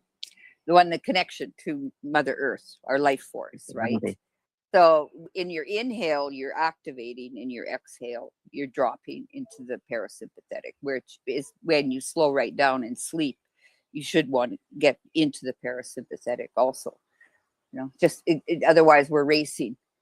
Yeah. Anxiety builds up, and that's when you're constantly in that hamster wheel where you got to slow right down for the body to feel safe. Our inner world. It's amazing how much controlling and focusing on your breath can relieve anxiety and tension. It's not just breath. It's using the diaphragm. You have to use 3-stage diaphragmatic breathing, because when you get in touch with the diaphragm muscle, you're going to use the muscle to expand the rib cage. Not just the lungs will automatically fill. But your heart is a valve. It's not a pump. The pump is the diaphragm. So when you inhale, it pushes down. And it pushes down on the transverse colon, and it starts to activate all the organs. So when you inhale, it opens up. And then when you exhale, it drops. And then it drops into the psoas muscle, which is the muscle of your soul. The diaphragm is the muscle of your personality, and it's a gateway to elevate into the heart chakra, that energy center. But all our fear are held in the lower 3 energy centers. It's held in the solar plex, the sacral, and the base. And to calm the body down, it's through using the diaphragm to breathe. And then the heart takes all the pressure off the heart, and the heart will start to correspond with your breath. Gotcha. If you regulate your breathing. That makes sense. Yeah. And people say to breathe into your belly. Herman used to always say, you don't have lungs in your belly, right? But it's about using the diaphragm, like I say, and then just let the lungs fill up. And when then it's conscious breathing, and then you're opening up all the intercostal muscles, and you're opening your heart, because it's not caged in and locked. Most their whole intercostal muscles in around the rib cage are locked. You can actually just touch someone there and it triggers them. So we need to open that part up. And we become a bellow. Your breath becomes a bellow, just like you get the fire going in a fireplace, you're bellowing it, right? Mm-hmm. So that's what the diaphragm can do, is open and bring that energy in, and it squeezes all the toxins out of the organs too, because it's pushing down on all the organs, the liver, everything. So it's flushing everything out. So. And that's good for detoxing and keep staying healthy. Yeah. And relaxing ourselves. Otherwise, if the heart starts racing, that's when the anxiety comes in, because it's opening and closing too fast. Gotcha. And it's trying to get more oxygen in. So yeah, it's you can really feel it once you start consciously breathing with we can still chew gum and breathe, right? Or right. Drive and breathe. I mean, you just keep focusing on your breath will keep you in the moment, because you're not thinking. You're thinking about your breath work. Right. Beautiful. And also grounding would also help too, to relieve anxiety, because you've got the energy coming in, and you've got from Mother Earth all of the frequencies from the earth to combine together to really stabilize your emotions. Yeah, that's why you stand on grass. It'll ground you, like a grounding wire in it, plug in. It's copper. So I wear copper shoes, as Michelle knows. She's got them too. So we'd compare copper sandals and stuff. So yeah, it really does help though, wearing the copper. Thank you for that, Carol, with the breathing. And I Yeah. know that you switched over to linen. Yeah. And Everything. that has a lot of benefits too. Well, linen vibrates at 5,000 megahertz, so it's opening up your energy field, and it's a healing fabric. And so, you know, even if you do red light therapy, a lot of people are doing red light therapy, and they say either you have to go naked in the red light therapy or wear 100% linen, because that's the only thing that will penetrate. It'll allow that light to come in. So you're walking around with an open energy field, which is you're connected, Right. especially if you're in alignment. Everything's about alignment. You know, as soon as you cut everything off, you're out of alignment. So, Yeah. yeah. So now if somebody was to wear, for example, a linen shirt, but they don't have linen pants on, are they still getting a benefit, or do they need to do the entire It outfit? would, in at least in that area, right? Mhm. You know, blue jeans are cotton, right? So you're still getting, it may not be in the healing energies, but it's not blocking, right? So linen, I mean, cotton, hemp, and bamboo frequencies are about 100 to 120, which is still good. They're open. You know, as you switch over, the more linen a person can wear, the better. The more your whole aura opens up. It's not blocked. But if you're wearing polyesters and all these man-made fabrics, that's might as well wear a black garbage bag. And that is something I've noticed in the last, 20 years, especially in the last 15, that, the quality of the clothing and the fabrics that they're using, it's not like it used to be. No, it's terrible. And the off gases and everything else. But at the same time, you do sweat differently in linens. I find that. And Lewis brought that up. He says, Carol, I sweat differently. I says, yes, you do. Because it is detoxing you at the same time. So that's why the pharaohs always wore 100% linen. And when they bury them, they'd bury them in their finest linens. And also, linen is made out of flax. So flax is silica. So it's like a crystalline fabric. So you're walking around with a crystal body. And we're changing over ourselves to crystalline, right? Energy from carbon to crystal, activating. And where does silk fit in none of that? -15. Oh. Okay. I know everyone says, oh no. I'm not sure why. I guess I should research that a little bit more, but the silkworms, don't they die after? Yeah. So you're still using, something that has to die for your fabric, where Instead of the flax life. is yeah. So Wow. Yeah, because I always thought silk was a good fabric. But the wool is good, correct?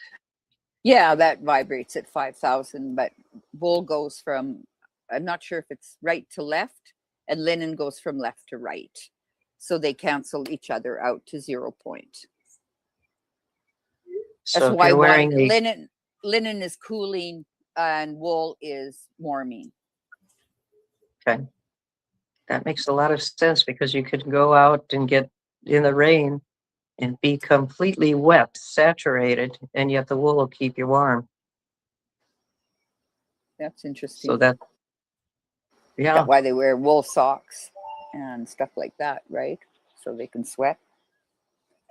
I guess. Yeah, because the cotton would hold all of the perspiration, where the wool allows it to breathe out. Yeah. But your explanation of the wool warming and the linen cooling, that makes complete sense now. Yeah. So I'm going to have to get going too. I have to get ready for this party. It starts at 5 o'clock. It starts in an hour. Will you enjoy the 15-year-olds and the quinceañera and Quinceañera? Yeah. and There's salsa? And all the fiesta Yeah, and the it's gonna be a guacamole. lovely. Yes, I think there is guacamole too. I'm not sure what the meal is, but there's 120 people and it's decorated to the hilt, and her dress is magic. It's what a huge princess dress, with the crowns, and yeah. So we'll see. All right. Well, I'm so okay. glad you were able to join us, and you came in. Yes. You came in at such a fun hour too. Yeah. Yeah. I was waiting for, Waiting for some of because your there was peeps. because there was some pretty serious talks that, the woman, what was her, Toll and Roll, that was incredible, right? Yeah. And you don't want to interrupt someone that has such a vast Right. amount of information where, we jump on as friends, right? More so than Yeah. the message. A little different vibe. Yeah. And we had Lynn Hagerman or Lynn Scott Hagerman that was on earlier today. She was And, amazing. she was amazing too. She had a very serious story as well. But man, what a positive outlook on life and what she's done, with all of that. And it was very inspiring. And For just sure. to take all of her, which she went through, and turn it Yeah. into a positive where she's helping so many others. That was beautiful. Yeah. I mean, it's, we forget sometimes how many people are silently dealing with the trauma of their past, which is, and people that have similar stories. And, I think there's a lot more out there than we realize. A lot. And when people do, come on, then, and talk about it, then, I think it's very helpful to those that are, struggling with it internally. Yeah, it gives other people the door opens for them to share their story a little bit more. Maybe it's not as deep, but it comes off in layers also in remembering. So Yeah, it does. And to know that they're not the only ones out there that are suffering through this and going through this and trying to heal from it. It's just to know that they have the support of someone else. someone's listening. Yeah, I mean, because teaching psychosomatic therapy for 26 years, we've heard it all also. And they have a safe place to work that through the physical body and where it's been stored in the physical body, which is so important in order to really release it. Talk therapy doesn't work. It just reinforces the patterns over and over and over again. And it's about us looking at pattern recognition for sure. And in our outer world and in our inner world. So. Yeah, 100%. Well, I hope you have a great time at the party tonight. We will. All right. Have the great So rest good of the seeing show. you. And, yeah. Good rest. Yeah, more Much love. coming on. You should have Much more love. coming on. Yes, we do have a few more people coming on. There's a few people that are a little bit delayed, but while we are waiting, I am going to play that fantastic song that Taryn did for us. And we will see you soon, Carol. Okay.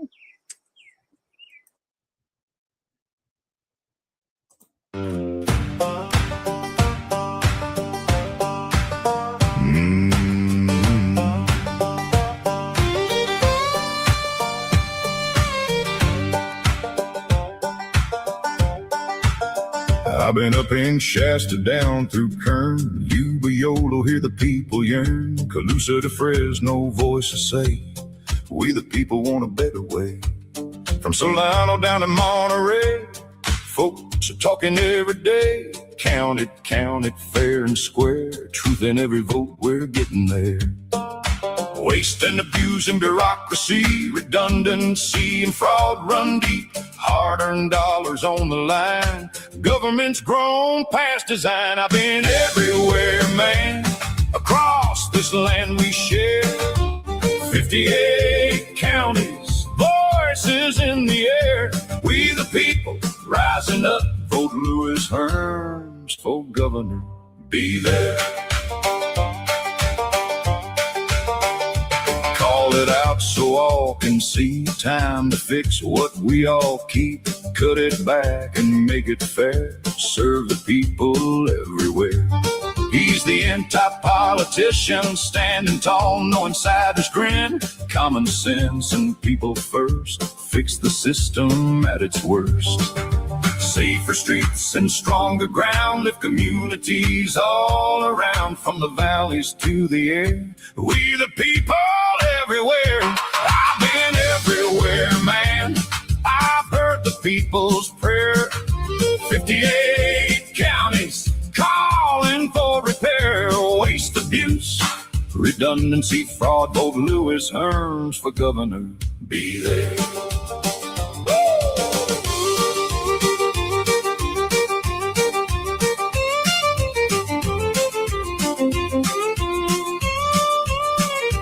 Humboldt, Napa, Kings and Glen, San Joaquin, we rise again. Riverside, the Siskiyou line, every county, every time. Ventura winds to San Diego shore, voice is strong and wanting more. Truth and trust beyond repair. Vote Lewis Herms. Show you care. Not left, not right, just doing what's right. Shine a light, bring truth to sight. Cut the waste and clear the way. Let the people lead the day. I've been everywhere, man, for the people everywhere. 58 counties, voices strong and fair. Cut the waste, abuse, redundancy, fraud. We care. Vote Lewis Herms for governor. Be there. Vote Lewis Herms for governor. Stand and share. Primary election, June 2nd. Be there. The anti-politician, strong and fair. We the people everywhere.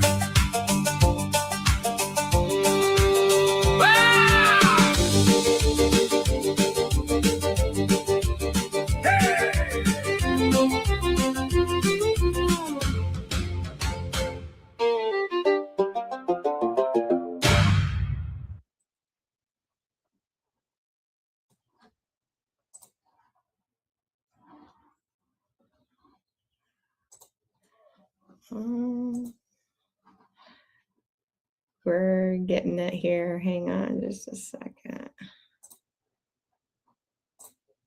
There we are. You know what Taryn did, Christine? That's just so beautiful. The song and the scenery. And just for the journey that we've had, it's been so neat to see all the different topography and biospheres that we're going through. California has everything. And the one thing that's really, that I've taken away from it is everybody we talk to pretty much has a commonality that we want what's good for ourselves, our children, our grandchildren. We just want what's good. And as soon as they speak with us or with Lewis, they're all taking that message away. And it's been very exciting. Yeah, I have a lot of hope actually after traveling up and down the state talking to people, because it's not, they're not all concerned about what our party is. They're really concerned about what are we going to do to fix this mess? And that's unilaterally, by the way. That's independents, Democrats, and Republicans all have the same concern. So that should be even tell people even more how we're being fed this psyop of these 8 candidates and this whole game. Is because everybody that you're hearing constantly in the news are part of this system, and we have to understand this. And many people still buy into it. They still do. They're like, oh, it has to be one of those candidates. Guys, you're being sold a bill of goods. I can tell you the non-Democrat and the non-Republican Party in California is 30%. Republicans are 23% and falling. Yeah. That's all you need to know. But you're not hearing about any of those other non-Democrat and non-Republicans because they're not part of the system. They're bucking the system, right? So to think that you're going to see on some regular mainstream media or local news program Suddenly they're going to be telling you the truth. What matrix are you still living in, right? We are still stuck with inside this control. Now they're holding on. They're fighting as hard as they can. I mean, we keep permeating. It's permeating the zeitgeist and getting in there, and it's disruptive, and they don't know what to do. They can't handle it, and they freak out, and then they suppress us again because they all get together, and then we permeate it again. So I don't think people understand. You two do, because you're there on the road. They don't understand that it's a constant battle over and over, and retooling and repositioning our weapons over here. And then they go after that. And then now we're repositioning over here. They go after that, and we find somebody else to get out the message, and then suppress that person, and so on and so forth. That's the game, right? And it's a constant battle, and it's tiresome, and you guys work so hard constantly and talking to everybody we possibly can. I want people to understand that we are still in the thick of it, right? Nobody's coming to save us. We have to figure this out on our own. And there's good thing as a leader, I don't ride that roller coaster, right? Because if I did, it would be very hard on the two of you and everybody else that is with us. I have to stay even keel. So when we get hit, and we get hit constantly, right? Boom, still there. And then we just had, she had some great news this week and some connections. We could go way up, but we're just still there. We have to stay on the track and just keep moving forward and trudging through this and be stable, because we have to lead by example. But I would tell everybody, don't let the perception of us be in your belief system that there's not a battle going on, because there is an epic, and it's a spiritual battle too, and people don't want to talk about that, but there's a spiritual battle too, and where it physically hits us sometimes too, or there's some weird drama that happens all of a sudden out of nowhere, you know what I mean? And it's fascinating. But I will say, all in all, one of the great things that I've seen, not just the fact that we can travel up and down California, and I can virtually say, and you've heard me say, hey, that's Ireland, that's Virginia, that's Pennsylvania, that's the desert, there's the Rockies. I mean, what are you talking about? Well, it's literally in California, virtually everywhere we travel on the planet.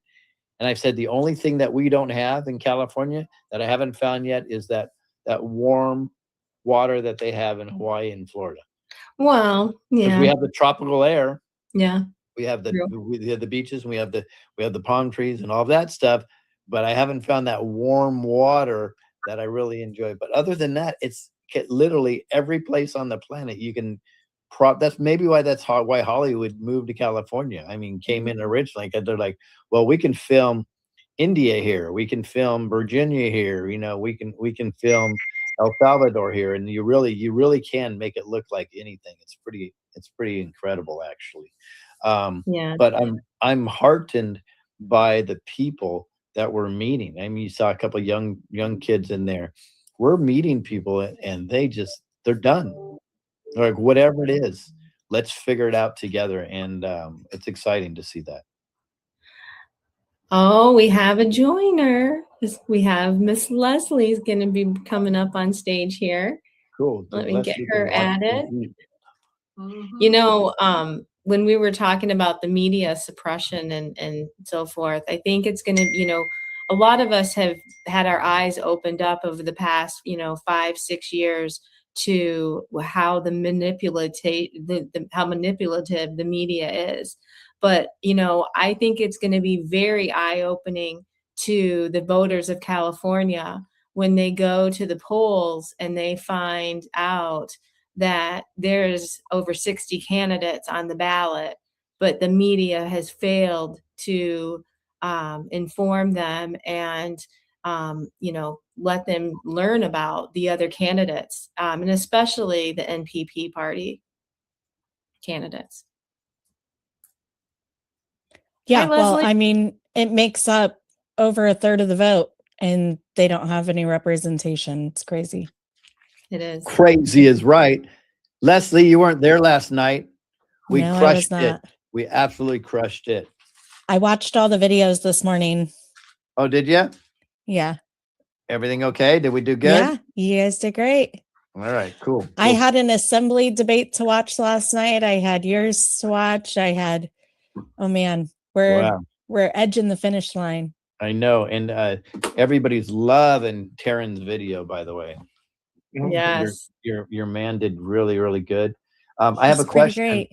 And if Yes. you can't answer it, I understand, because I understand the demographics and the politics. But can we talk about what's going on with Clint Curtis and Shasta? I don't see why not. Okay, because I think it's fascinating, scandalous, but also I want to know, it's, was there something inappropriate done? Also, it's the stuff that we have to talk about. Well, and the thing is, so I haven't read the entirety of it. They released the report. Basically, our supervisors voted to waive attorney-client privilege. There was an HR complaint filed against Clint Curtis by one of the old regime's employees who has been... Real quick, I want to set the table. So explain what you mean by the old regime's employees, because it certainly is a really bitter, catty situation there. Yeah, so it's insane, and you experienced it firsthand when you came as a guest to visit. You experienced the craziness of like people just there to cause issue. Yep. And so what had happened was in Shasta County, everybody assumes we're an 80-20 political split, 80% Republican, 20% Democrat. And we live in this conservative mecca. So, why do we need to be involved? Why do we need to worry about who's doing what? If they're running and they got an R, they're probably fine. Let's just go with it. And so all of us were kind of had our heads down and we're living our lives and just kind of voting R down the ballot and not being involved, and shame on us. But, COVID happened and people started waking up, and we realized for 20 plus years, our four main offices, our sheriff, our registrar of voters, our district attorney, and our superintendent of schools were all appointed. Nobody ever got to vote on the four main people that represent the biggest parts of our county and do the most, right? It was always they would retire midterm. Yeah, thanks. Hi, Mary. Hey, can you see me? We can. They would Okay, retire sorry. midterm, and then they would just appoint, the next most qualified person. And then they would tell voters, you don't really have a say. Then this is who's qualified. And if anybody else runs, they're not qualified. This person's been training for 7+ years or whatever. And so you were just handed your next local elected official. And that's what happened. So for 20 years, we had a regime, because it was a lady straight out of DC, proud Democrat, who was running the office, and she was, the establishment all the way. She ran on a slate of establishment candidates, and then she retired midterm and appointed her predecessor, who's the lady running against Clint Curtis. Sorry. And so what he's dealing with now is the fallout of that political game, where the establishment lost control, found out that, real people are going to run for these positions. And now they're trying to take back control by paying these crazy people to act insane. And it has just become, and I joke, in Shasta County, we've got 3 types of derangement syndrome.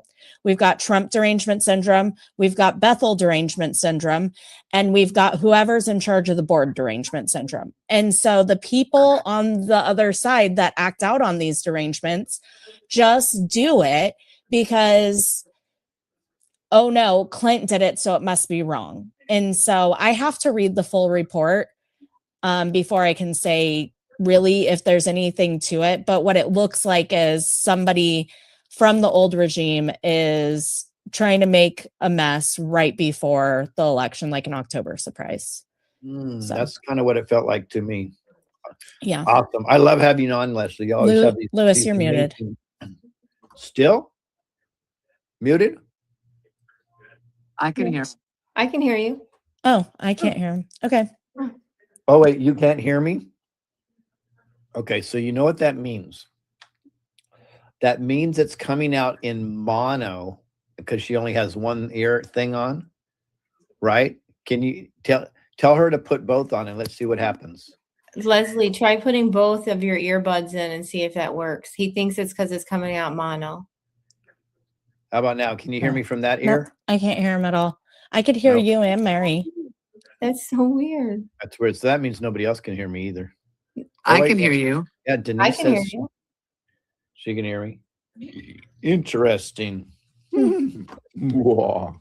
Well, anyways, I just wanted to say I love having Leslie on here because she has these amazing takes and she's well versed.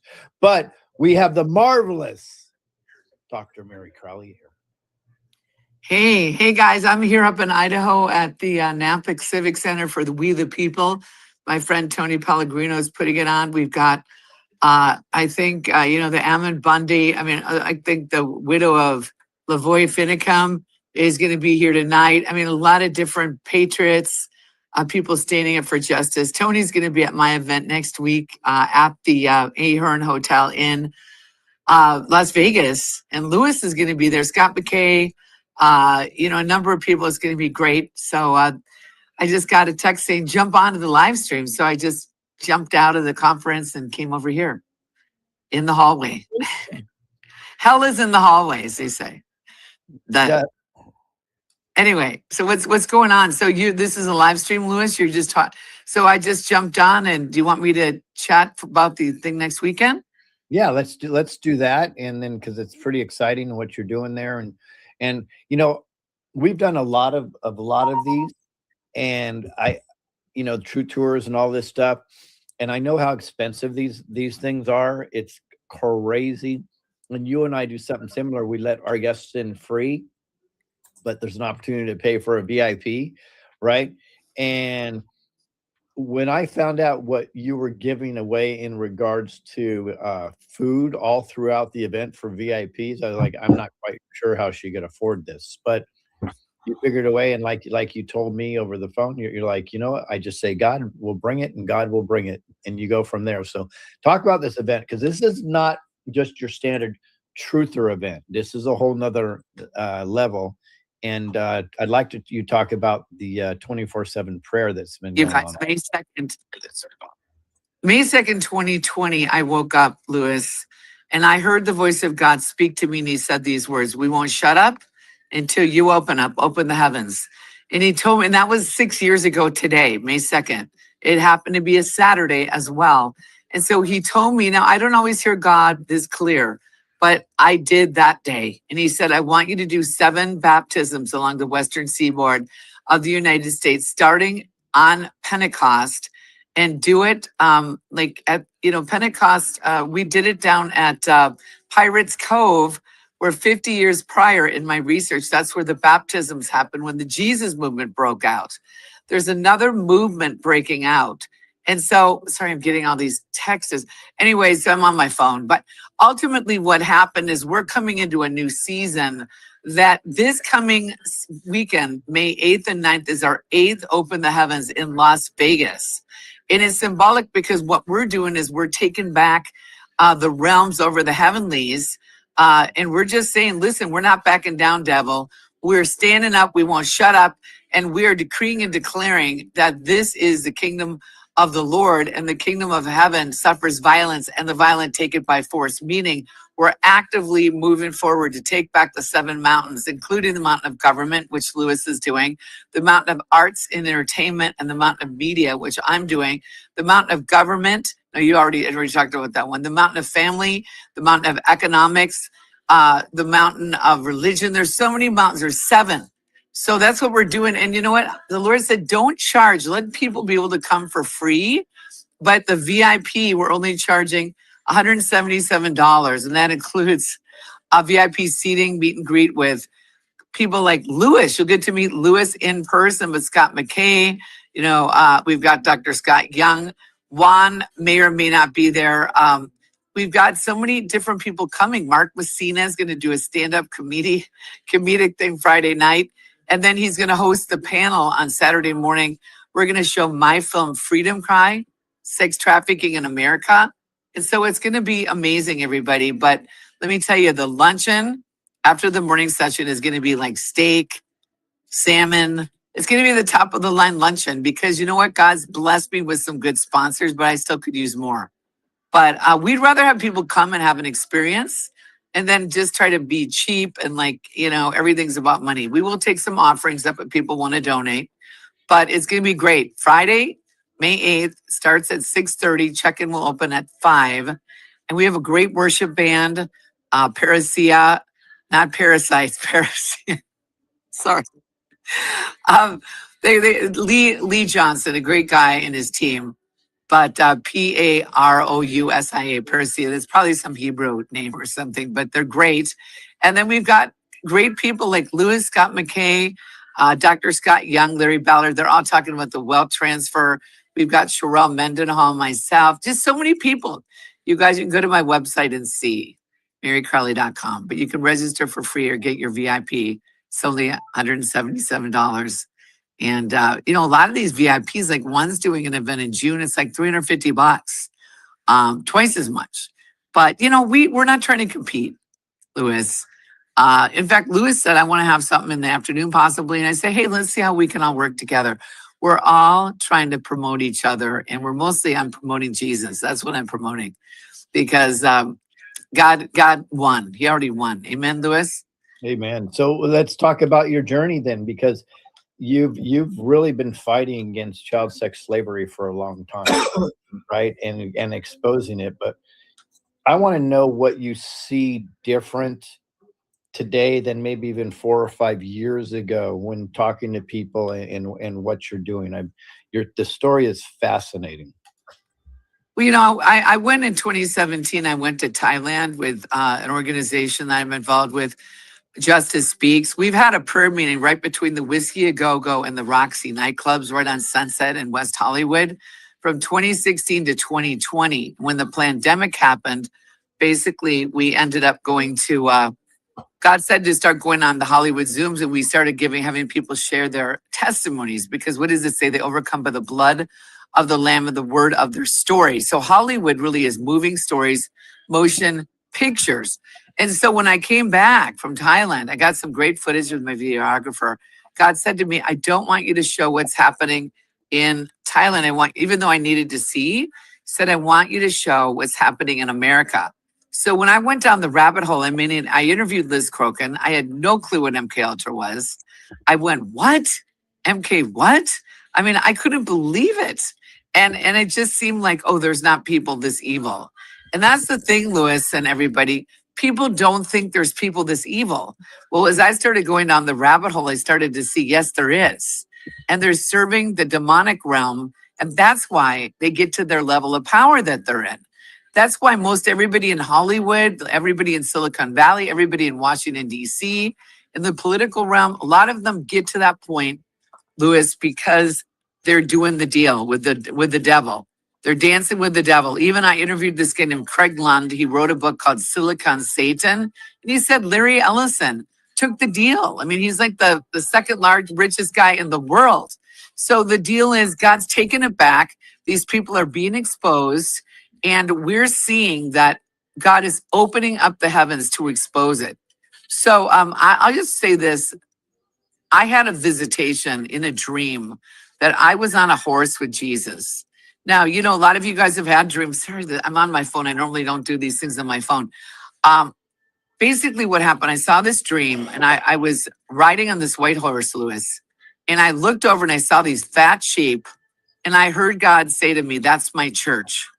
Remember, he said he'd leave the 99 to find the one that was lost. So we continued on to a thicket. We got off the horse. We went down this steep embankment, and I'll never forget what I saw. I saw these emaciated, broken, really bad look, you know, really broken sheep, and they felt really bad. I always like to say it, bad. And they were broken. And so Jesus lovingly stooped down, opened up the snare of the most lost, broken little sheep. And he opened the snare and he gently picked up this lost lamb.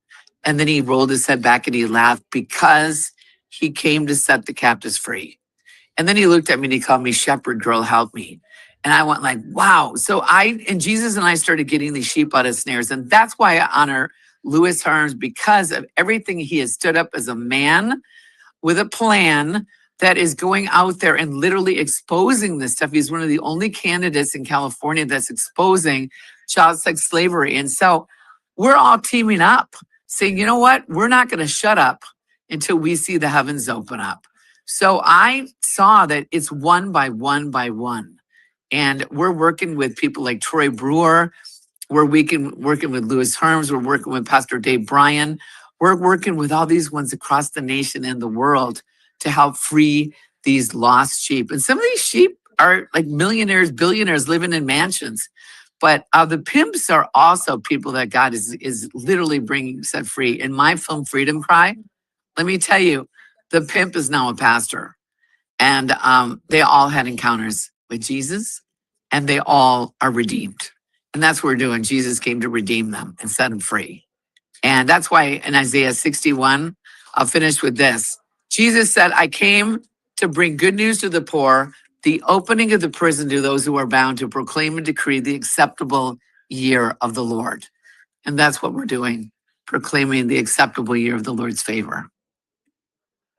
I mean, I could talk for 2 hours, Louis. I mean, you know what I mean? Oh, you could, but this is awesome. I mean, it's a conversation. So I'm just telling you, my heart is for the kingdom. Yep. My heart is for the lost sheep. I feel God's heart. My heart is to see the lost, you know, in whatever capacity. Some people are billionaires and they're just as lost. You know, people think if I get enough money, if I get enough fame, if I get enough power, then I'll be free. But then they get it and they realize that there's Angel. Come over here, say hi to Louis Herms. Louis is one of the ones in West Hollywood that got set free as an LGBT. And he got set free on West Hollywood, on Hollywood Boulevard. We're on Louis Herms. Wow. Say hi to Beautiful. Yeah, Nice so anyway, to- they nice just to walked see in you. the door. So That's anyway, awesome. that's Lori, his wife. And Angel got married, and they've been married 4 years now. So if you're LGBT, you can be set free. Amen. That be true. LGBT means love God, be true. It's right here. Yeah, I love that's it. right. It's on his, he's got a tattoo on there. It says LGBT with the flag. We're taking back the flag. We're taking it all back. Amen. That's God's rainbow. Yeah, it's God's rainbow. Man, Amen. Plus That's one. Anyway, Angel just walked in the door. So, but Angel, yeah, like I'm telling you guys, we are there to not condemn, not to criticize, but literally to bring them comfort and peace. That's what the comforter is on Pentecost. So you guys, next weekend, May 8th and 9th, it's going to be good. We will stream it, and I'm not charging to stream either. But people can donate because I'm a nonprofit 501c3, and people can contribute. But right now, we could use another sponsor. We could use some more VIPs. But I never try to produce fear, because God always got it covered. God owns the cattle on 1,000 hills, and all of his streets are paved with gold. So God is not broke. Amen, Louis? Amen.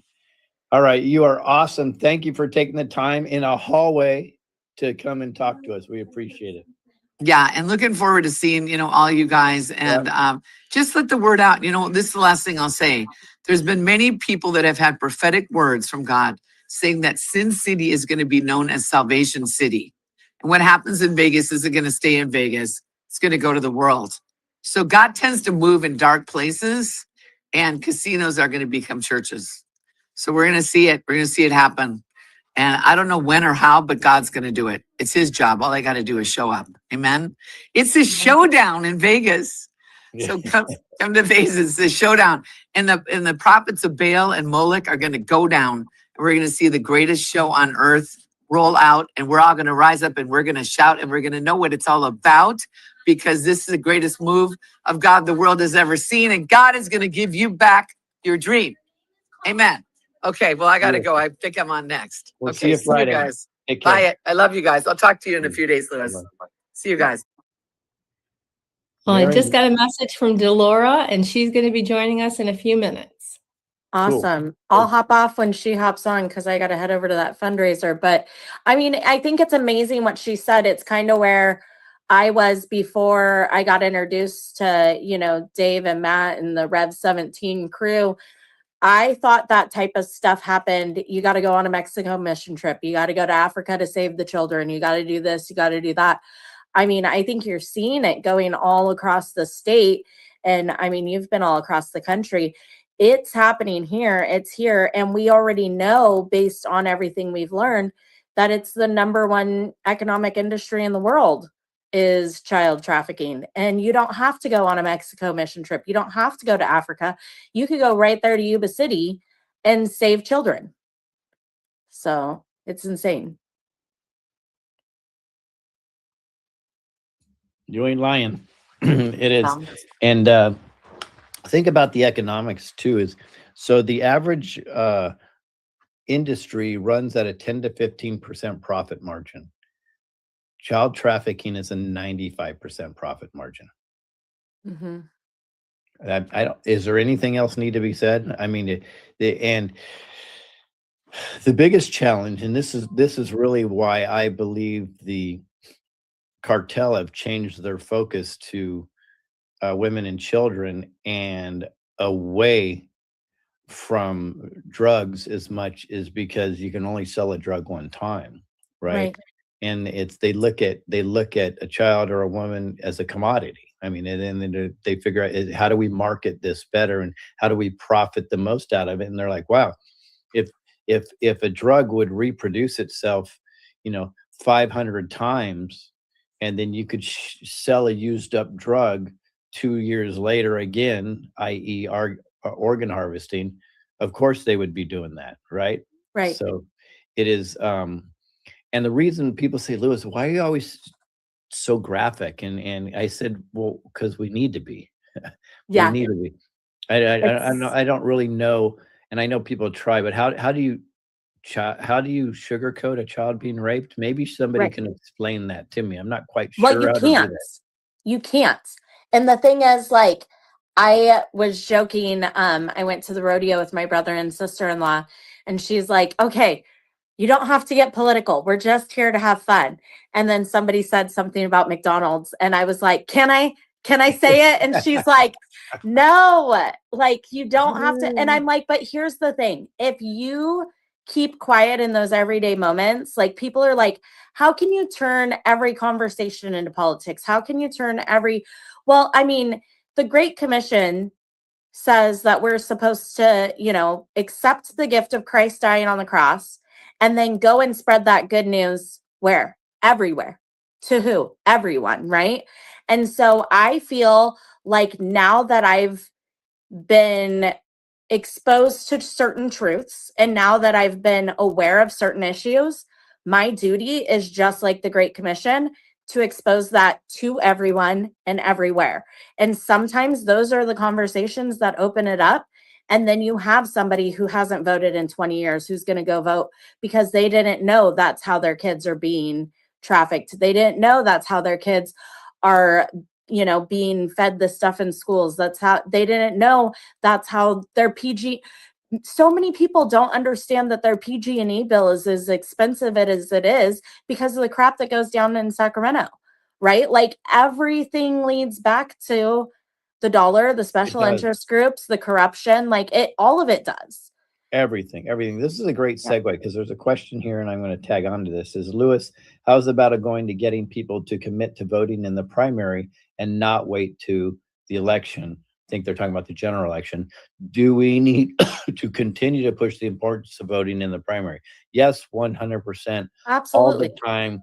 Everything is the primary. And here's the thing. The primary is the hardest election for the baddies to rig also. So we have to think about that, because the more people that show up that they're not expecting to show up, they're not prepared for that, right? The challenge, though, is they put all their focus into that rhino, that Republican in name only, because they want to control the general. So their focus is the primary, where our focus is the general. We've been turned upside down on purpose. But I want to go back to what Leslie is saying. Everything everything leads back to the elections. Yep. Our First Amendment that's being completely trounced on is because either the elections are stolen or we put the wrong people in office. Them going after guns in the Second Amendment is because our elections are stolen or they put the bad people in office, right? Child sex slavery is because you have either corrupt police, sheriffs, judges involved, and or they're turning a blind eye because they're scared because we put the wrong people in office. I mean, it Right. all goes back to the election. So if anybody is not voting, you're part of the problem. Right. Because at minimum, the more people that come out, the harder the system is to rig. Well, and so the person that's asking about the primary, when I was telling you about all of those 4 offices in Shasta County that for 20 years when appointed, Yep. that election happened in the primary. All 4 of those Yes. seats were decided in the primary. And so many of your local seats are decided in the primary. Mm-hmm. And if you get 50% plus 1 in the primary, you win. You don't have to go into the general. And so, yes, the primary is the most important time to vote. And so many people, I mean, and you're seeing it, and, you know, I'll leave with this is people are saying, Lewis, you seem great. You're a great candidate. And if you make it into the general, I'll back you financially. I'll back you with this. I'll do, you know what?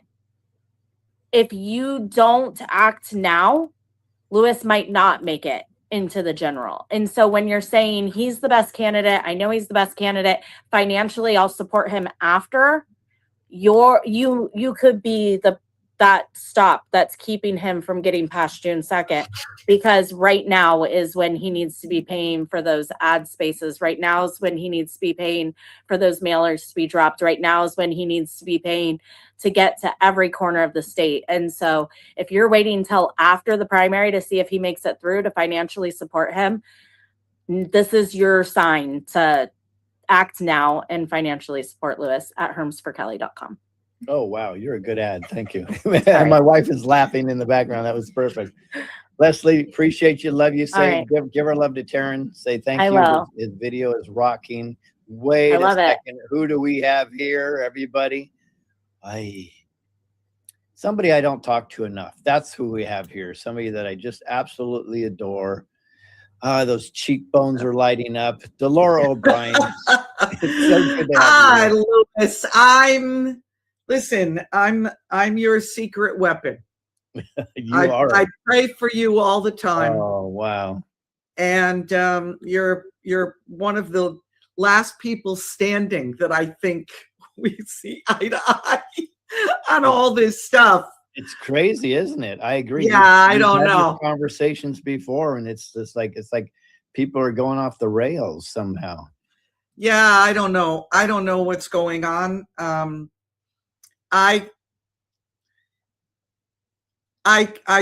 It's very, when I think about you and we pray for you, and I mention you on my shows a lot. It's heavy for me. It's that I have a burden because I know you and I trust you and I admire you. And out of everyone that is running and those that have been endorsed and, you know, the whole thing, you really care, and you really would be the best for California. Look, if you don't do this, you run for president, I'll be your VP. Oh, wow. I don't know about that. You as the VP. That would shake it up. I get it. Me running, I'm for not you, sure. absolutely. For Wow. you, absolutely. Yeah, it's crazy times, but you would definitely shake things up. I mean, it's now. I don't want to get somber, but isn't it incredible that the politicians just aren't talking about child sex slavery and the dirty deeds that are going on? It just blows me away. In fact, I'll tell you what's crazy. I don't mean to interrupt you, but No, it's fine. I just saw the film Michael, about Michael Jackson. Yep. I've known this for a long time, but now people are coming forward, and Macaulay Culkin is one of them. And he is saying Michael Jackson is the one that saved me from getting on that plane. That's right. With Jeffrey Epstein. That's right. So we took a break actually on the campaign, and it took a couple hours, and we saw Michael also, the movie. And I don't know, I'm going to give away a little part of the movie because I don't know if this was a tell, but right before his hair was going to catch on fire, did you notice that the director said take 6, and then the background, his 2 assistants said 6, 6. Yes. Not only that, if you go watch it again, wow, it's funny you picked that up. The back where the lights were, where it was flashing, they moved it closer to get a greater effect. You see it being moved forward, and that's why his hair caught on fire. Yeah, I think there, look, we know what we think. And how about at the end when it says the story continues? Yes, the journey continues. I think it was. Yeah. It was very interesting, and interesting also. Did you notice not one mention of Janet Jackson through the whole movie? Nothing. No, literally, you didn't even know he had another sister if you would have watched the movie. Yeah. So it was fascinating. I would recommend that movie, and I don't recommend many, but I would definitely recommend that movie. And something interesting in it, you've seen my disclosures about tunnels in Beverly Hills, and Ron Burkle. Yeah, we did a couple of shows on it. Yeah, and Ron Burkle, of course. Fascinating enough, Ron Burkle was an executive producer on that movie. So I'm gonna tell people something. Somebody just asked me this privately, and this is just a theory that I've had for a while. Because if you follow the previous executive orders, one of the executive orders said if there's crimes against humanity, you can take all their property, do what you want with it, take their estates, and so on and so forth. Right. So I've been noticing, if you go through over the last 3 years, you love movies. Well, you have a Hollywood background where you can talk about Hollywood. Absolutely. If you go through the movies, suddenly all these evil actors that we know of, right, are executive producers on all these films, and that they're not even involved in. And if anybody knows an executive producer, you have zero involvement. It's generally a financial aspect, and then you can get points and percentages back on the film. So when I started seeing all these actors pop up as executive producers on a film they have nothing to do with, and of course Burkle on this one, what if, and this is just a what if moment, a little hopium for people, what if because of this executive order, they've secured their estates and they're reinvesting in a new Hollywood, and they're getting paid back. So they're literally making money on these people's name, and nobody even knows it. Wow. Just a thought. Who knows? Right. Who knows? And that's who knows? Who knows is the greatest thing that you can say, because one of my biggest irritants is you have the hopium crowd that says they know everything, and then you have the fear porn crowd that say they know everything. And the reality is, who knows? Right? You know something, Louis, and I say this a lot. I don't know much. I speculate. I'm a great researcher. I put a lot of things together. But anyone that tells you this is this, I know that don't trust them. Right. Don't trust them. I got this. You know what's funny? I actually do have connections. You do. And you know what they tell me? We can't say nothing. Right. Yeah, it's exactly right. I think it comes from a level of arrogance too, and I would rather say I don't know what I don't know. I That's certainly, right. and so many people say, Lewis, you're so knowledgeable and blah blah blah blah. And I'm thinking to myself, well, if knowing 1% of something is super knowledgeable, then I guess I'm knowledgeable because there's so much more for me to learn, and I learn daily, and I get these crazy downloads. I was in a debate yesterday, and with some really good people actually, and I found out halfway through that all of them were fed the questions ahead of time. And I'm not blaming it on them. They probably sent it to me. It's just an email I didn't read, right? Right. So while these questions were coming up, the beautiful thing is I was getting downloads, and that was, that's God just saying, here's the answer to that. Because it wasn't even That's me. right. And it was just coming through. I'm like, well, that's a great idea. Boom. Right. And I'm like, oh, well, that's a doozy. Boom. Right. So I love that. And it was easy. And people were saying, oh my God, you did so great in this format. And I'm thinking, wow, I had no idea what was coming. Right. So that's all glory to God for sure.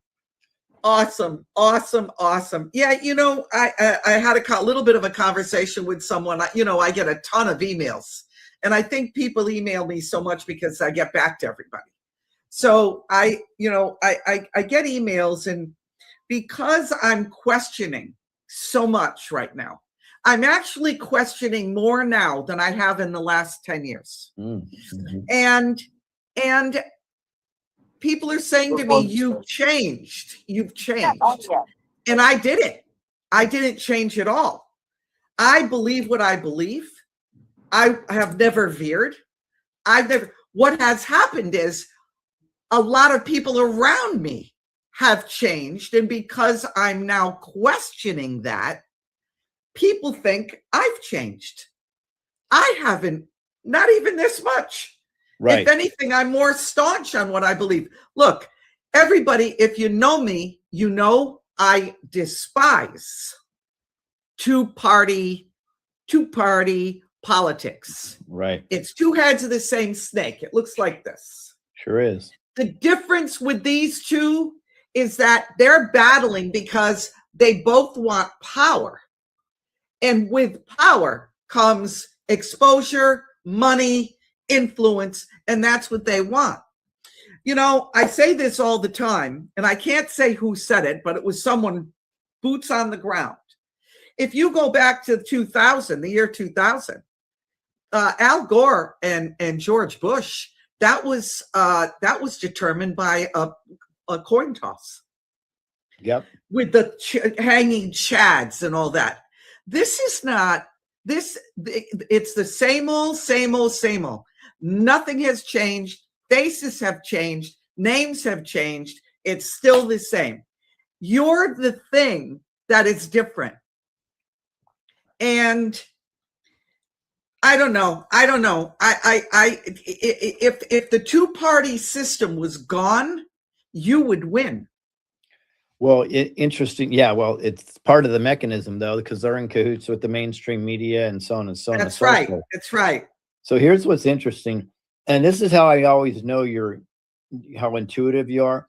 I'm guessing what I'm going to say you didn't know, but you understand the two-party system is a fraud. So George Washington, John Adams, James Madison all indicated that the death of America would be a two-party system. Thomas Jefferson said, if I had a choice between going to heaven and choosing a party, I would not choose a party, and I guess I'm just not going to heaven. That's how important it was for Thomas Jefferson. Wait, Thomas Jefferson said that? Thomas Jefferson, and I'll find the quote.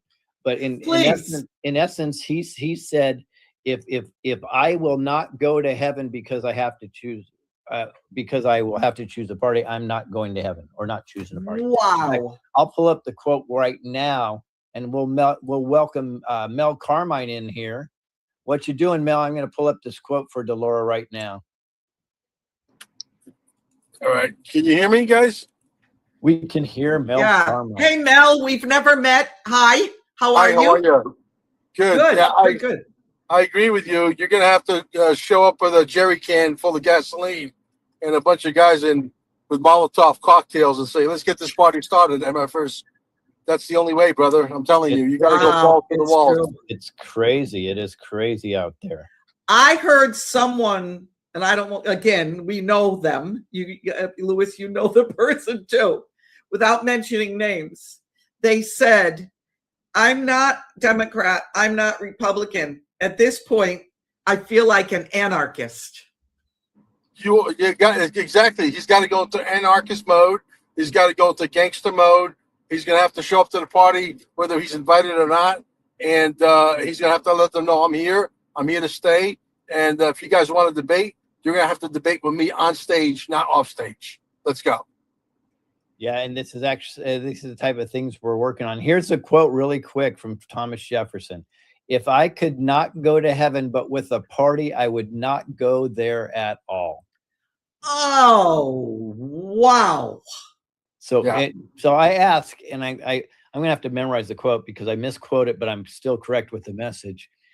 If I ask people all the time, so if the founding fathers were telling us, why are we so entrenched in a two-party system at this point? I made a conscious choice. Frozen. Exactly. I think the Laura's frozen. I'm not sure. I don't know if it's just, is it my end? Yeah, I think it's your end. So I made a conscious choice. Maybe it's my end. Because Louis, you and Mel are both frozen. Not choose a party. That's all we can do because, and I know, and people said, well, Louis, this is political Maybe I should go out and come in. I said it's not political suicide because it's the right thing to do, and we have to keep just doing the right thing. So Mel, I heard that you were heading to California. Can someone in the chat tell me, am I the one that's frozen, or are you guys not seeing? Yeah, them? I'm actually driving. Can you hear me? Yeah, you're good. Hello? Yeah, I'm actually driving through the desert. I just left Vegas about 20 minutes ago, and I'm doing 80 miles an hour in this beast, and it's like I'm standing still. Oh, yeah. Vegas is a pretty fast drive, actually. I know exactly what you're saying. Yeah. Sorry, I got thrown off. Oh, we got you now. You're good. Okay.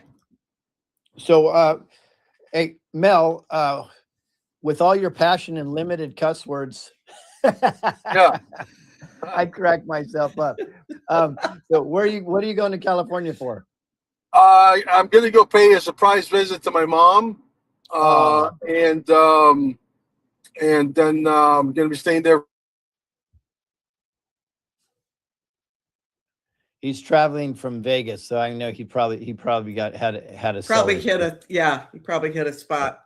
But anyway, I'm going to go visit my mom at the in Glendale, and for a few days I'm going to have dinner with my friend Frank Mancini. Just a lot of little things going on. So your mom doesn't know you're showing up? Well, I gave her a little hint yesterday that I might be coming, so I think she knows I'm coming at this point. Oh, okay. She still likes you though, so it'll be a good. Oh yeah. I'm going to tell you right now. This is off subject line. Whether you neutral on Mel Carmine, whether you like Mel Carmine, whether you love Mel Carmine, whatever you got to do, you better figure out a way to love Mel Carmine, because I'm coming with a new platform called Tube 1776, and we're going to rock the world, literally rock the world. Is this so? Will this be like a better form of YouTube without the suppression?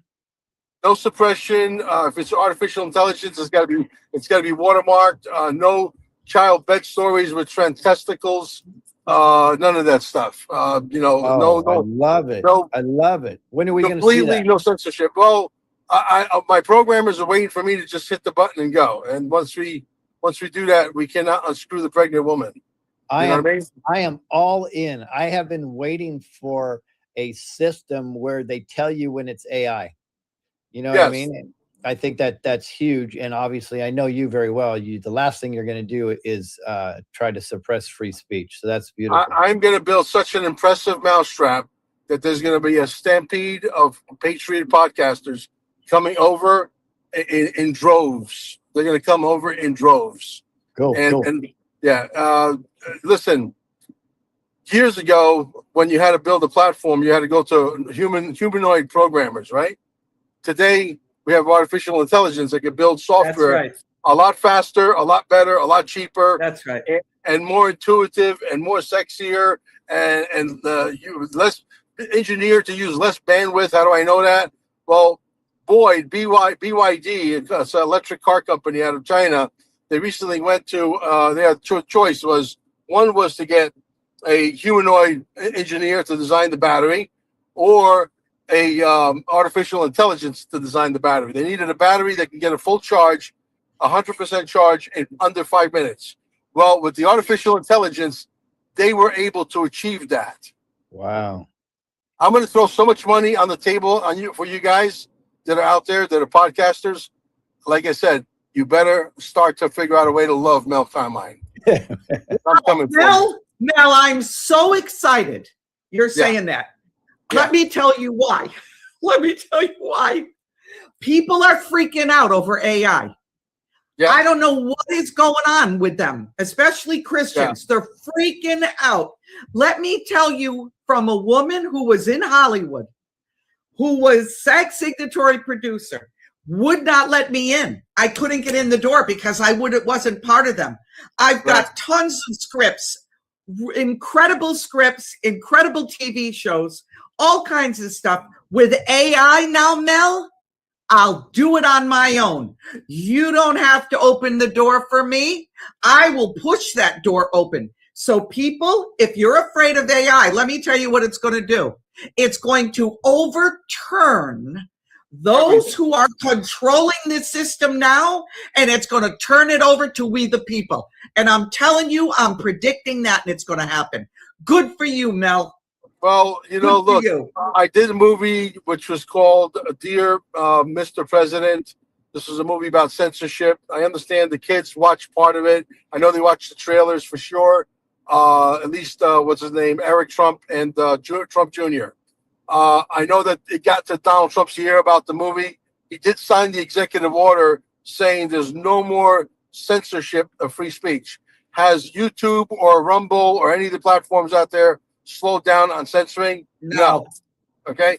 So now I'm coming out with the movie that's going to expose the bonds and how we're all being traded on the stock exchange like cattle for, since the day we were born, but till now we're all worth, $800 million each. Yet we cannot access the money. Actually, my wife did access the money, did pay the bill. We did get the receipt saying, hey, your bill was paid, and then all of a sudden we said, hey, we want our money back. So is there money in the account? Of course there's money in the account. They just don't want you to have it because we're a bunch of slaves, because we are under a corporation. We got to get the republic back. Once the republic back, all of this stuff, all this nonsense goes away. But right now, it's a slow grind. Donald Trump is slowly saying, hey, we're going to get rid of the IRS. Hey, we're going to get rid of the Federal Reserve. Everything's going to be new in about 2 years. There's no question in my mind. Now, but it takes people like me, it takes people like the podcasting community to understand artificial intelligence, embrace artificial intelligence, understand the mechanics and how it benefits us, and take the bull by the horns. That's right. That's right. And run. Because you know why? If you think that YouTube's going to wake up tomorrow morning and say, hey, we're going to stop censorship, you got another thing coming. Ain't happening. I am so excited. This is God. This is God, Lewis, that I was on with him, because I am moving down the AI road. And the more I'm finding, and let me tell you, there's a lot of falsehoods about AI. And it's put there. I really believe it's there. All this stuff that came out about AI, people are going to be taken over, and I'm sure jobs are going to be taken over and stuff like that. I don't mean that. But just like the internet, for what I do, and I preach the gospel through the internet. That's what I do. Now I'm going to be able to do it through my films, through AI, and no one is going to say no to me. I'm going to produce it myself. And what I'm understanding, Mel and Lewis as well, the more I'm getting to understand AI, the more I realize it really is driven by the person. Sure. So if you're driving the AI, Mel, and you're driving it, you're in control of that. Yeah. I'm in control of it. We don't have to worry about anybody taking over. Yeah. The artificial intelligence went as far as giving me a review of how we stack up against YouTube and all the other platforms. And it basically said your only stumbling block is you're not going to be able to stop the censorship because the payment platforms are going to require that you censor your people. So with that said, I punched in all my stuff again into the AI. And this time I said, we're not using traditional payment methods. We're using blockchain, and there's no chargebacks, and we are in complete total control of the blockchain. Now it came back and said, well, within 24 months, you'll have YouTube down to its knees begging for its life. And you know, it's interesting. I'm so glad we're having this conversation. And Delora, this is God's timing for sure. Because let me tell you, so I think it was a year and a half ago on your show that I finally did a 180 on AI. I was saying I was completely against AI. It's going to destroy the world. And then I said, wait a second. I said, if we just give up and do nothing, then it's going to happen anyway. Exactly. So I said, what we need to do is, you probably remember, we have to get as many benevolent people involved in AI That's right. as possible, and we That's can right. use this for good. I'm going to give you something else to get excited about, and you'll figure out that Mel Carmen is a lot smarter than what he looks like. Okay, I can tell you emphatically that I had a question in my mind that I already knew the answer to that question, and I posed it to my programmers. I posed it to my wife. Nobody's coming back to an answer. I got impatient, and I asked the question to Grok, and I asked the question to ChatGPT. They both come back, yes. The question is, can I have bot programmers built into the software that if something goes wrong with the software in the middle of the night, that it will get fixed in record time, in like literally seconds? Yes. So now what that tells me is I could run a multi-billion-dollar YouTube-like company with artificial intelligence, with bots that are programmers that live in the code. That's right. That's right. On the fly. That's right. That's right. That means I can run a multi-billion-dollar company with like a dozen people. Sick. That's right. So Mel, all you have to do is have all kinds of agents working for you, Mel. There you go.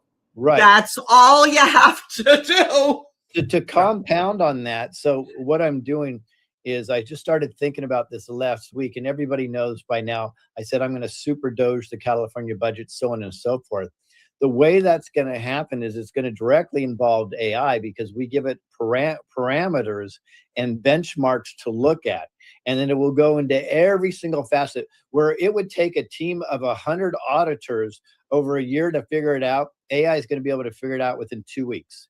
Right. This is with everything. And it will expose things that we never knew based on looking at the parameters, the way the money's spent, so on and so forth.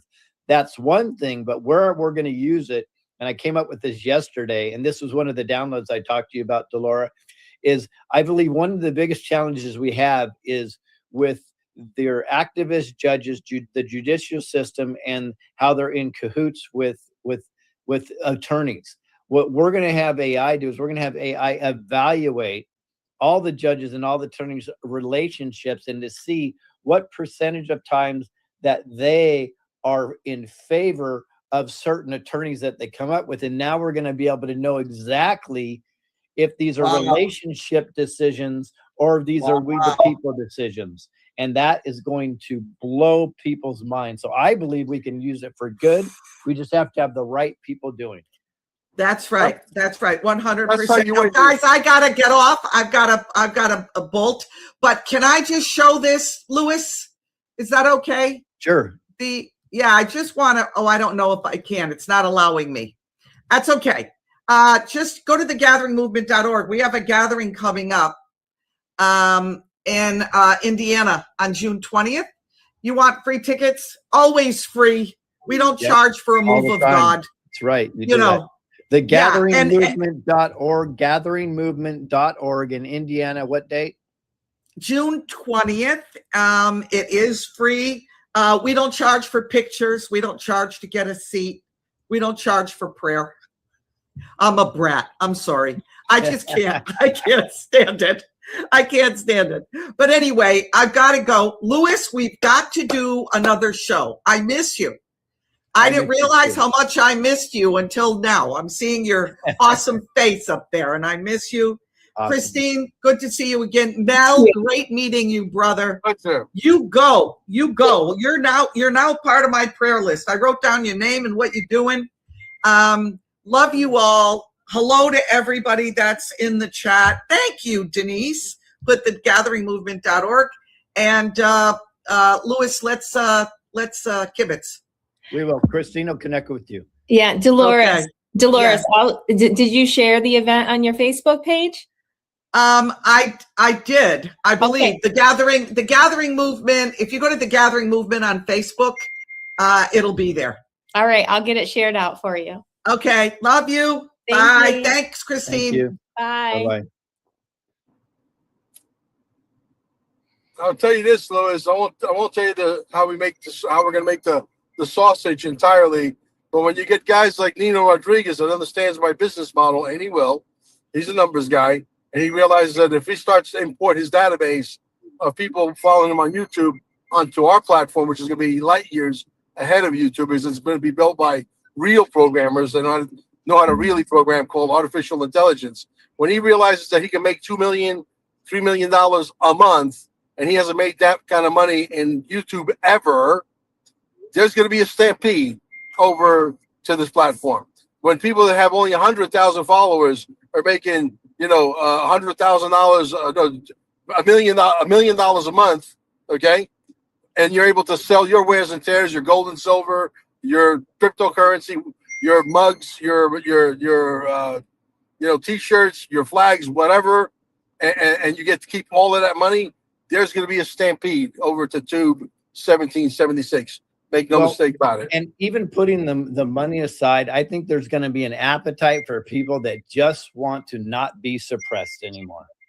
I think that is going to be your huge stampede over that. Mel's breaking up again.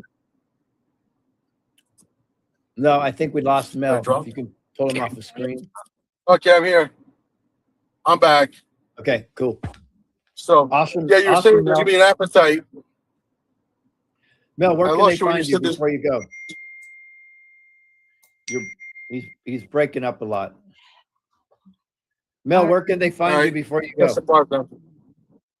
QFS1776.com. My main page right now on the Communist Tube is a Mel Carmine podcast. And the movie's coming out, Dear Mr. President, Show Me the Money, a movie about the straw man that's going to rock every foundation of every government around the world that's on the same scam. That's coming out on the 7th at 7:17 p.m. Eastern Standard Time, and it will set you back a whopping $5.89. Oh, I'll start saving now. All right. Take care, Mel. Thank you. Thank you, my man. All righty. Well, we have one more guest that is on their way in. Before he arrives, would you like to play our commercial one more time? Sure. It'll give me a chance to eat more. Okay. What history looks like in motion, not behind closed doors, not scripted in back rooms, but rolling mile by mile across the highways of California. 58 counties, every road, every town, every voice that's been ignored for far too long. From the coastlines where the Pacific meets the horizon, to the valleys that feed the nation, to the mountains that remind us how strong the state really is, we've seen it all. And everywhere we go, it's the same message. People are done with the same old politics, done being talked at, and ready to be heard. They're ready for something real, for someone who works for them. Not the insiders, not the system. We the people. This isn't just a campaign. It's a movement traveling across California, one conversation at a time. And behind that wheel is a candidate who isn't afraid to show up, Louis Herms. Because the future of California should belong to the people who live in it every single day.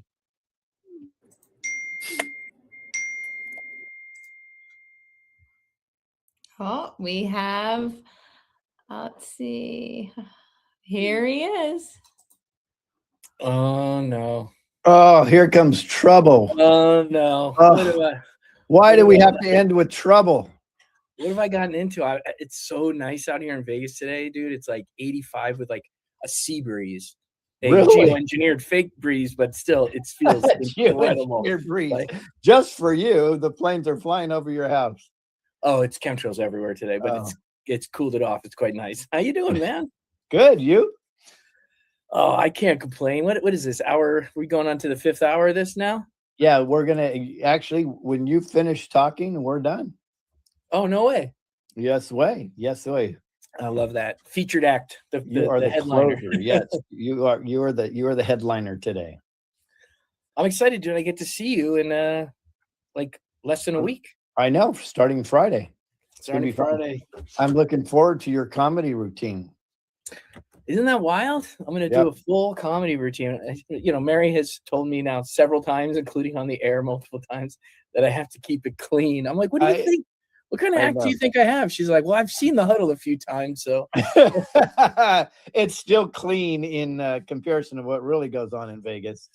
I might have to reach out to you like behind the scenes with some of the jokes to find out like where the line is, because there's some that I want to do. There's some, Well, I'm you know. not good with the line, brother. I tend to, I don't toe it. I step over it. So I don't know if I'm the right barometer for that.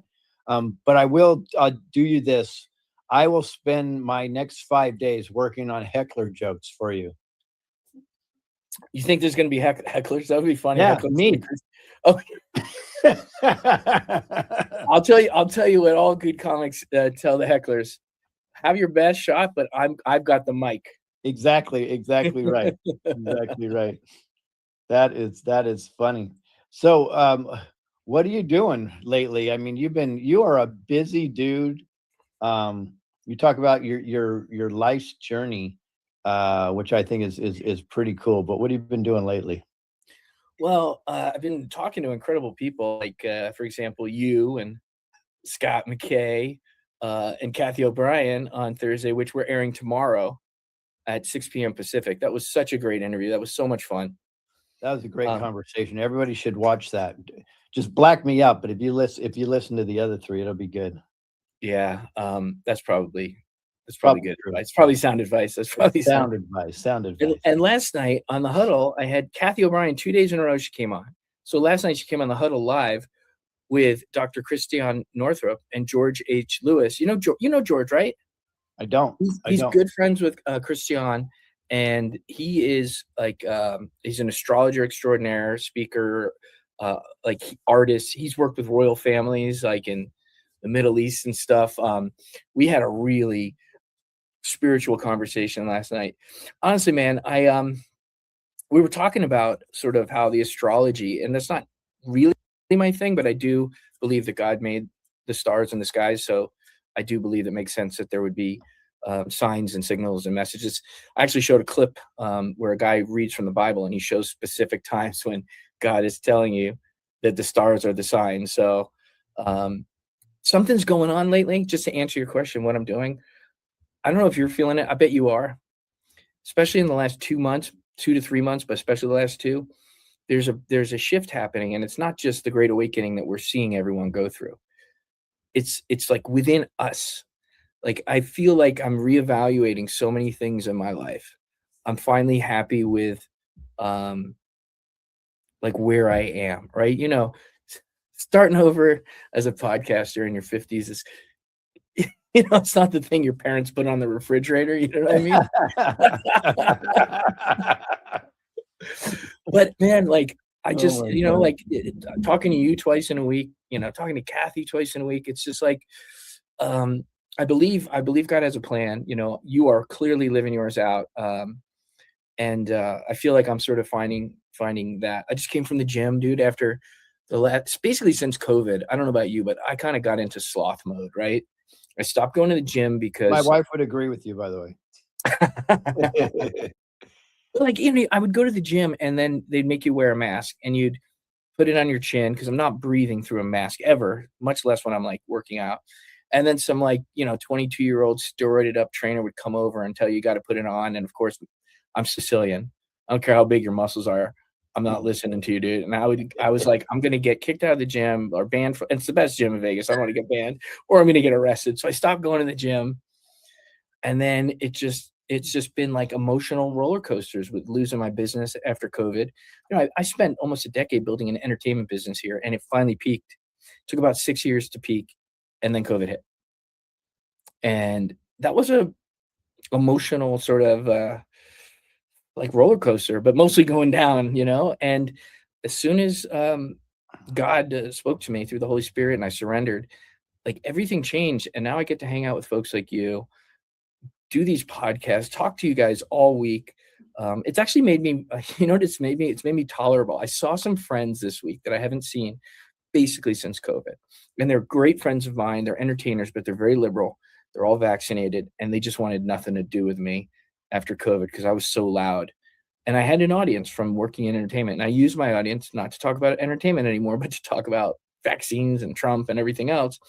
And so for the first time in many years, they invited me over for like a little dinner party. We played Mexican Train. I don't know if you ever played that. It's a fun game. And I realized, because I have access to you guys now, and we have such fulfilling, deep conversations, I don't need to be so preachy around them.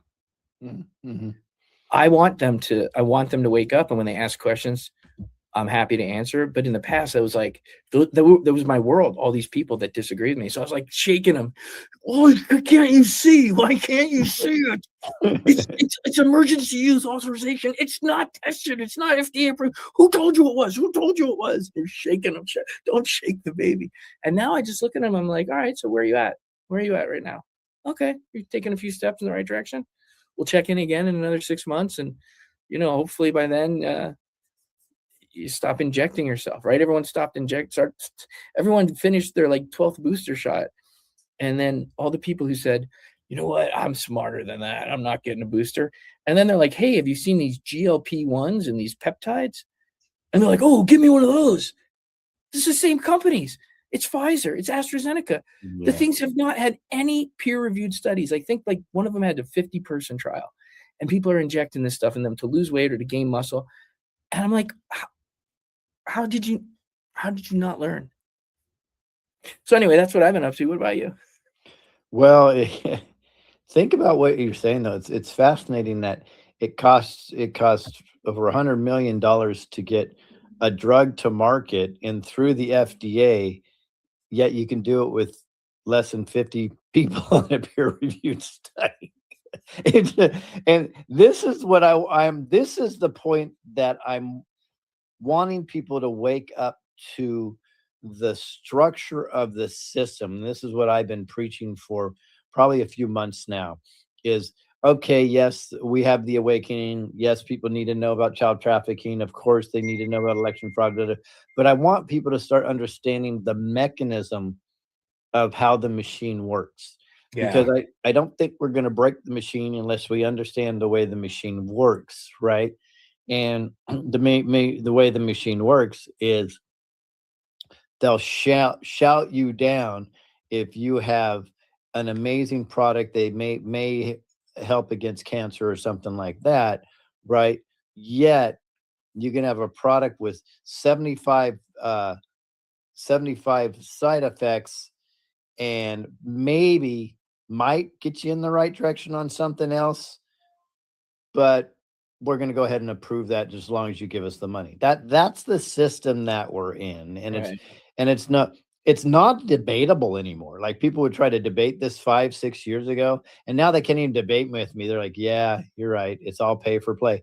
It is. There you go. But if we don't understand the mechanism, we're not going to snap out of it. So I have been finding lately, when I talk about the system and the mechanism and the way evil works, I'm getting more people to buy into all the ramifications of that. So it's almost going back to the way, teaching them the way the cake is made instead of talking about the frosting. And it seems to be very powerful lately. I like that with the cake and frosting. It's kind of making me hungry. Well, you did just work out.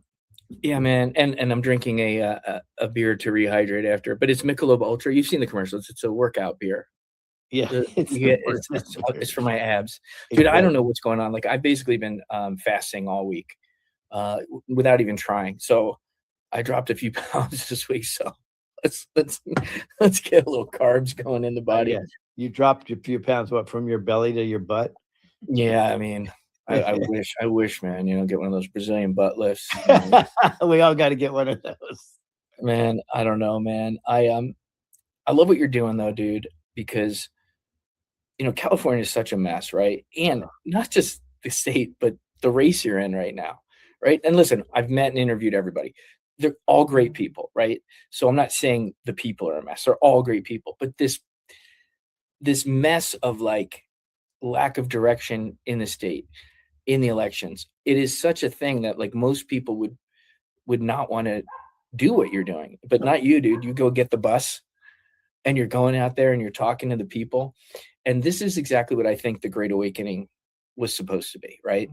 I think this is what Q wanted us to do. This is what Trump wanted us to do. This is the whole point, is that everyone's activated. And you, the anti-politician, going out there talking about, chemtrails or directed energy weapons or whatever we want to talk about, and not hiding it. And that's exactly the voice that we need.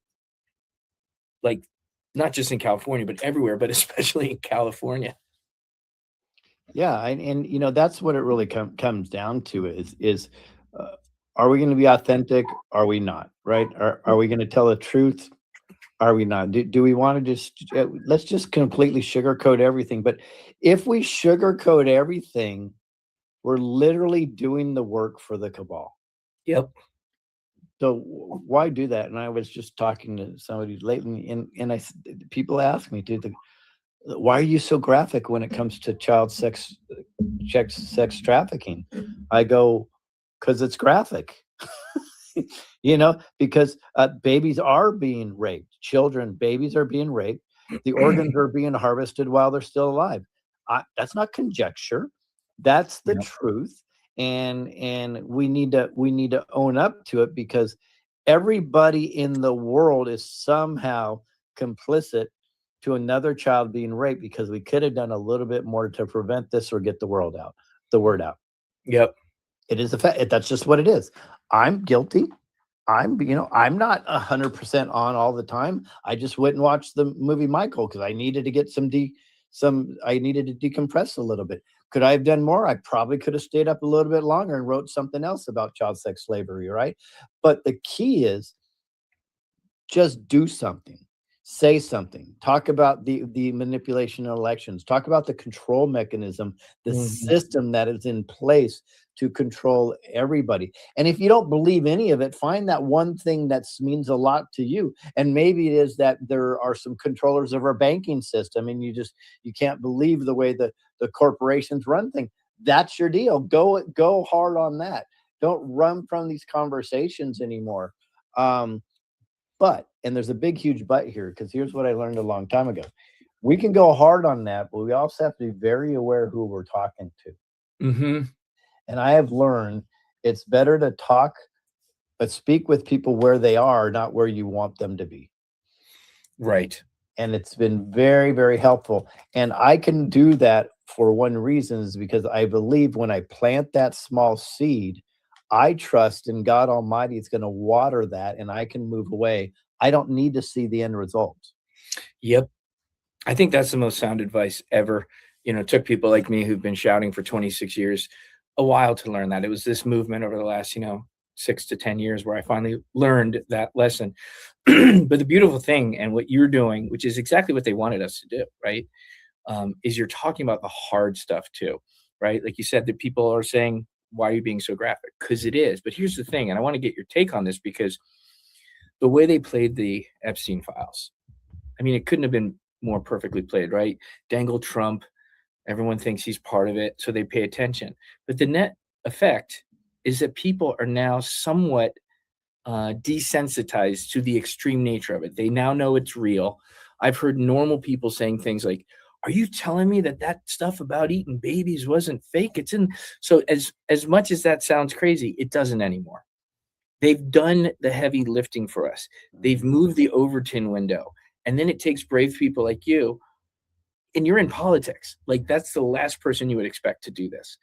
And you're doing exactly what they want. You're meeting the people where they're at after they moved them a little bit closer. They moved the needle. They opened the Overton window, and they're begging people to step through. And that's exactly what you're doing. I can definitely tell you 6 years ago, when I would talk about some things, I would get this la la la la la la where people wouldn't want to hear about it. And now, even if they may disagree or they're not quite sure, they lean in and they're paying attention. And that is whatever's happened over the last few years. That is wonderful. Now, I hear people screaming from the rooftops, we just need arrests. I don't trust anything until there are arrests. I get that. But you know who's saying that? 1% of the population. Because only 1% really has that expectation of arrest because they knew what was going on. So we're yelling that within our echo chamber, and I get it, but there's a lot more people to wake up. And the reason why this is where I don't agree with everything President Trump does, because I wholesale evaluate everything individually, and I think that's the way I want people to evaluate me also. That being said, the second that he said to Pam Bondi, when that question was asked about Epstein, okay, we're not going to talk about that. I got this, right? Second he shut him down, that was the most skillful way to draw more attention and get the people that hate him to start screaming about something they were completely ignoring. That was the most calculated thing I've ever seen from the Trump administration.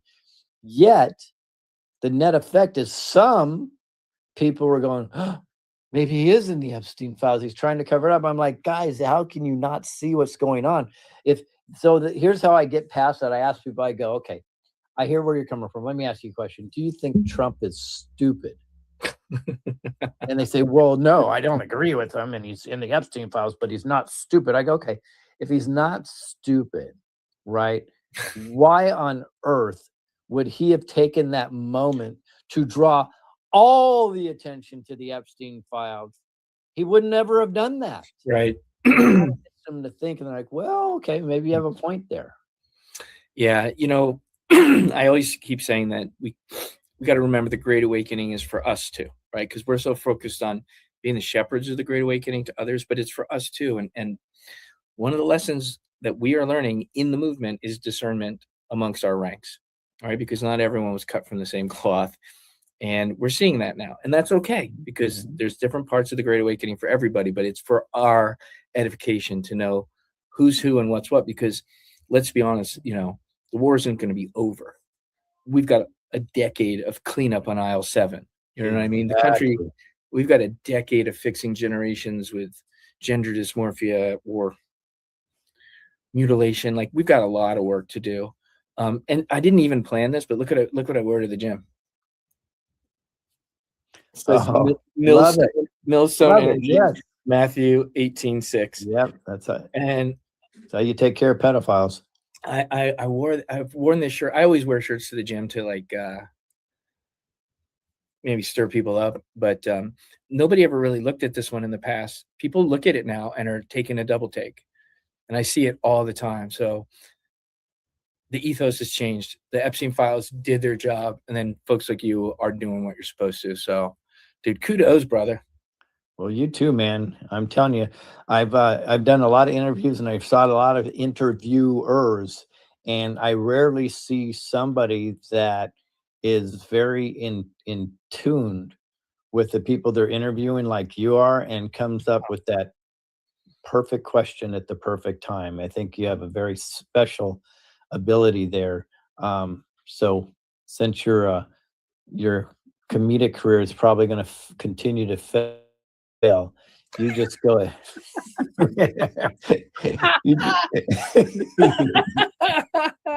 you just go ahead and keep podcasting. No, honestly, you are one of the funniest guys I've met, and your interview style is epic because you just intently pay attention. I've noticed, which is great. Well, listen, when I've got folks like you and Kathy and all these incredible people, of course I'm listening. Like, I never would have thought, God would put me in this place. like I said, it's not the thing your parents put on the refrigerator, but I now fully understand why I had to go through what I did in life, why I had the ups and downs, why the unexpected downs were so down, because they were forging me for this. And dude, I didn't know, I didn't know just a couple years ago that I was going to be an interviewer. I liked to talk about things, right? I would use my Instagram story for the last 6, 7 years to talk about directed energy weapons or California wildfires, one and the same. And people thought I was a little crazy. And I was like, maybe I can continue this. I had no idea it was going to lead to this. And then when I started doing it, I realized I don't take any credit. Like, God put me through a gauntlet in my life. At times, honestly, I didn't think I would survive, but it did. And now I'm like, oh, this is why. This is it, Like, it's funny because as a comedian, you know what I cling to? I am doing well now. These last couple months have been good, but there's times over the last, decade when you're like, what am I doing with my life? Like, I had all these great careers and they were guaranteed. Why did I quit and become a comedian? And why did I quit this and do that? And why did but whenever you have those thoughts, I think about Rodney Dangerfield. The dude made it when he was like 70. You know what I mean? He's one of the most iconic comedians in the world. So yeah, man, it's good to see you, brother. I'm glad I got to catch you for the tail end of this epic thing. I have it on. I've been streaming it on my channel too for you, brother. Awesome. I appreciate it. Well, Mark, I appreciate you. Can't wait to see you. Give you a big hug, brother. We'll have some fun in your neck of the woods. Awesome. Hey, Christine. Right. Take care. I love you guys, and I'll look forward to seeing you this weekend. All right, man. Take care. Bye-bye. All right. Peace. So, Christine, is that a wrap? Well, you're muted. But I read your lips. You said that's a wrap. She's like, she's trying to keep the smile on her face and unmute at the same time. There we go. So yes, that is a wrap. But we've had a lot of people wanting to hear that song one more time. And I did promise that we will release it later this evening once we make our edit. But we can close out with that song, and everybody has a great weekend. All right, let's do it. Thank you. Great work, Christine. Everybody watching, love you. We've got this. Now all we have to do is just fund commercials. It's that easy. We just have to get the word out. So see y'all. Take care. God bless.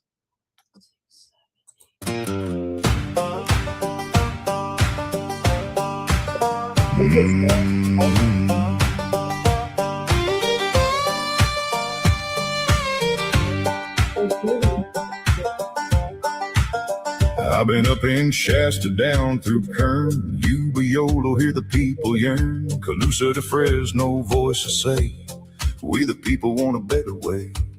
From Solano down to Monterey, folks are talking every day. Count it fair and square. Truth in every vote, we're getting there. Waste and abuse and bureaucracy, redundancy and fraud run deep. Hard-earned dollars on the line. Government's grown past design. I've been everywhere, man. Across this land we share. 58 counties, voices in the air. We the people rising up. Vote Louis Herms for governor. Be there. Call it out so all can see. Time to fix what we all keep. Cut it back and make it fair. Serve the people everywhere. He's the anti-politician, standing tall, no insider's grin. Common sense and people first. Fix the system at its worst. Safer streets and stronger ground. Lift communities all around. From the valleys to the air. We the people everywhere. I've been everywhere, man. I've heard the people's prayer. 58 counties calling for repair. Waste, abuse, redundancy, fraud. Vote Louis Herms for governor. Be there.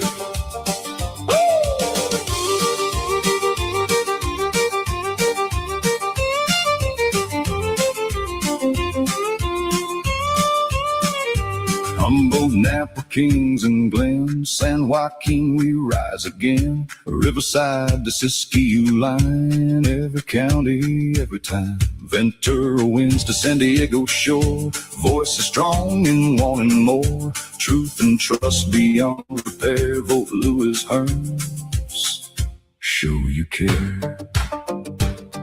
Not left, not right, just doing what's right. Shine a light, bring truth to sight. Cut the waste and clear the way. Let the people lead the day.